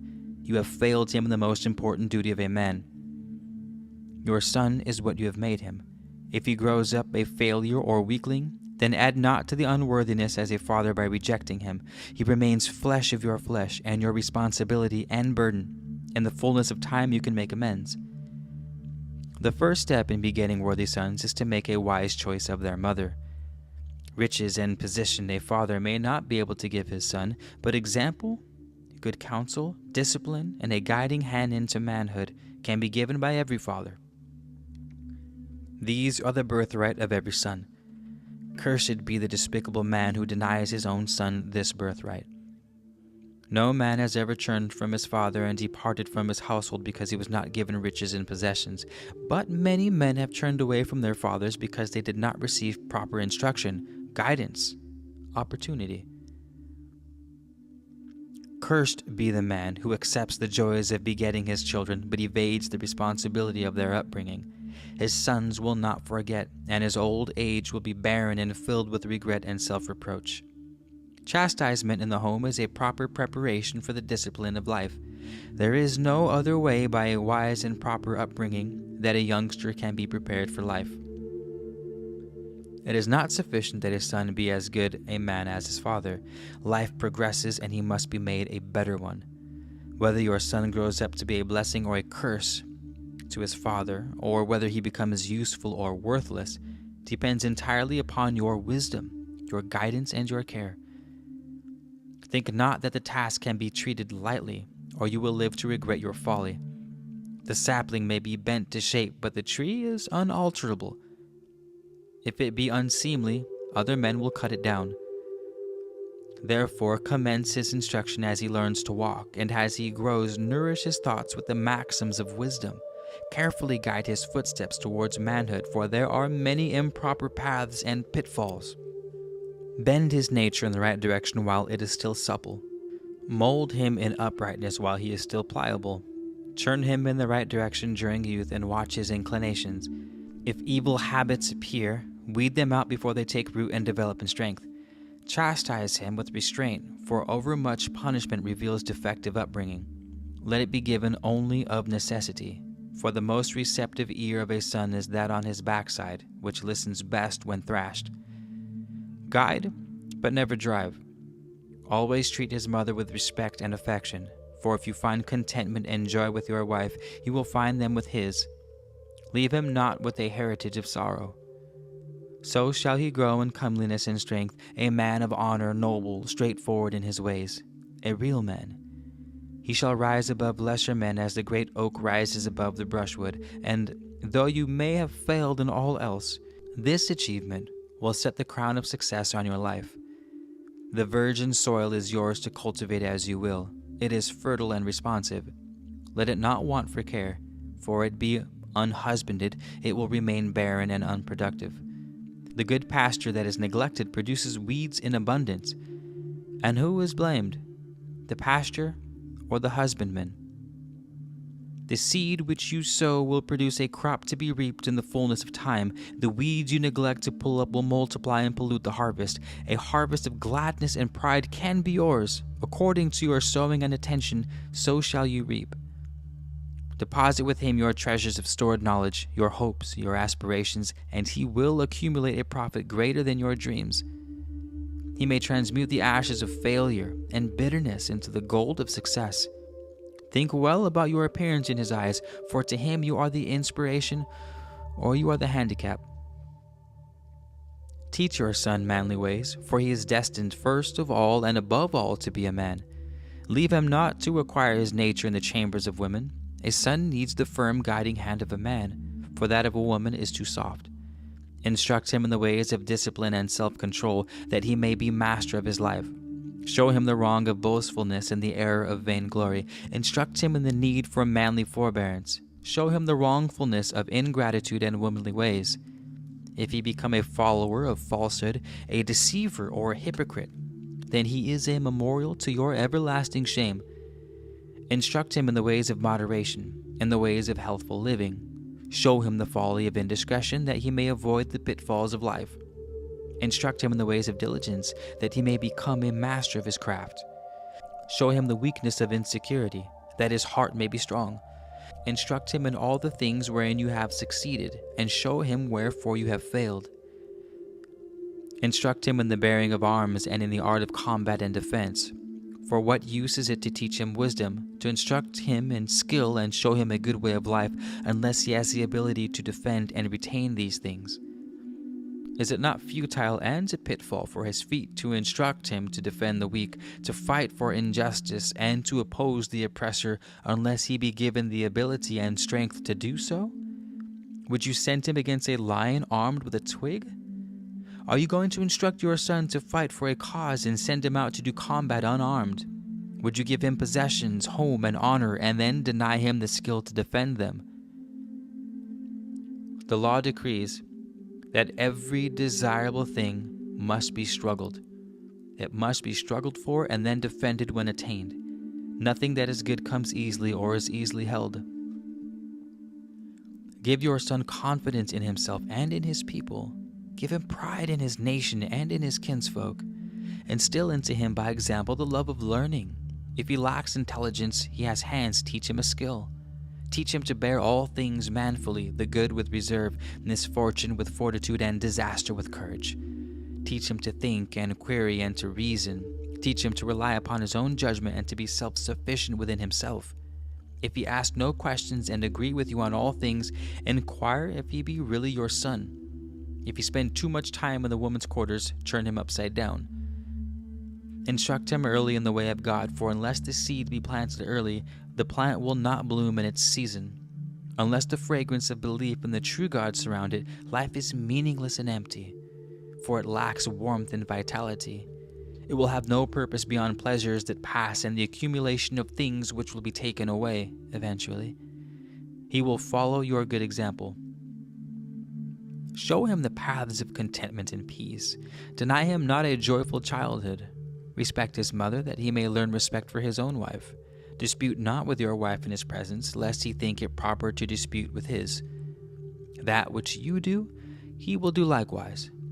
And if you have not the wisdom to live peacefully within your own household, then he is the son of misfortune. Let not your son live apart from the things of your life. The thing you know now, he will know later. The things you do today, he will do tomorrow. You cannot teach your son courage and duty, fortitude and affection, temperance and diligence. These things he will inherit from you by example.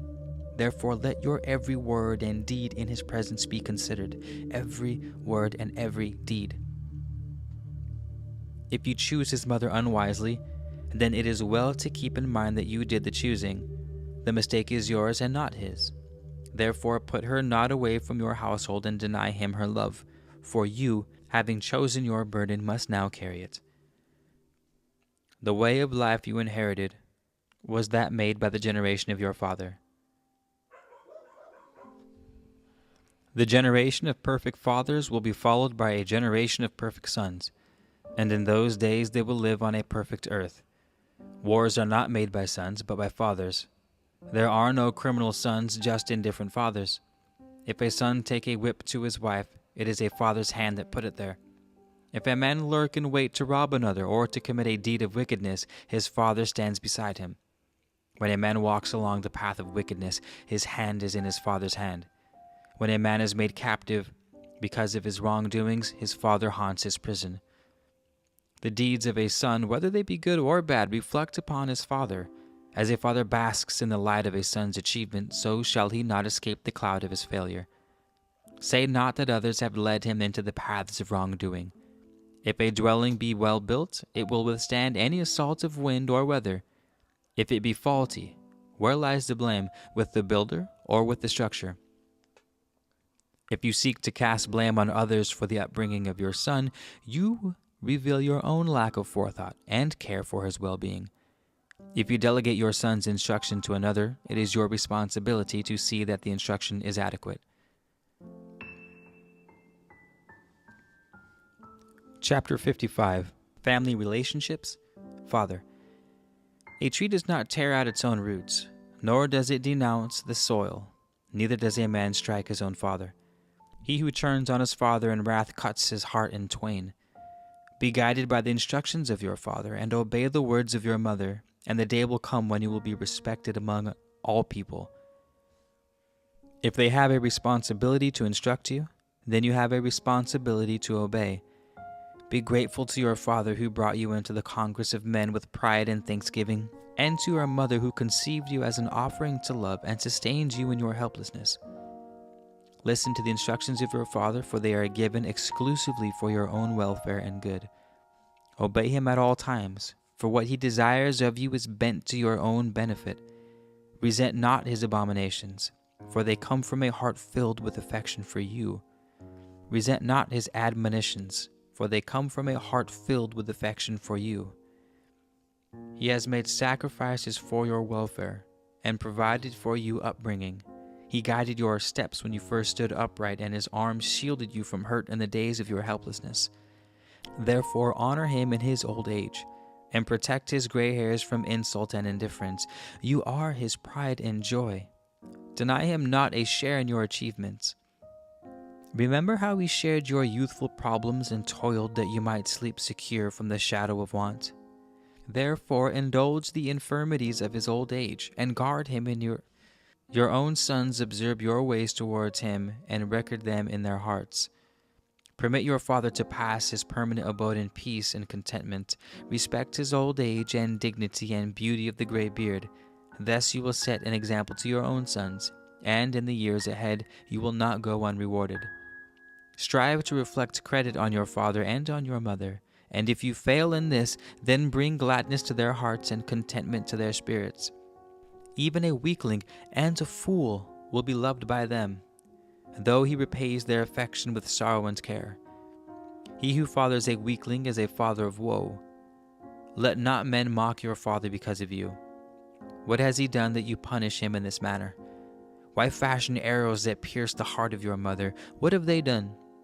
They gave you bread, and you repay them with a stone? Why be indifferent to your father's welfare? Was he a weakling? Watch over him always. When strife knocks on his door, hasten to his side. Remember who trained your right arm. Would you now deny him its succor? If your father be beset with trouble, give your eye for him and be honored among the noble ones. Chapter 56. Family Relationships. Mother. See that your mother never lacks warmth and sustenance. Cherish her in her declining years as she once cherished you. None will ever give you the love and tenderness that she bestowed upon you, and you will never have but one mother. In the days of your helplessness, she carried you as a heavy load. You were as a yoke upon her neck and a chain at her ankle. Because of you, many pleasures were denied her and her freedom curtailed. She cleaned you when you were dirty. She bathed. She salved the sores on your body. She felt no disgust when you lay in your excrement. She supported you with comfort in your infantile helplessness. She never denied your plea when you cried for her breast, and you lay in her arms content in the knowledge of love and scrutiny. You grew beyond the years of infancy and were placed in the place of instruction. While you chanted your letters and absorbed the knowledge that fell from the lips of the masters, did she not come through the heat of the day unfailingly? Did you ever lack food or drink or the solace of her tenderness? When the task placed upon you was arduous and your heart was heavy with the birth pangs of inspiration, when you despaired of success, did she not lighten your burden with encouraging words? Did she not make your homecoming an hour of joy and your playtime an hour of gladness? Did she not encompass your life with understanding and compassion? Did the spring waters of her affection ever run dry? Where are the limits of a mother's love? When filled with the vigor of manhood and glowing in the pride of your strength, turn your eyes to her gray hairs and bent back, and let compassion rule your heart. Gaze upon the wrinkled brow and furrowed cheek, the face etched with self-denial and care. How much of this have you written there? The joy she found in you was the joy of self-sacrifice. Her gladness was in self-denial. The pleasures of which she was deprived contributed to yours. For you she sacrificed the woman's joys in fine linen. The mantle she should have worn was your swaddling cloth. The delights of the table were abandoned, and she ate plain food, that you should eat better. She took from her enjoyment, that more might be added unto yours. Now that you are a man, and outgrown the need for her solicitude and care, put her not aside in a lower chamber. Give her sustenance from the first fruit of your labors, and cherish her as the most precious of all your treasures. Let her hold her place in your household and enjoy the respect that is her due. Let it never come to pass that she has cause to complain to God regarding your treatment. His ear will incline towards the outpourings of her sorrowful heart, and his heart will harden towards you. Misfortune and affliction will be visited upon you, and eat away at the contentment of your days. The indifference to your mother's welfare will not go unheeded among men, and they will avoid your company. In her declining years, lend her the support of your strong arm, relieve her of the burden of labor. Treat her with affection and speak to her gently. Do nothing to cause her grief, and bear her infirmities with patience. The afflictions of aging bones will demand your consideration. Let the call not go unheeded. If the years have made her frail, treat her gently, even as in the years long gone by she was gentle with you in the days of your frailty. To a man, a mother represents all of the finest qualities in womanhood. Therefore, treat her as the best of all women, and if she falls short of the standard, remember the frailty of all mankind and forget not your own imperfections. The man who abandons his mother to want or leaves her helpless in infirmity is a reproach to manhood and an abomination to God. His soul is an ugly thing, and when it comes forth in the halls of eternity, men will recoil from it in disgust. Respect your father and love your mother, that your days may be endowed with contentment and joy. He who withholds love and affection from his mother will never be loved and never deserves to be loved.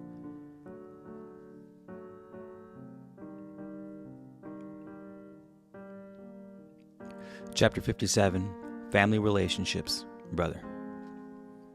The strongest tie of friendship is not as firm as that between brother and brother. They are the flesh of one father and the beneficiaries of one instruction, the product of one household. The breast of one mother nurtured them in infancy. Therefore let the bond of affection unite each one with his brother, that there shall be peace and harmony on your father's abode. Unite brotherly comradeship, and stand firm together that your joint strength shall uphold your estate. Though separated by your crafts, never sever the bonds of brotherhood and unity. Never prefer a stranger to one of your own blood. If your brother struggle against adversity, it is your duty to assist him. Should he go forth to fight those who threaten the peace and security of his household, you shall be his first supporter. If fortune be favorable to you and less kind to your brother, it is for you to adjust the balances. It is meet that brothers share each other's fortunes and misfortunes, though each should reckon with the other's weaknesses. He who deserts his brother in his hour of need is unworthy to be called the name of man. He who turns against his brother and assists his opponents is unworthy. The love and care your father gave to his sons shall be continued between you and your brother. It shall not be lost to your family, but shall continue down through your generations. When you need support, send for your brother. He is to you as the right hand is to the left. His added weight shall carry your venture to success. Reject not your brother because of his downfall. Yours should be the hand to lift him up. If you should fail him, you are both lost indeed, and by turning from him you betray your own manliness.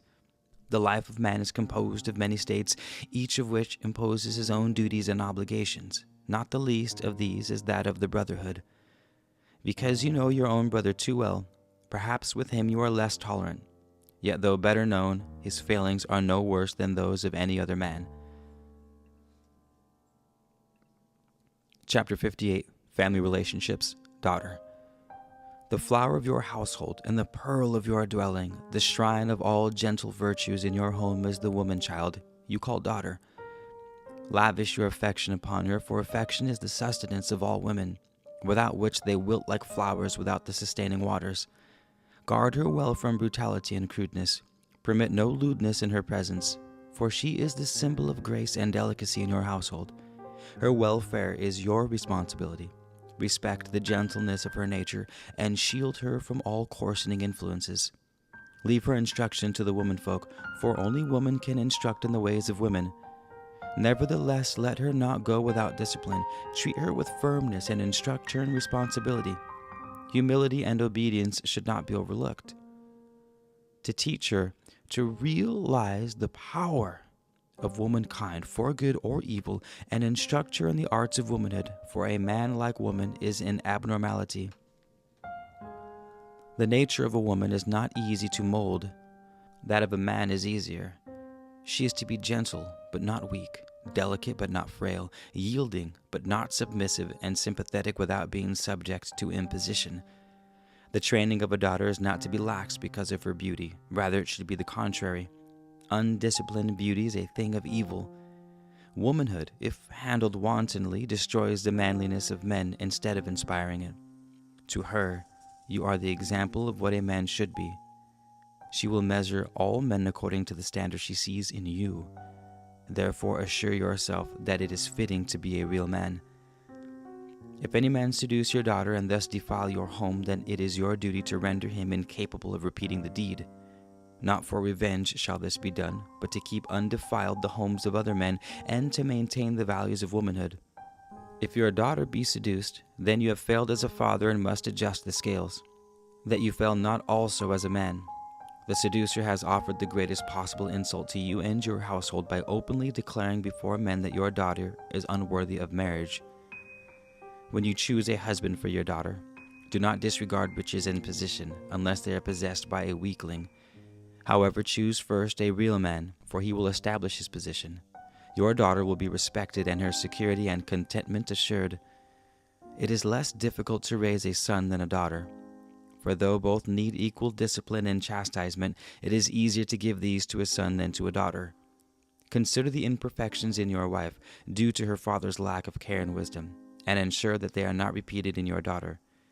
If your daughter be fair in face and form, then beware lest this poison her nature, for it will bring the indulgences of men. He who fathers a lovely daughter carries no light burden and no little responsibility. The father who has indulged and spoilt such a daughter is not uncommon, and he must bear the reproach of her husband. Chapter 59, Family Relationships, Wife. Your wife is as the stone of Lamed, which doubles all it touches. Give her affection, and she will return it twofold. Give her love, and it will be returned doubled. Think not less of her because she is in your power. From whence comes this power, but from her father's trust in your ability and steadfastness, your kindness and consideration. The wise man does not disdain a precious gem because he owns it. Possession should add value and not detract from it. She is fruitful ground in which to sow. Plant confidence, and she will return faithfulness forever. Plant contentment, and the tree of peace will arise, whose shade shall ever provide a place of tranquility when you are troubled. Plant joy, and reap a manifold harvest of gladness. You have not chosen her from body lust, nor to be a constant woman of pleasure. These can be found on any street. Nor did you choose her to be a laborer in the kitchen of the supervisor of the servants. These can be bought. Is she not chosen as the mother of your children, the mistress of the household, and the companion of your journey through this life? She will be there by your side in times of trouble as well as in times of joy. But there is but one choice of wife open to the wise man, the best woman he knows. Miserable is he, and unfortunate the lot of the man who knows not a good woman. Why do they shun him? Your wife will, if well chosen, halves your sorrows and doubles your joys. If chosen foolishly, she will multiply your sorrows and dilute your joys with bitterness. It is proper that a man have a wife who should be loved so long as both shall live. You love your father and mother through good times and bad, in sickness and in health. Though they provoke or ignore you, chastise or praise you, their shortcomings and weaknesses are known and accepted. Due allowance is made for their failings, and their love is always returned. Yet they are not of your choosing. Therefore, if you can accept and be content with those not of your choosing, it is not reasonable to expect you to be more contented with a wife. Chapter 60, Secrets of Womanhood. Daughters of men, forget not your ancient heritage of mystery granted unto you in the days of old, when you were the lights of mankind. Was earth then afflicted under your sway, and did men then degrade themselves and strive one with another? The age of benevolent mother rule has departed, and little remains of woman's former glory. But remember that the fall of woman and the woes of men were brought about by the wiles and weaknesses of woman. My daughters, remember your attributes and consider your estate. You can either be the instruments of good to inspire man to great heights of achievement, or be the instruments of evil to degrade him and bring his manhood into disrepute.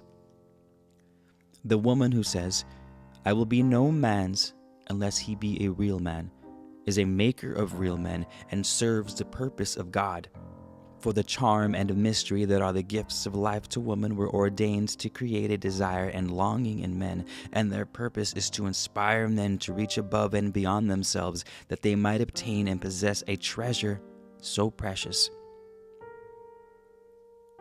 Therefore, O daughters of beauty, value yourselves highly, for she who gives herself cheaply inspires no man. For it is the nature of man that he treasure that which is hard to obtain.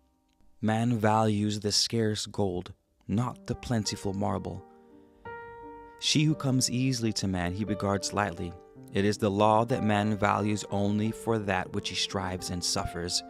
Reveal not your womanly charms and secret attractions. Is not the moon more beautiful when shining through a cloud? For then its loveliness is enhanced with mystery. Woman was given a body to reproduce sons, and grace and beauty to inspire them to godlikeness. The spirit of man is inspired and raised up by the love of his mother and the love of his wife. There will be no greater influence in his life than woman love. A graceful woman is ever clothed in mystery. A good woman will always make earth a better place for her presence. Beauty of face and form are passing things, but the real beauty of womanhood lies beneath these externals. Seek it out and develop it, for it will be much more enduring. Consider not the beauty of the body, for it is here today and tomorrow departs forever. Concentration on outward appearances displays a shallow spirit to the eyes of men. Beauty of face and form may or may not be yours, according to the dispensations of fate, but whatever you have must be accepted with gratitude or resignation. That you have been given little can be done to change, but it is not the most important part of your being. There is that within you which is yours to fashion as you wish. It can be of a beauty indescribable, transcending anything of earth. Therefore give due thought to the pliable soul within you, for it is yours forever. It can be a thing of loveliness or repulsion, according to your own decree. The law, which is beyond your understanding, has decreed the mold of your body. It is fixed, unchangeable. Not so your soul, for here you alone are responsible for its appearance. Remember that every thought and deed is a thread in the pattern of the fabric. Think well. Will the result be a thing of beauty or of ugliness? Let prudence rule your heart, and be reserved in all that you do. Remember the womanly virtues of modesty, simplicity, compassion, gentleness, tenderness, of grace. Cast not the treasures of your womanhood into the mud, where they will be trampled underfoot by contemptuous men. In the spring days of womanhood, when the promise of loveliness is fulfilled and the warm blood stirs within you, the eyes of men will turn in your direction. It will turn with meaning, and nature will interpret their glances. Then is the time to give heed to the whispered counsel of prudence, and place a guard upon your heart. Now is the time when it is ripe for assault. Let it not yield except to one. Heed not the false words of seduction and the alluring promises which fall from the glib tongues of fornicators. The words of seducing men are sweeter than honey, but if you partake of the illicit pleasures offered, they turn to the bitter gall of disillusionment. The seducer has his purpose. He tests you for your worthiness as a wife. Woman was meant to be the helpmate and companion of man, his inspiration and joy, not the slave to his desires and the servant of his passions. Are you no more than the receptacle wherein he satisfies and dissipates his uncontrolled urges? Or are you the goddess of his heart? The goddess whose tender touch can soothe the turmoil which tears his body, who evokes within him the gentle passions of affection and consideration, whose soft endearments are sufficient to strengthen him sufficiently to stifle the struggle within. She who was the first of these takes the easy path, but the second is 10 times her better and a worthy wife for any man. Discuss not the ways of the harlot or wanton woman, lest they say, her interest betrays her inclinations. Never associate with such as these, for they pollute by their presence. The harlot never repents, and when she reforms becomes a procuress. Seek not to emulate the ways of men, lest you sacrifice the charms of womanhood. Men admire and desire the womanly things in women and the manly things in men. Women attract by their reserve, not by their boldness. They conquer by their submissiveness, not by their attack. They hold by their weakness, not by their strength, and they attract by their modesty, not by their forwardness. If seeking a weakling for a husband, you may sacrifice some of your womanliness, for what you lack he will supply. Beware the power of your charms, and belittle them not. For while lesser men are but slightly moved by womanly charms, to greater men they are as whirlwind in the wilderness. And therefore in the hands of a wanton woman the grace and charm of womanhood are as poison in the possession of one who is mad. As a man has a duty to life, so has woman, and hers is to uphold the prestige of love. Thus it is that, though her heart may be moved with compassion, she castigates her wanton sister. Here, harshness serves life better than sympathy and compassion. Know that there can be no greater joy on earth than that found by man and woman in the sacred unity of wedded love. The greatest inspiration of life is the pure and lovely flame of true love. The temple of hallowed love is in the heart of a chaste maiden or faithful wife, and all men secretly worship there. There is no greater incentive to bring out the best in a man than the true love of a good woman. If you would ennoble life, then weave a mantle of love around your chosen mate. My daughters, beauty is the heritage of all women. Think not only of the beauty of face and form, though, for this passes with the rise and fall of the waters. Turn your thoughts to the greater loveliness of the spirit, to the radiance enshrined within the thinking heart and the beating heart. This is the true heritage of woman. Purity, graciousness, can belong to any woman, whatever her external appearance. What is beauty where tenderness and affection are lacking? Men will run after a beautiful face, but away from a willful heart. A beautiful woman is beautiful to herself. The admiration of men adds nothing to her beauty. Womanly virtue maintains the blossom of youth and brings contentment to the heart. Thus is the face kept smooth in beauty. Nothing exalts the heart of a man as much as purity in the woman of his choice. Nothing can stimulate his manhood as much as her modesty and reserve. Nothing troubles his thoughts or arouses his curiosity as much as her silence. Let not your future husband's hopes of your chastity be in vain. Mock not the faith of a man and woman, for a man requires such faith, and if he be a real man, he will believe the best of woman. The seducer and fornicator alone look down on women, for they have seen many at their feet. O glorious and prudent maiden, who will someday rule as queen of heart and home, keep the pure flame of love secure. Keep it secure within the sanctuary of chastity. This love asks, above all, that love may be hallowed. Though chastity remains the greatest weapon for good in the armory of womanhood, like all things on earth it can be used otherwise. Chastity of itself alone would be of no value unless it serve a purpose for good. Futile frustrations are the opposite of good, but chastity is not numbered among these. Chastity hallows and expresses the sanctity and glory of true love, and bestows on the loved one the honor and bliss of an undefiled and uncheapened marriage. Chastity is not the suppression of feeling and the refuge of the unaffectionate. It is the homage paid to the sanctity of a woman's body and the evaluating tribute paid to true love. Our fathers and our fathers' fathers, even in the days before Mina and Pontus, expected and respected chastity in women. Not in all women, for this is not the nature of men. A man seeks it only in one special woman, his wife. Thus man divides the woman in his life in twain, his wife and mother, and other women. No man concerns himself with true virtue in the wives of other men, only in his own.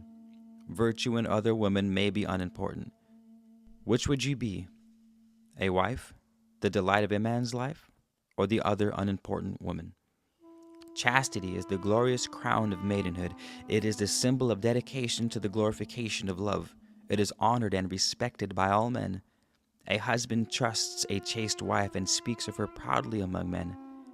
When men discuss women after the manner of men, the husband of the unchaste woman tries to avoid their looks. Their talk cuts his heart. The unchaste woman is a topic of ribaldry among men, but let a man discuss a chaste woman lightly, and there are hard words spoken in the company of men. Does not the chest of the chaste woman's husband swell out before him? Is he not proud of his exclusive treasure? The heart of the deceived man and fool shrinks within him when men speak among themselves, for he feels humiliated and uncertain of his place among men. What he has is cheap, and the subject of crude jokes among them. Act in all ways befitting a woman. Be modest and reserved, for eagerness does not become a woman. Never go unto a man unbidden, but await his call or a woman messenger. It is unseemly for a man to summon a woman by a man. To women go the things of women. Therefore, turn your hearts and hands toward the inclinations of womankind. Cherish and comfort your children. Attend diligently to the affairs of the household. Support and sustain your husband through his trials and troubles. The drinks of women are sweet, but she may sip a heady or bitter one without loss of decorum, though she may not drink it as does a man. Only the common woman will drink the drink of men, or drink as a man. A woman who safeguards her reputation in public but is shameless in private is a hypocrite. She is a deceiver who will drag a man down to sorrow. My daughters, these are not words of wisdom alone. They draw aside the veil to reveal the inner hearts of men. Let your own heart weigh them in the scales. It will commend them to you. If a man deride them, then he is not inclined to your welfare, nor does he see in you a future wife. If you say within yourself, these things are of little importance to me, you may speak truth, for you are unworthy. The crocodile revels in mud and disdains in silk. The womanly virtues are not evaluated in your eyes, but in the scales of spiritual eternity. That which spiritualizes life, that enhances love, that inspires mankind and sanctifies the relationship between man and woman, that is the good in the eyes of God. You may ignore the well-being of your soul if you so desire. Its fate is yours to decide. She who sanctifies womanhood garbs her soul in eternal radiance. Chapter 61. Prayer. Prayer is the communication of the soul of man with the soul of God. It is the effective means whereby the great dam of spiritual power and inspiration is tapped. Above all, it is not a babble of words. When you pray, do so in silence, with all the words retained within yourself. Pray not with the tongue and mouth, but with the Spirit. Inharmonious noise within the sanctuary of God is detestable to him who is the God of harmony. Rites that produce loudness are an abomination to his ears. Implore him with a loving heart in quietness, and he will hear your words and accept your offering. The ear of God is closed to man who speaks, but is open to the silent man. When he who is silent comes to speak, not that men may hear, but God, then he hears him. Is not the great God known among us as the listener in the silences? Is not the silence the speech of love? God speaks in the still silence. He communes with man in the silences of the soul, and in silence was the creative word spoken.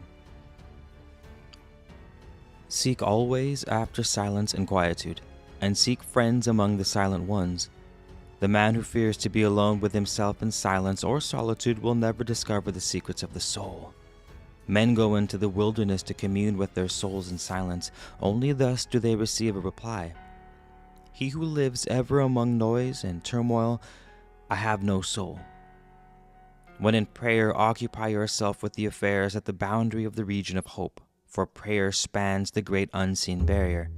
Prayer is the bridge between two regions, but few there are among men who know how to pray, that the bridge may actually be opened. Words are unimportant to prayer, for good and fine words alone are not edifying to God. He hears that which is spoken from the heart, and reads that which is written in the soul. Therefore those who are answered are few, and those who are not because of their own inadequacy say, Where is God that he hears me not? The souls of men, swathed in flesh and wrapped in passions, cannot easily commune with God. Successful prayer needs much conditioning of the soul. It requires a lot of preliminary preparation and is therefore rare. Men say, prayer is futile, and to such as they, so it is. But it is not prayer, but their conception of prayer that is futile. If a man writes so that none understand him, is the reader or the writer at fault if the writing cannot deliver its message? When speaking to a southern man, he understands not unless you use his own language. Even so, should you communicate with God in his manner. The ingredients of prayer are humility, sincerity, surrender of desire, acknowledgement of inadequacy, and a wholehearted offering of self. It is the opening of a door to admit a wonderful power into the chambers of the soul. Prayer, as it should be, is followed by a profound peace, a spiritual uplifting, and a feeling of inner quietude, as though a cool, clean breeze sweeps into the spirit, strengthening and reviving it so that clear thinking follows naturally. When at prayer, listen to the voice of the Spirit, for it may be interpreting the words of God. Prayer renders the soul articulate. The length of prayer is unimportant, but the depth and range of prayer matters above all else. Prayer is a state of harmony, embracing heart and spirit. It is not a rite.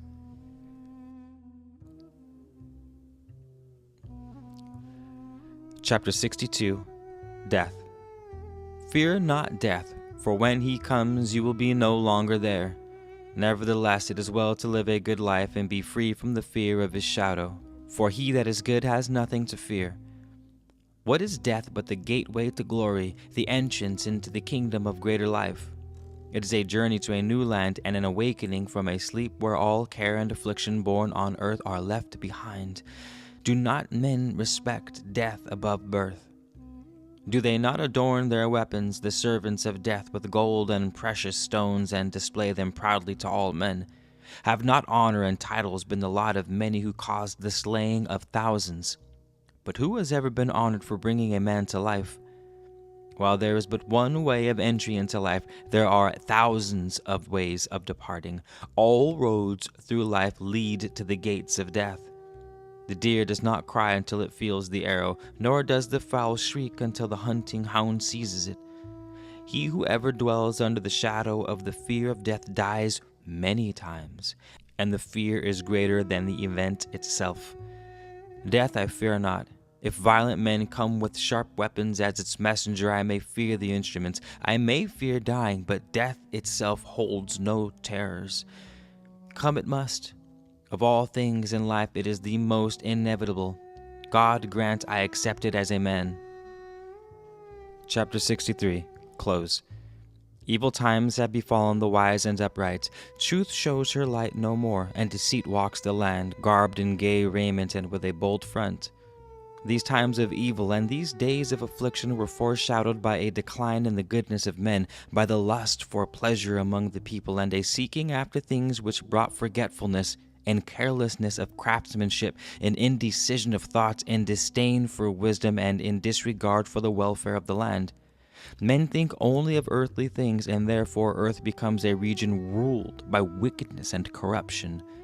Yet this I say unto you, the mockers of the wise and the scorners of wisdom shall tomorrow be forgotten, and the wisdom that they deride shall have its day when they are dust and their names forgotten.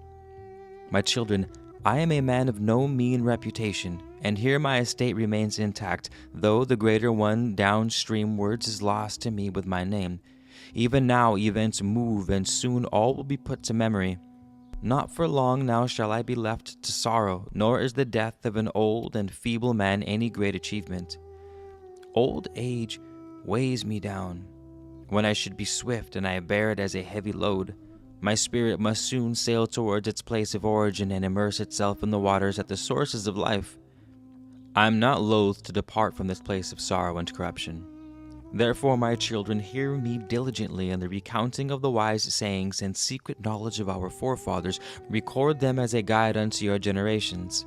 Now is the day of the wrongdoer. The kindly and unselfish man goes down, and the honest man is the playing things of winds of adversity. It is the brazen-faced ones who rise to sit in high places. The iniquity of the wrongdoer is no more than a subject for talk of the marketplace, and even moves men to mirth. The shame of women is accepted as normal, and causes no stir except on the thoughtless tongues of the idle. I carry my burden of wretchedness alone, for no friend is left to me among men of my estate. I await the time when my habitation will be laid open to the winds, my place of waiting be filched from thee, and my fernery equipment be no more. Yet I am still a man of no mean estate. Death attends at my right hand, but I am not perturbed for myself, but for my incapacity. Oh, for the arm that once bore the spear, and the eye that shot it home! Death is not feared, for it will be as cool waters after a journey in the heats of the day. It will be as freedom to one long held in confinement, or as green pastures to the wanderer of the wilderness.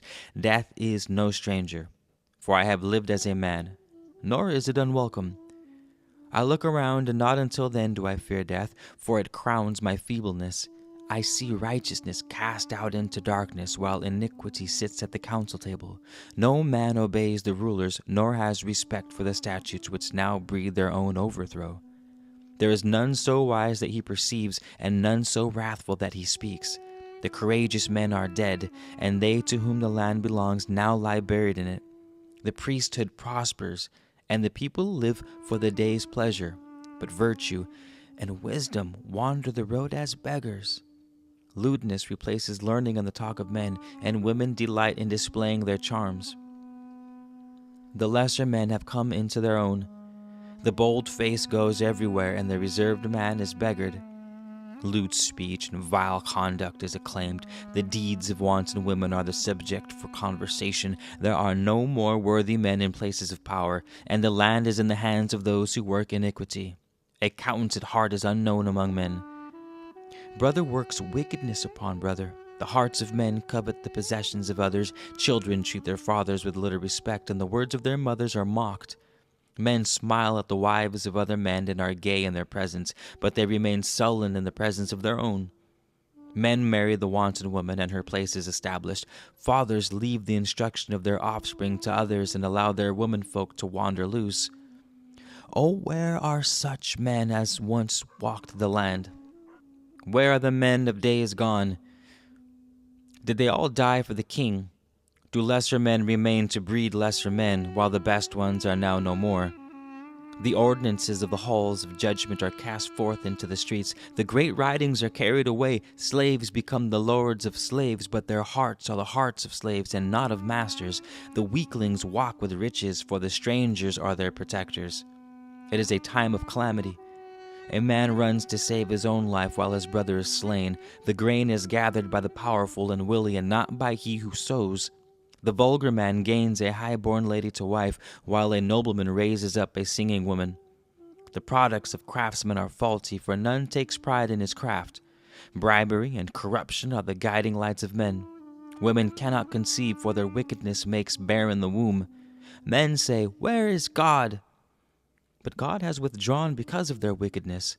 The false gods flourish and wax fat on promises. Where once the voices of joy were heard, now there is lamentation. Men curse their fathers because of their birth.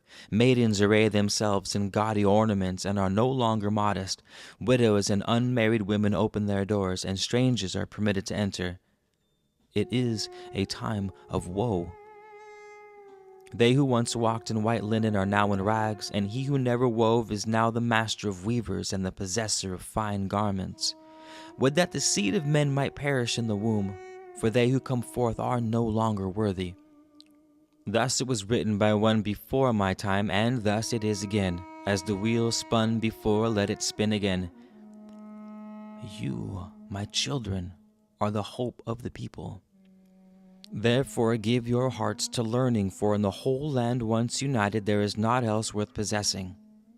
Peruse diligently these writings, and let them be the measure of your heart. Keep them beside you, or carry them to a place of quietude, that they may be better contemplated in solitude. It will be an unworthy deed to make alterations in the record of these things, to falsify that which is written as a wrong against your children and against truth. The writings will give you pleasure, though that is not their intent, and they will bring tranquility to your heart and teach you the ways of men. If they cause you uneasiness of conscience, then they are not without achievement. The water flows away, time speeds by on feet of swiftness, and the unlearned things are uncountable, as the sands that blow in from the wilderness. Therefore be like the goose that extracts the sustenance from the mud, and devote yourself to the welfare of your soul. Though the spiritual understanding of man is limited and his moral nature weak, nevertheless he fails to utilize fully the attributes he does possess. Man does not make sufficient effort to rise as high as he could. He does not reach out to the boundaries of his limitations. He approaches but a little way towards the goodness he could attain, did he but extend himself. Therefore, give heed to these writings, for they are offered for your benefit. They are not things recorded carelessly or without reason. They will enlighten the ignorant and give all men assurance that they may steer a steady course through life. Fill your bellies with them as with cool waters. Store them up as a prudent man stores corn against a time of famine. As the value of corn is enhanced in times of famine, so is it that in the times of trial and tribulations these instructions will be more honored. Man mixes the mud and straw and lays the bricks one on the other, but it is the will of God which gives them firmness and holds all the structure to its form. Give ear to these instructions, and your condition in life will be like unto those who have gone before. Make yourself learned in the written rolls, and everything you do and say will be profitable. Every word written shall pass correct, as a thing which can never perish in the fertile lands. The wisdom shall beautify the commands which are given by nobles and princes. Let they who understand become craftsmen in speech, and having learned fine speech, pass on to others their knowledge, that the writings may be received with respect. The heart that is well immersed in wisdom rejoices when this is proven a bringer of peace and prosperity. If within your heart you say, "Why need I these instructions? For all these things I know," does he who has recovered from a sickness need a physician, or he who has crossed the river a boat? Yet to you I say, be not hasty of speech, for to you is not enough. These things are not given to be just known, but to be lived. Know them you may, but do you also live them? Let this written wisdom be the straight edge to show how much you deviate from the true. Use it to align yourself, to eliminate the crookedness. Not the least purpose of these writings is to reveal your weaknesses, to remind you that your body is but dust, and to stimulate your spirit with the joyous knowledge of the glories awaiting your awakened soul. Whatever your store of wisdom, be prudent. Let your heart serve as a counterbalance for your tongue. Let your lips speak true, and your eyes see only that which is right for it to see. Ensure that both your ears hear the same thing. Avoid all men who mock and will not incline their ears. Disregard the fool who will not listen, for he will effect nothing. He will mock the man of knowledge as a man without understanding. Wisdom and prudence he considers to be defects. He smothers his soul and then proclaims that the lifeless thing does not exist. He spends his days on earth, but he is already one as dead, for life to him is worthless. Men avoid him because of his manner and because of the many troubles which beset him. When you are hoary-headed and men hold you in respect, instruct your children in these things, even as you have been instructed. Every man has the duty to pass on the knowledge he has acquired undiminished, to tell what he has learned to his children, that they in turn may hand it to their children. Suppress no word in the writings, nor add anything to them. Set not one thing in place of another, and instruct in accordance with that which is prescribed. These are things long handed down by word of mouth in the inner sanctuaries of wisdom. All men seek the truth among the temples, but only the great God knows who has found it. He who knows within his heart that all things here written are good and beneficial, but who fails to practice them, is like a man who lights a lamp and then closes his eyes. Let these things not have been written in vain, nor the effort, which has not been small, be wasted. Here ends the book, its beginning to its end, as it was found in writing, inscribed to endure. Keep it with you always, not just for times of joy and light, but also for times of distress and darkness. Though the moon and many stars are always shining, when the sun sets it is night.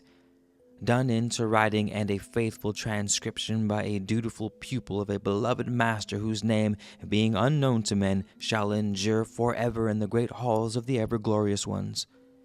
Not all is as the master wrote, nor are they all his writings, though attributed to his inspiration by those who sat at his feet and followed the same path, sought to glorify him. For he journeyed in sorrow towards the sun setting, not knowing whether his seed took root or was cast on barren ground. Who, because of his words, was cast out from his estates and left believing himself deserted by God and men. All men sow, but few live to see the harvest or the strange fruit it brings forth.